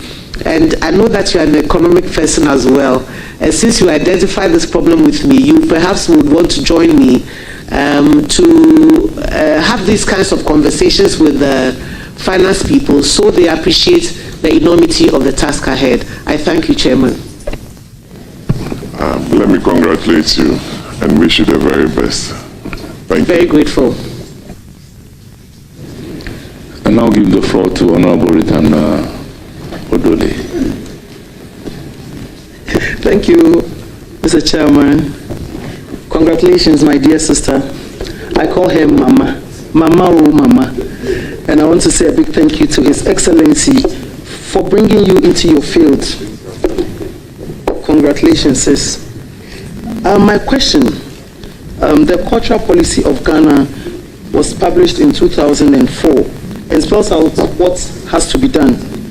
How are you planning to make it work to improve the fortunes of tourism in Ghana? And what is the role of the Creative Arts Council?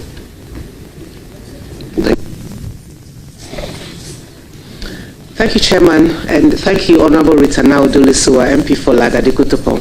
I'm grateful for the kind words. The cultural policy, I have briefing that some work has been done to review it.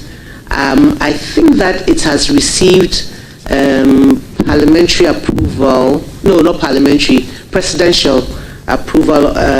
It's gone to cabinet and I think is out. So they've done some work. I know a couple of the people who have committed their knowledge and expertise in reviewing the cultural policy. It's long overdue, and I'm happy that it's been done. The need for that policy really is, I think, the crux of the matter, because our tourism is hinged on our culture. One of our colleagues just mentioned that if you think of, for example, South Africa, you'll be thinking of safari. But for us, our strength is culture. And it's important that we take a second look at restructuring and realigning the laws that this ministry is going to be working with, make culture strong so tourism can benefit immensely from it. The Centers for National Culture have, over the years, played a huge part in the promotion, preservation, and conservation of our culture. It's been going down, and the revival of this policy document will help us re-strategize and make it better. The creative arts agency that has been formed. My understanding before we left office was that it was a multi-purpose vehicle, not an agency, but I see that now it is an agency. When I have the nod, I will take a critical look at the agency and its functions and see how best to make it work with the National Commission on Culture and of course the ministry as a whole. I thank you, Mr. Chairman. Thank you very much. Supplementary? Another substantive question. Thank you. Thank you, Mr. Chairman. Honorable Mama Tifa Abla-Gumashi, there's one thing that has been baffling my mind as a member of parliament. As we are aware, MPs come from various parts of the country, and I've been thinking aloud if it's possible that we can organize tours for members of parliament during recess, so that at least we can go around the country, know each other's constituencies, and then the tourism potentials there, so that at least when we have visitors from outside the country, we know where to take them. And I want to know if you will consider that when you are giving the nod as the Minister for Tourism. Thank you. And I know, Chairman, I want to congratulate you, and I hope that the agencies within your ministry are going to help you to succeed. Congratulations, sis. Thank you very much, Chairman.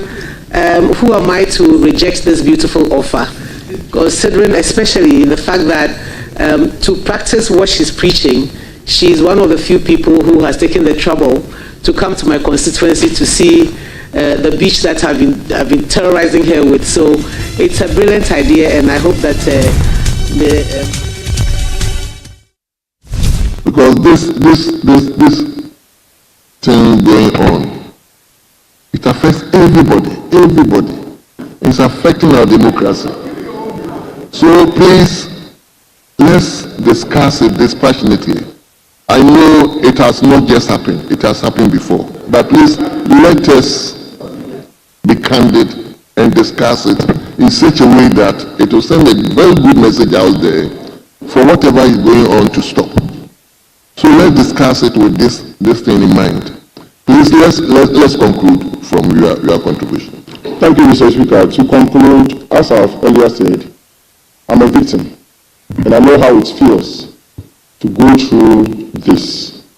That is why I'm very passionate about it. But what I'm trying to conclude with is the political players sometimes are behind, not by ordering them to do what they've been doing, but their posture.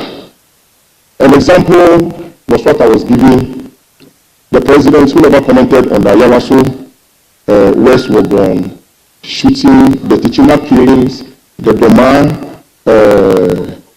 Obuasi, not Obuasi. Obuasi, the president issued a statement. Obuasi, the president issued a statement.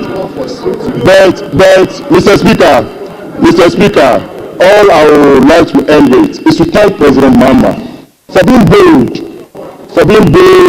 and directing the IGP to investigate all what happened in 2020, so that the perpetrators will be punished. Mr. Speaker, this is the only way that will send a signal to those who want to do same in the future. Thank you, Mr. Speaker. Thank you. Yes. Let me come to Honorable Mustafa. Thank you, Mr. Speaker, for the opportunity to contribute to the statements eloquently made by the MP for Pantema, Honorable Asensu Guachi, and also the Honorable Member for Obutobi on the disturbing security situation in our country post-election 2024. Mr. Speaker, Thanks to His Excellency the President of the Republic, the former President, Nana Addo Dankwa Akufo-Addo, the 2024 election was conducted under conducive atmosphere of peace, leading to the declaration of President John Dramani Mahama as the winner. Prior to the official declaration of President Mahama as the winner, our former Vice President, Dr. Mahamudu Bawumia, graciously conceded defeat and called on his opponent, his main opponent, President Mahama, and conceded. This remarkable move by the former Vice President explained that it was to avert any tension and also to cement the peaceful electoral process, which has received commendation from international organizations, global leaders, and also civil societies organizations. However, Mr. Speaker, notwithstanding all these peaceful overtures and peaceful transfer of power, Ghana continued to be threatened by some violent supporters of the NDC across the country. These hooligans have unleashed unrestrained mayhem on public institutions, innocent Ghanaians, chasing them out of their offices in many instances. For example, Mr. Speaker, in my own constituency, Yagaba Kubal constituency, some miscreants attack the district assembly office, lock up the place, and sack all the staff from the assembly. Mr. Speaker, just yesterday, some NDC youth, violence youth, invaded my house. Invaded my house.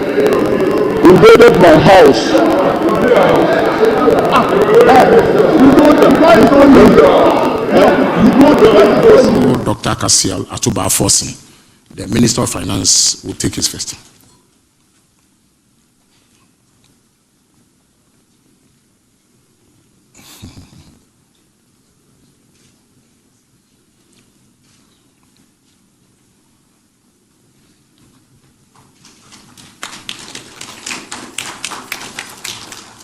Honorable John Abdullahi Jinapo will take his turn.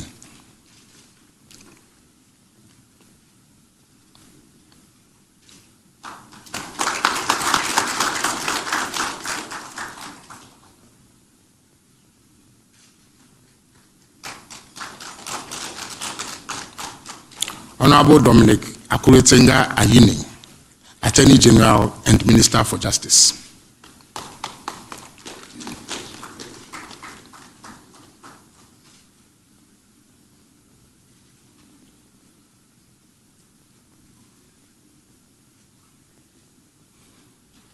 Honorable Kwame Godwin-Sabuja, Minister for Roads and Highways.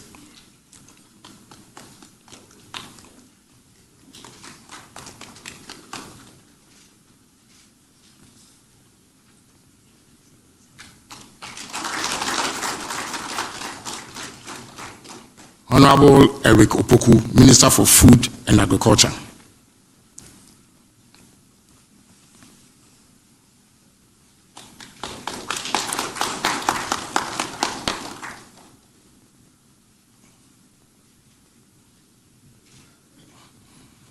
Honorable Haruna Idrisu, Minister for Education.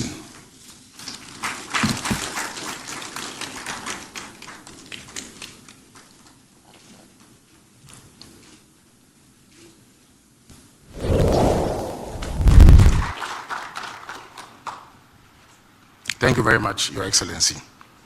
Now the ministers would sign the oath book, and it will be done in the same order that they received the instrument of office. So the first on the list is Honorable Dr. Cassiel Atuba-Aforson, Minister for Finance.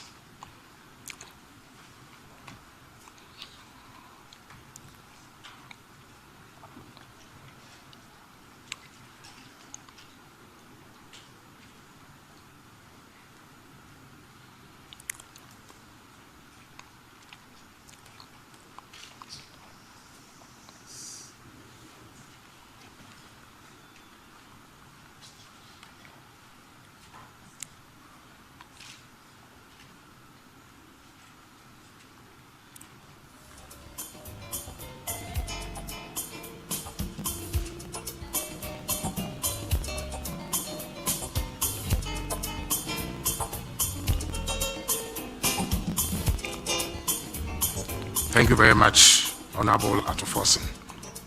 Now, Honorable John Abdullah Jinapo will take his turn.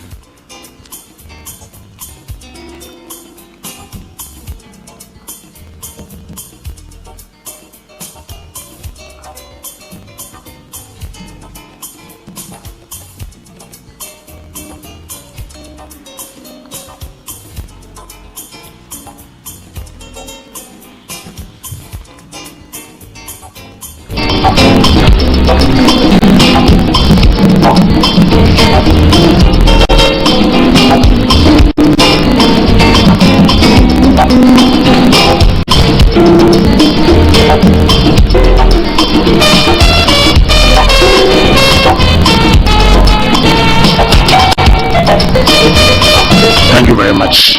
Honorable Dominic Akuritinga Ayini, Attorney General and Minister for Justice.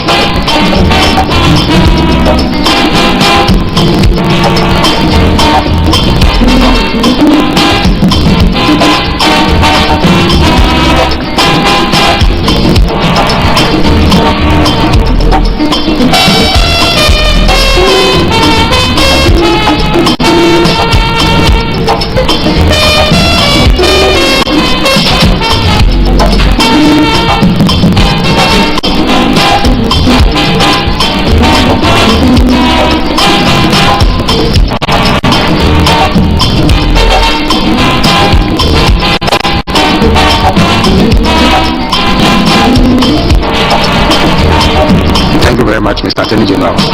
Honorable Kwame Province Abuja, Minister for Roads and Highways.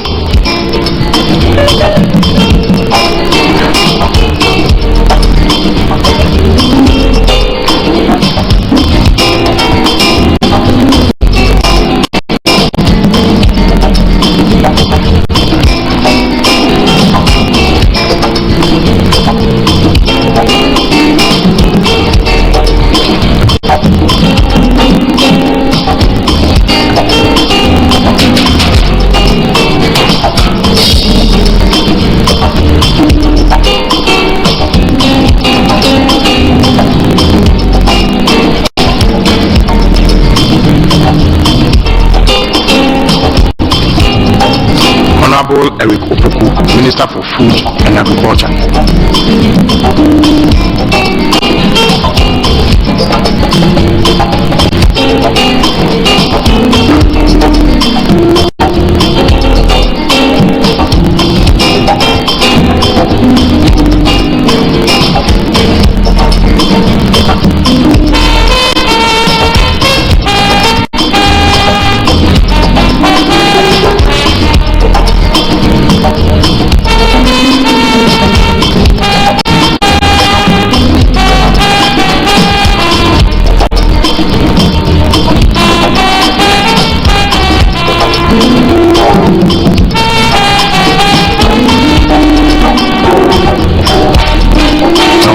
But not least, Honorable Haruna Idisu, Minister for Education.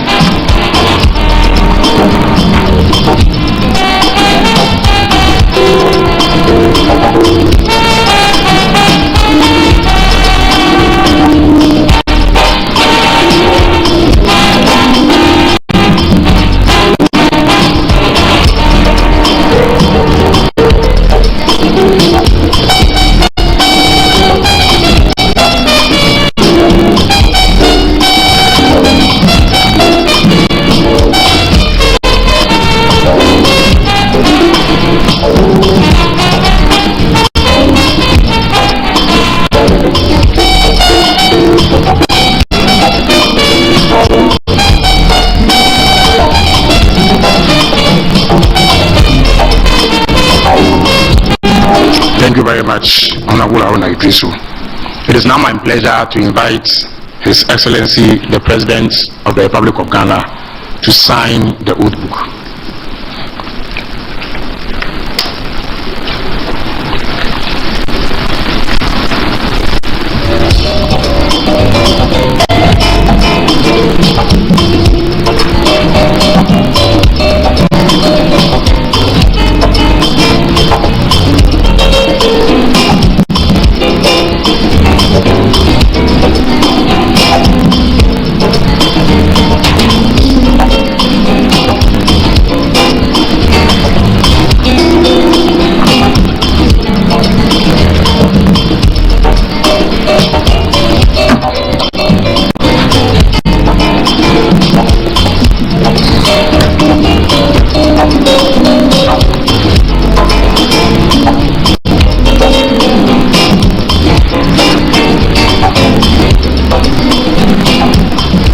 Thank you very much.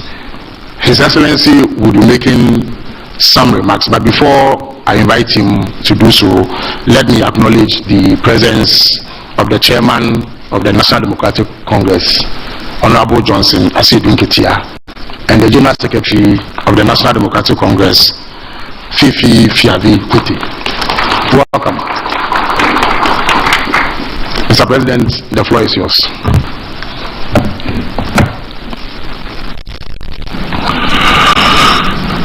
Thank you very much, Your Excellency, the Vice President of the Republic of Ghana, Jane Nana Kwajimai, distinguished Ministers of State, distinguished staff of the Presidency, national executives of our party, family and friends of the newly sworn-in ministers. Exactly 2 weeks ago, I took the same solemn oath before the people of Ghana that was taken by others before me to assume the leadership of this country as president. During the campaign before the elections, I made a pact with the people of Ghana to nominate ministers to my government within 14 days of being sworn in, and I had every intention of keeping that promise. 14 days after I took the oath of office, which was yesterday, that promise stood fulfilled. I had presented to the Right Honorable Speaker of Parliament names of 23 sector ministers, 3 ministers of state, and 16 regional ministers for the approval of Parliament. So far, I've named 42 ministers of state and regional ministers to begin the urgent task of resetting our dear country Ghana, which has suffered in recent years from severe crisis in many sectors. As the ministers are approved by Parliament and as they are sworn in, I'll proceed to name deputy ministers for some of the ministries, which will bring the total ministers to 60, as I promised the people of Ghana.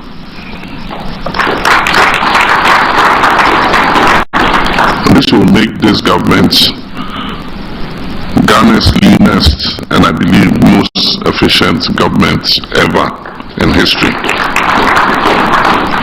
I've just sworn you in the first 6 ministers who are responsible for perhaps the most critical sectors of our national life, especially economy and the energy sector. In economy, the people of Ghana are looking up to you, Dr. Forson, to reduce inflation and make life more affordable, reduce the cost of living. They're looking up to you to bring our debt level to sustainable, to bring our national debt to sustainable levels.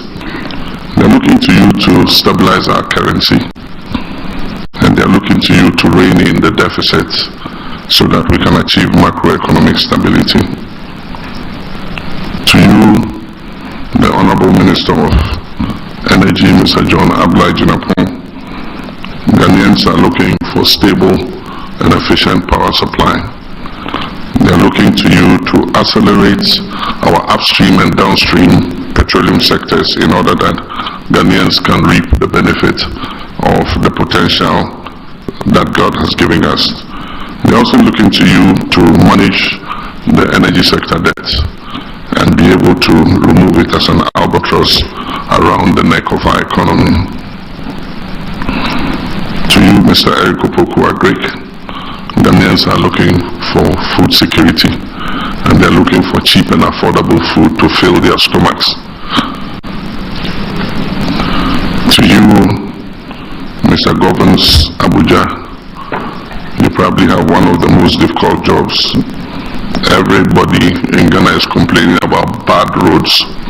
You have the duty not only to maintain existing roads, but to provide new roads for smooth transportation. And probably one of the most difficult and complex sectors, and that is education. The Honorable Haruna Idrisu is supposed to work for the people of Ghana to ensure quality education and to ensure that we equip our young people with the skills that they need to go into the world of work.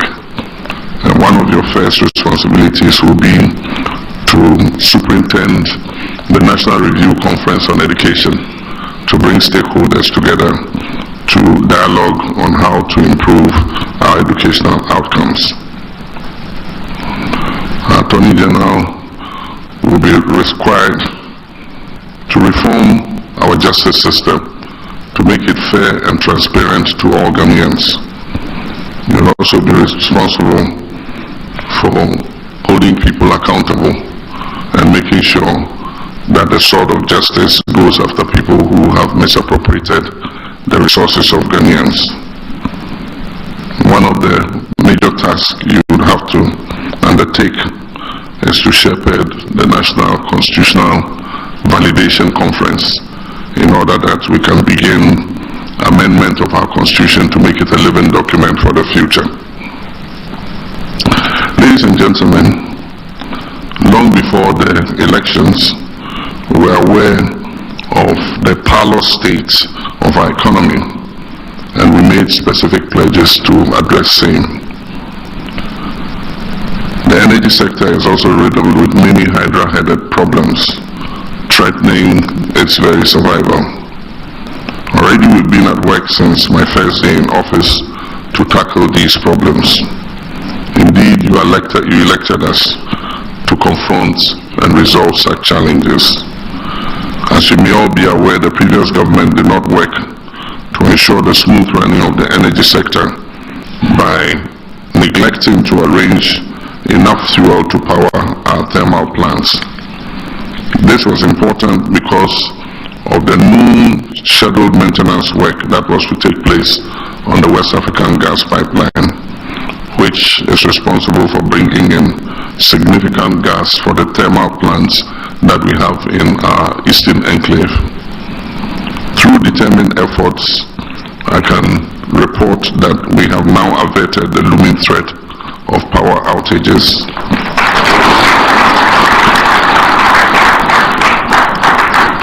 And began delivering fuel to the thermal plants in the east in advance of the shutdown of the West African gas pipeline. And Honorable General, I want to congratulate you for working very hard. Similar timely interventions have been necessary in areas such as education, where an acute food shortage was a major problem when schools were ordered to reopen on 3rd January. We have put in short-term measures to ensure that our children have adequate food so that they can go ahead with their learning. These are short-term measures and will help to keep our children in school even as we strategize on streamlining the supply of food to schools and pay off arrears that are owed to schools, some dating from as far back as 2021. Over the weekend, I announced that a committee of eminent legal and governance experts would lead the process for a comprehensive review of the 1992 Constitution, taking into account the work that was done by previous committees. This will ensure that we refine our Constitution to meet the current exigencies and stand the test of time to meet present and future needs. I believe that this effort will be supported by the majority of Ghanaians who yearn for a constitution that is responsive to our modern world. While we were all aware of the country's parlous economic state before the elections, it is important in the spirit of openness and transparency to inform the people of Ghana about the true state of affairs as we inherited it. Therefore, I encourage the ministers as you assume office to tell the nation about the state of affairs in your sectors, even while you work tirelessly to lift us out of the current situation. On the part of the Attorney General, as I said, you will be expected to spearhead the much-needed reforms in our judicial system to make it more accessible and beneficial to all, irrespective of their backgrounds. The people of Ghana are desirous of a system that guarantees equal justice for all and nothing more or nothing less. It is quite clear that so much needs to be done in so short a time. And I assure the people of Ghana that this government will rise to the challenge and will reset our country. As I pointed out during my inaugural speech, Ghanaians have, through their votes, declared their intention to demand the highest standards of governance, and we cannot afford to fail them. This naturally puts a burden of responsibility on us, which we must prove equal to. Ghanaians have shown that the days of tolerance for disrespectful gaslighting by government officials are well and truly over. They will take firm action as they deem fit to punish any administration that takes them for granted. I therefore charge you to serve in humility and candor, always remembering that we serve at the pleasure of the Ghanaian people and that the authority we exercise emanates from them. We must exhibit tolerance for their views and work to meet their aspirations. This government will not tolerate arrogance or disrespect for the people who elected us into office.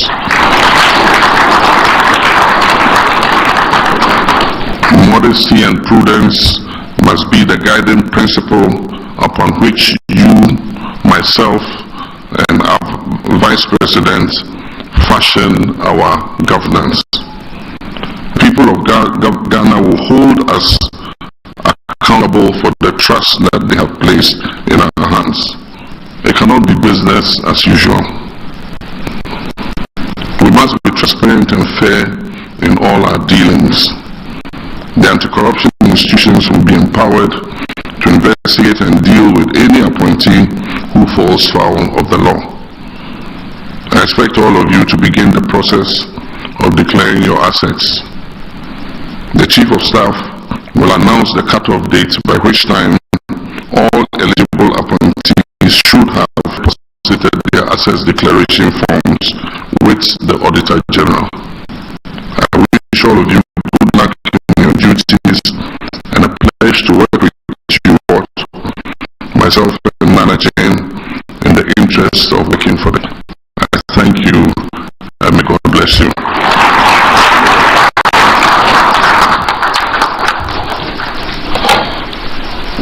Thank you very much, Your Excellency, for that rousing speech. That leads us to the next phase of the program, under which a representative of the ministers who have been sworn in would to the remarks made by His Excellency. If I were to exercise discretion that I do not have, I would nominate the Finance Minister to do so.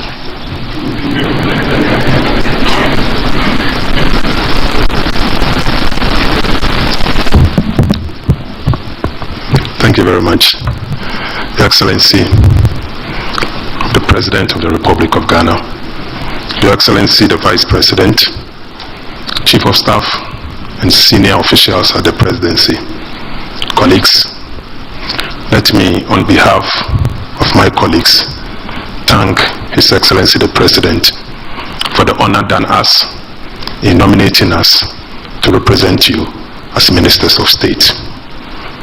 Mr. President, we have been with you throughout your days in opposition.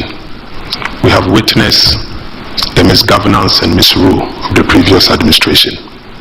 We've learned, indeed, that Ghanaians will not tolerate such misgovernance any longer. We've taken a cue from what you've just told us. We want to assure you that we'll serve and serve in such a way to make you the best president in the Fourth Republic. Mr. President, we are also aware of the state of the Ghanaian economy, the state of our energy sector, the state of our justice system, the agriculture sector, and indeed the education sector. We want to assure you that whilst we start work today, we'll begin the process to reset the country together with you and your team. We thank you so much for the honor done us and will not let you down. Thank you once again. Thank you very much, the Finance Minister. We are almost at the tail end of this program. At this stage, there will be photo sessions with the President, ministers, invited guests, and other functionaries. There are three categories of pictures that will be taken. The first one would involve the President and the ministers who have been sworn in. The cameramen should move into position even as the President and the ministers pose for them. So please now. Organize that.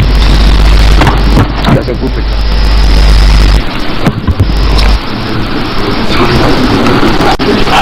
Yes, so they'll take it together as a group. That is the program I have. And then, please. Oh, it's okay. I think the chest. It's okay. There's no chest. Okay. Okay. No, we'll come to the family. No. Yes, that's right.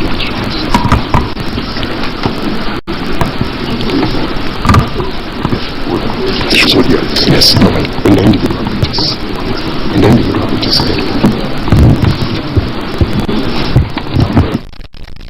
Like us, yes, you take SRD individually. Please remember to take your instruments of office.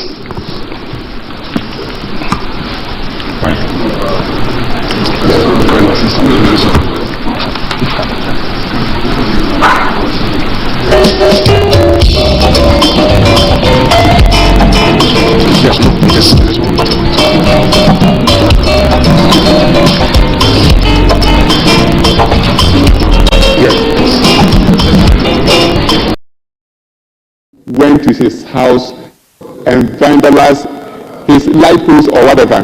Mr. Speaker, let me make him aware that those light posts, I'm sure the young guys who went to his house, some of them are NPP guys who believe that those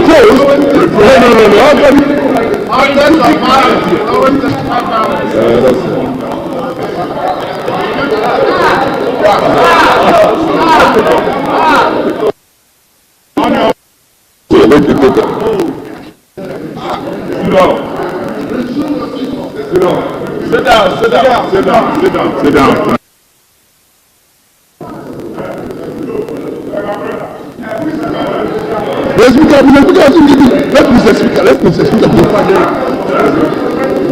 Honorable members, please.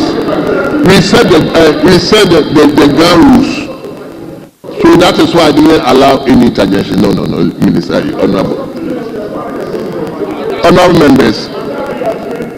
I mean, when you were talking, nobody interjected.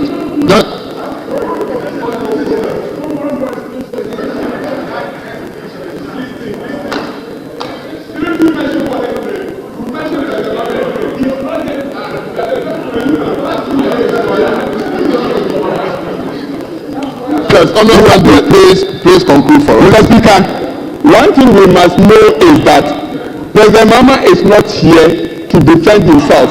We are here on behalf of President Mahama, and if his name is mentioned 100 times, we'll be up 100 times to defend him. Mr. Speaker, one fact we must know is that as Ghanaians, we all need peace to develop. But Mr. Speaker, whether I get or not, I would always defend my president because I know he is a peaceful man.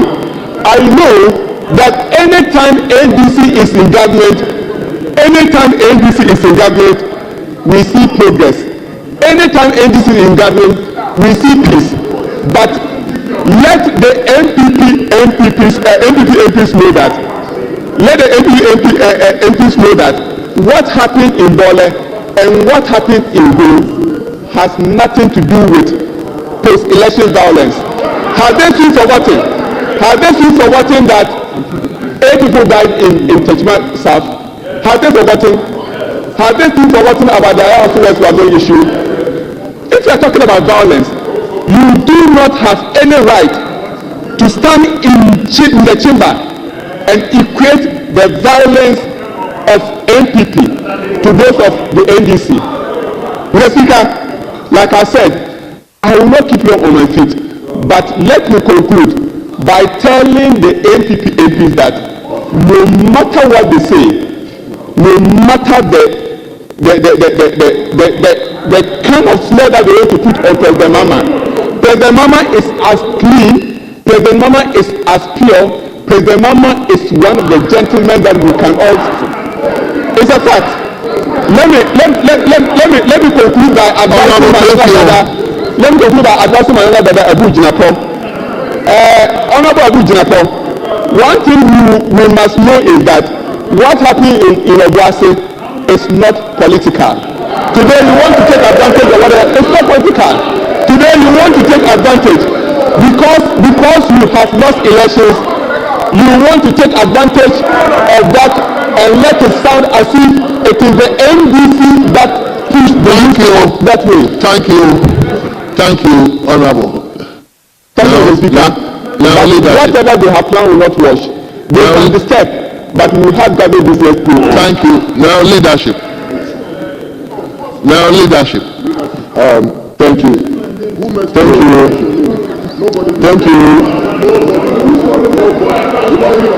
They mentioned Bole and Bole, and I'm here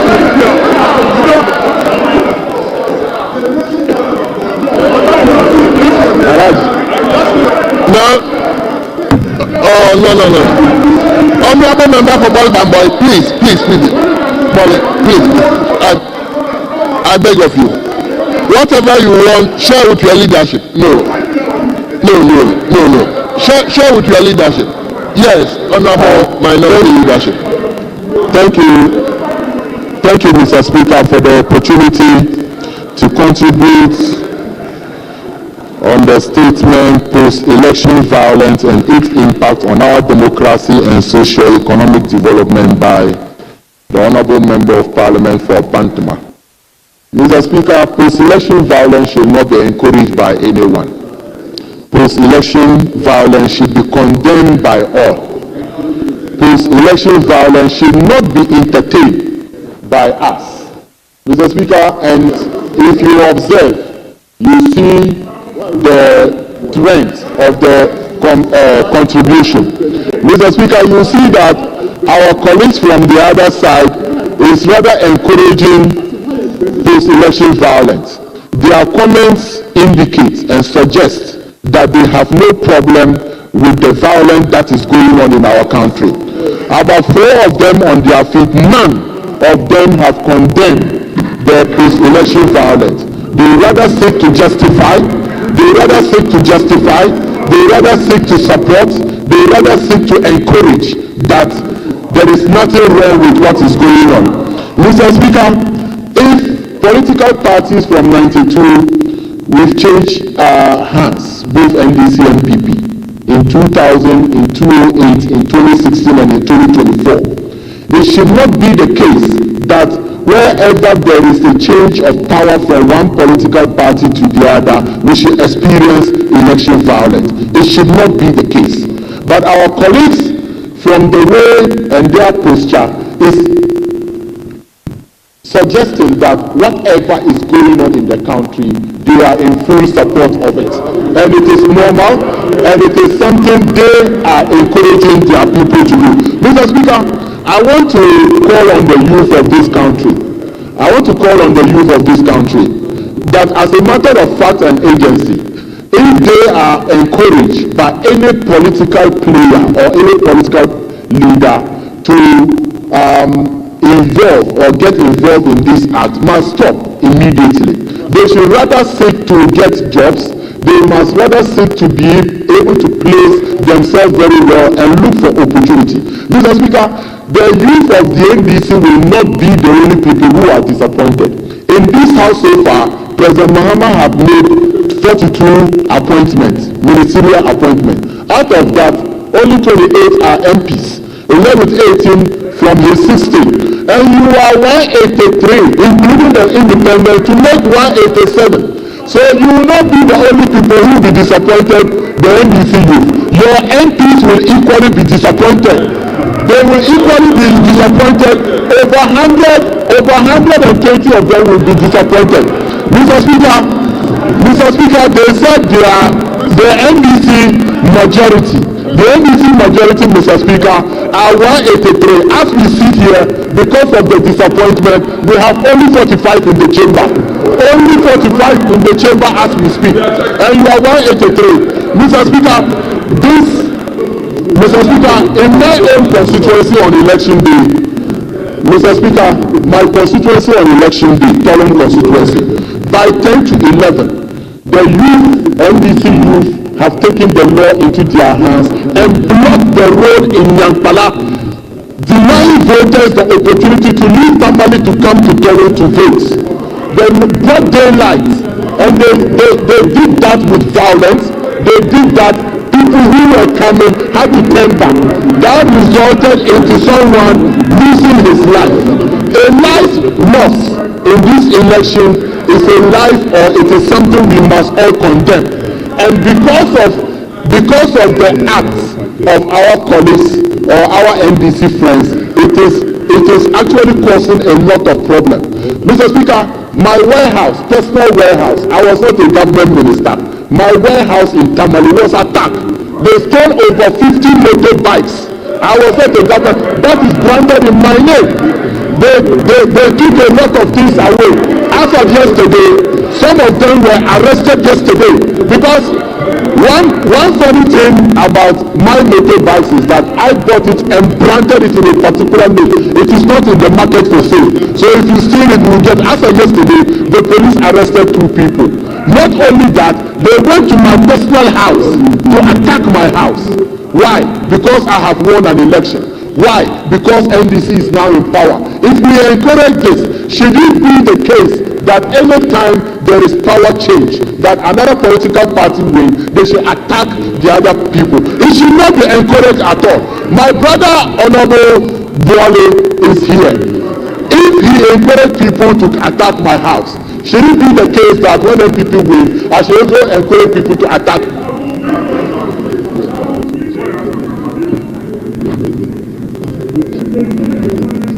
Mr. Speaker, it must stop. My brother is itching to make me invite him into the debate, and which I am very careful not to do. Mr. Speaker, I want to join my colleagues in conclusion. I want to join my colleagues to condemn this act. I want to join my colleagues to also say that, Speaker, the statement must not stop here. I urge you for us to form a committee, bipartisan committee of parliament, because the directive of the president is to the effect that they should investigate from 2020 and 2024. And 2020 and 2024 was not the only election where there was violence or people lost their life. And for that matter, Mr. Speaker, I rest my comment here, and then also pray that my colleagues join us to condemn this and call their supporters to order. This will not help anyone. I thank you, Mr. Speaker. Thank you so much. Honourable members, is majority leadership yielding to honourable member for no? If you are yielding to him, I don't have any problem. They mentioned his name when he was not here. Honourable member, you know I wouldn't accede to that. I'm saying if you are yielding the leadership position to him, fine, I'll give him the position. But other than that, because we are not to defend himself. Then you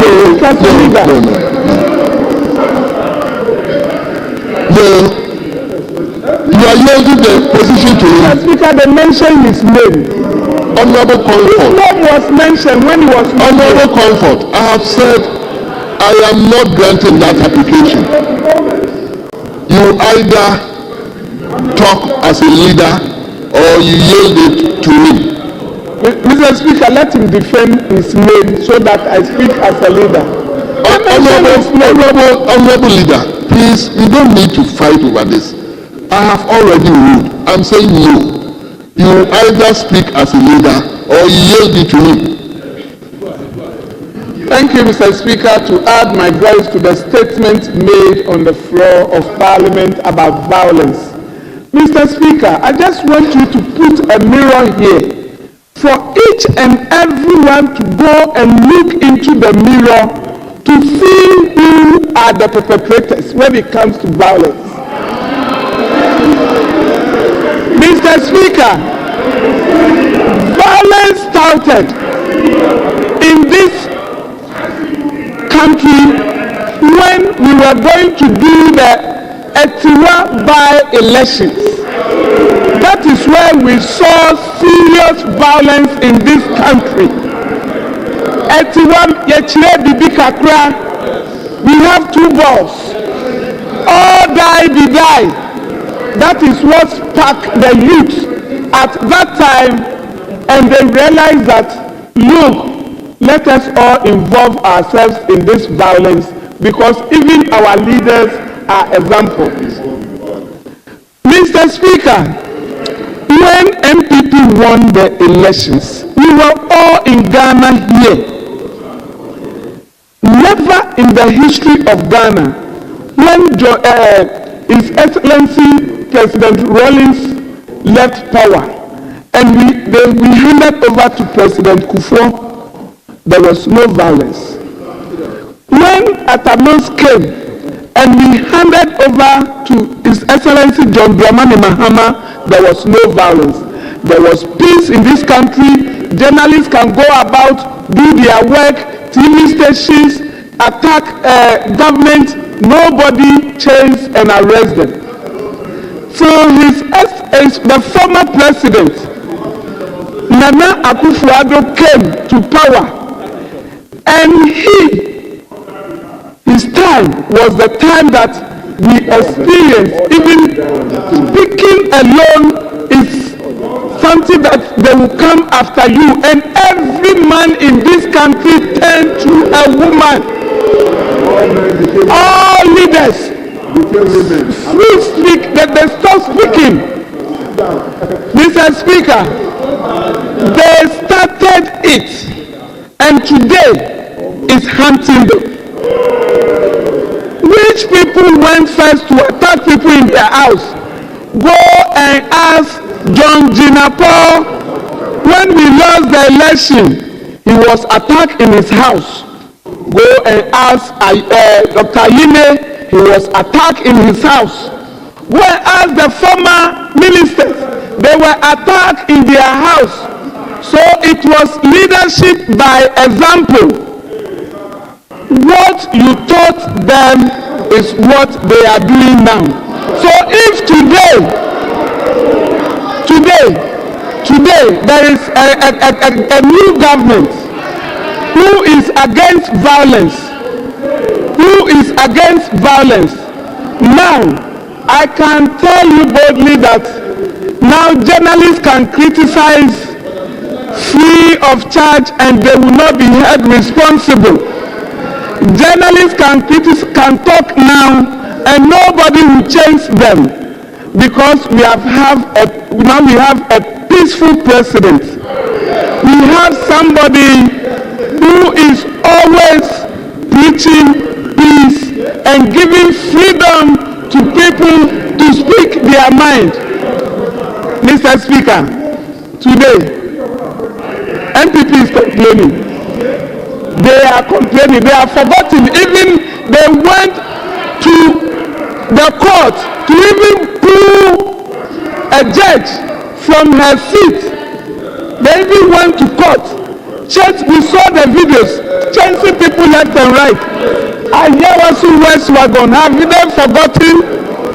We are all guilty when it comes to violence. As politicians, we are all guilty when it comes to violence. So let's change our character now. Mr. Speaker, all of us are guilty. All of us are guilty. So we should all change the way we will do our things. Leadership by example. His Excellency John Dramani has come, and they will see how peaceful Ghana will be. They will see how peaceful elders in our community can come out and criticize government without attack. They will see how peaceful youth will be on the street and they won't be attacked. So they should learn from His Excellency John Dramani Mahama and make sure we have a peaceful Ghana. Mr. Speaker, thank you for the opportunity, and Mr. Speaker, my colleague will conclude for me. Thank you. Honorable members, opportunity to conclude. Honorable members, no. Honorable members.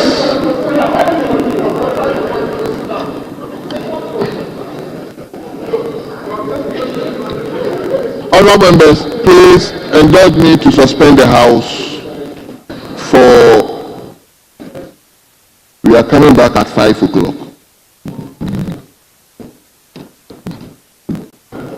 The House stands suspended.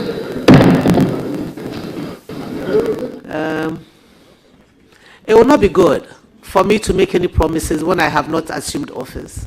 Thank you.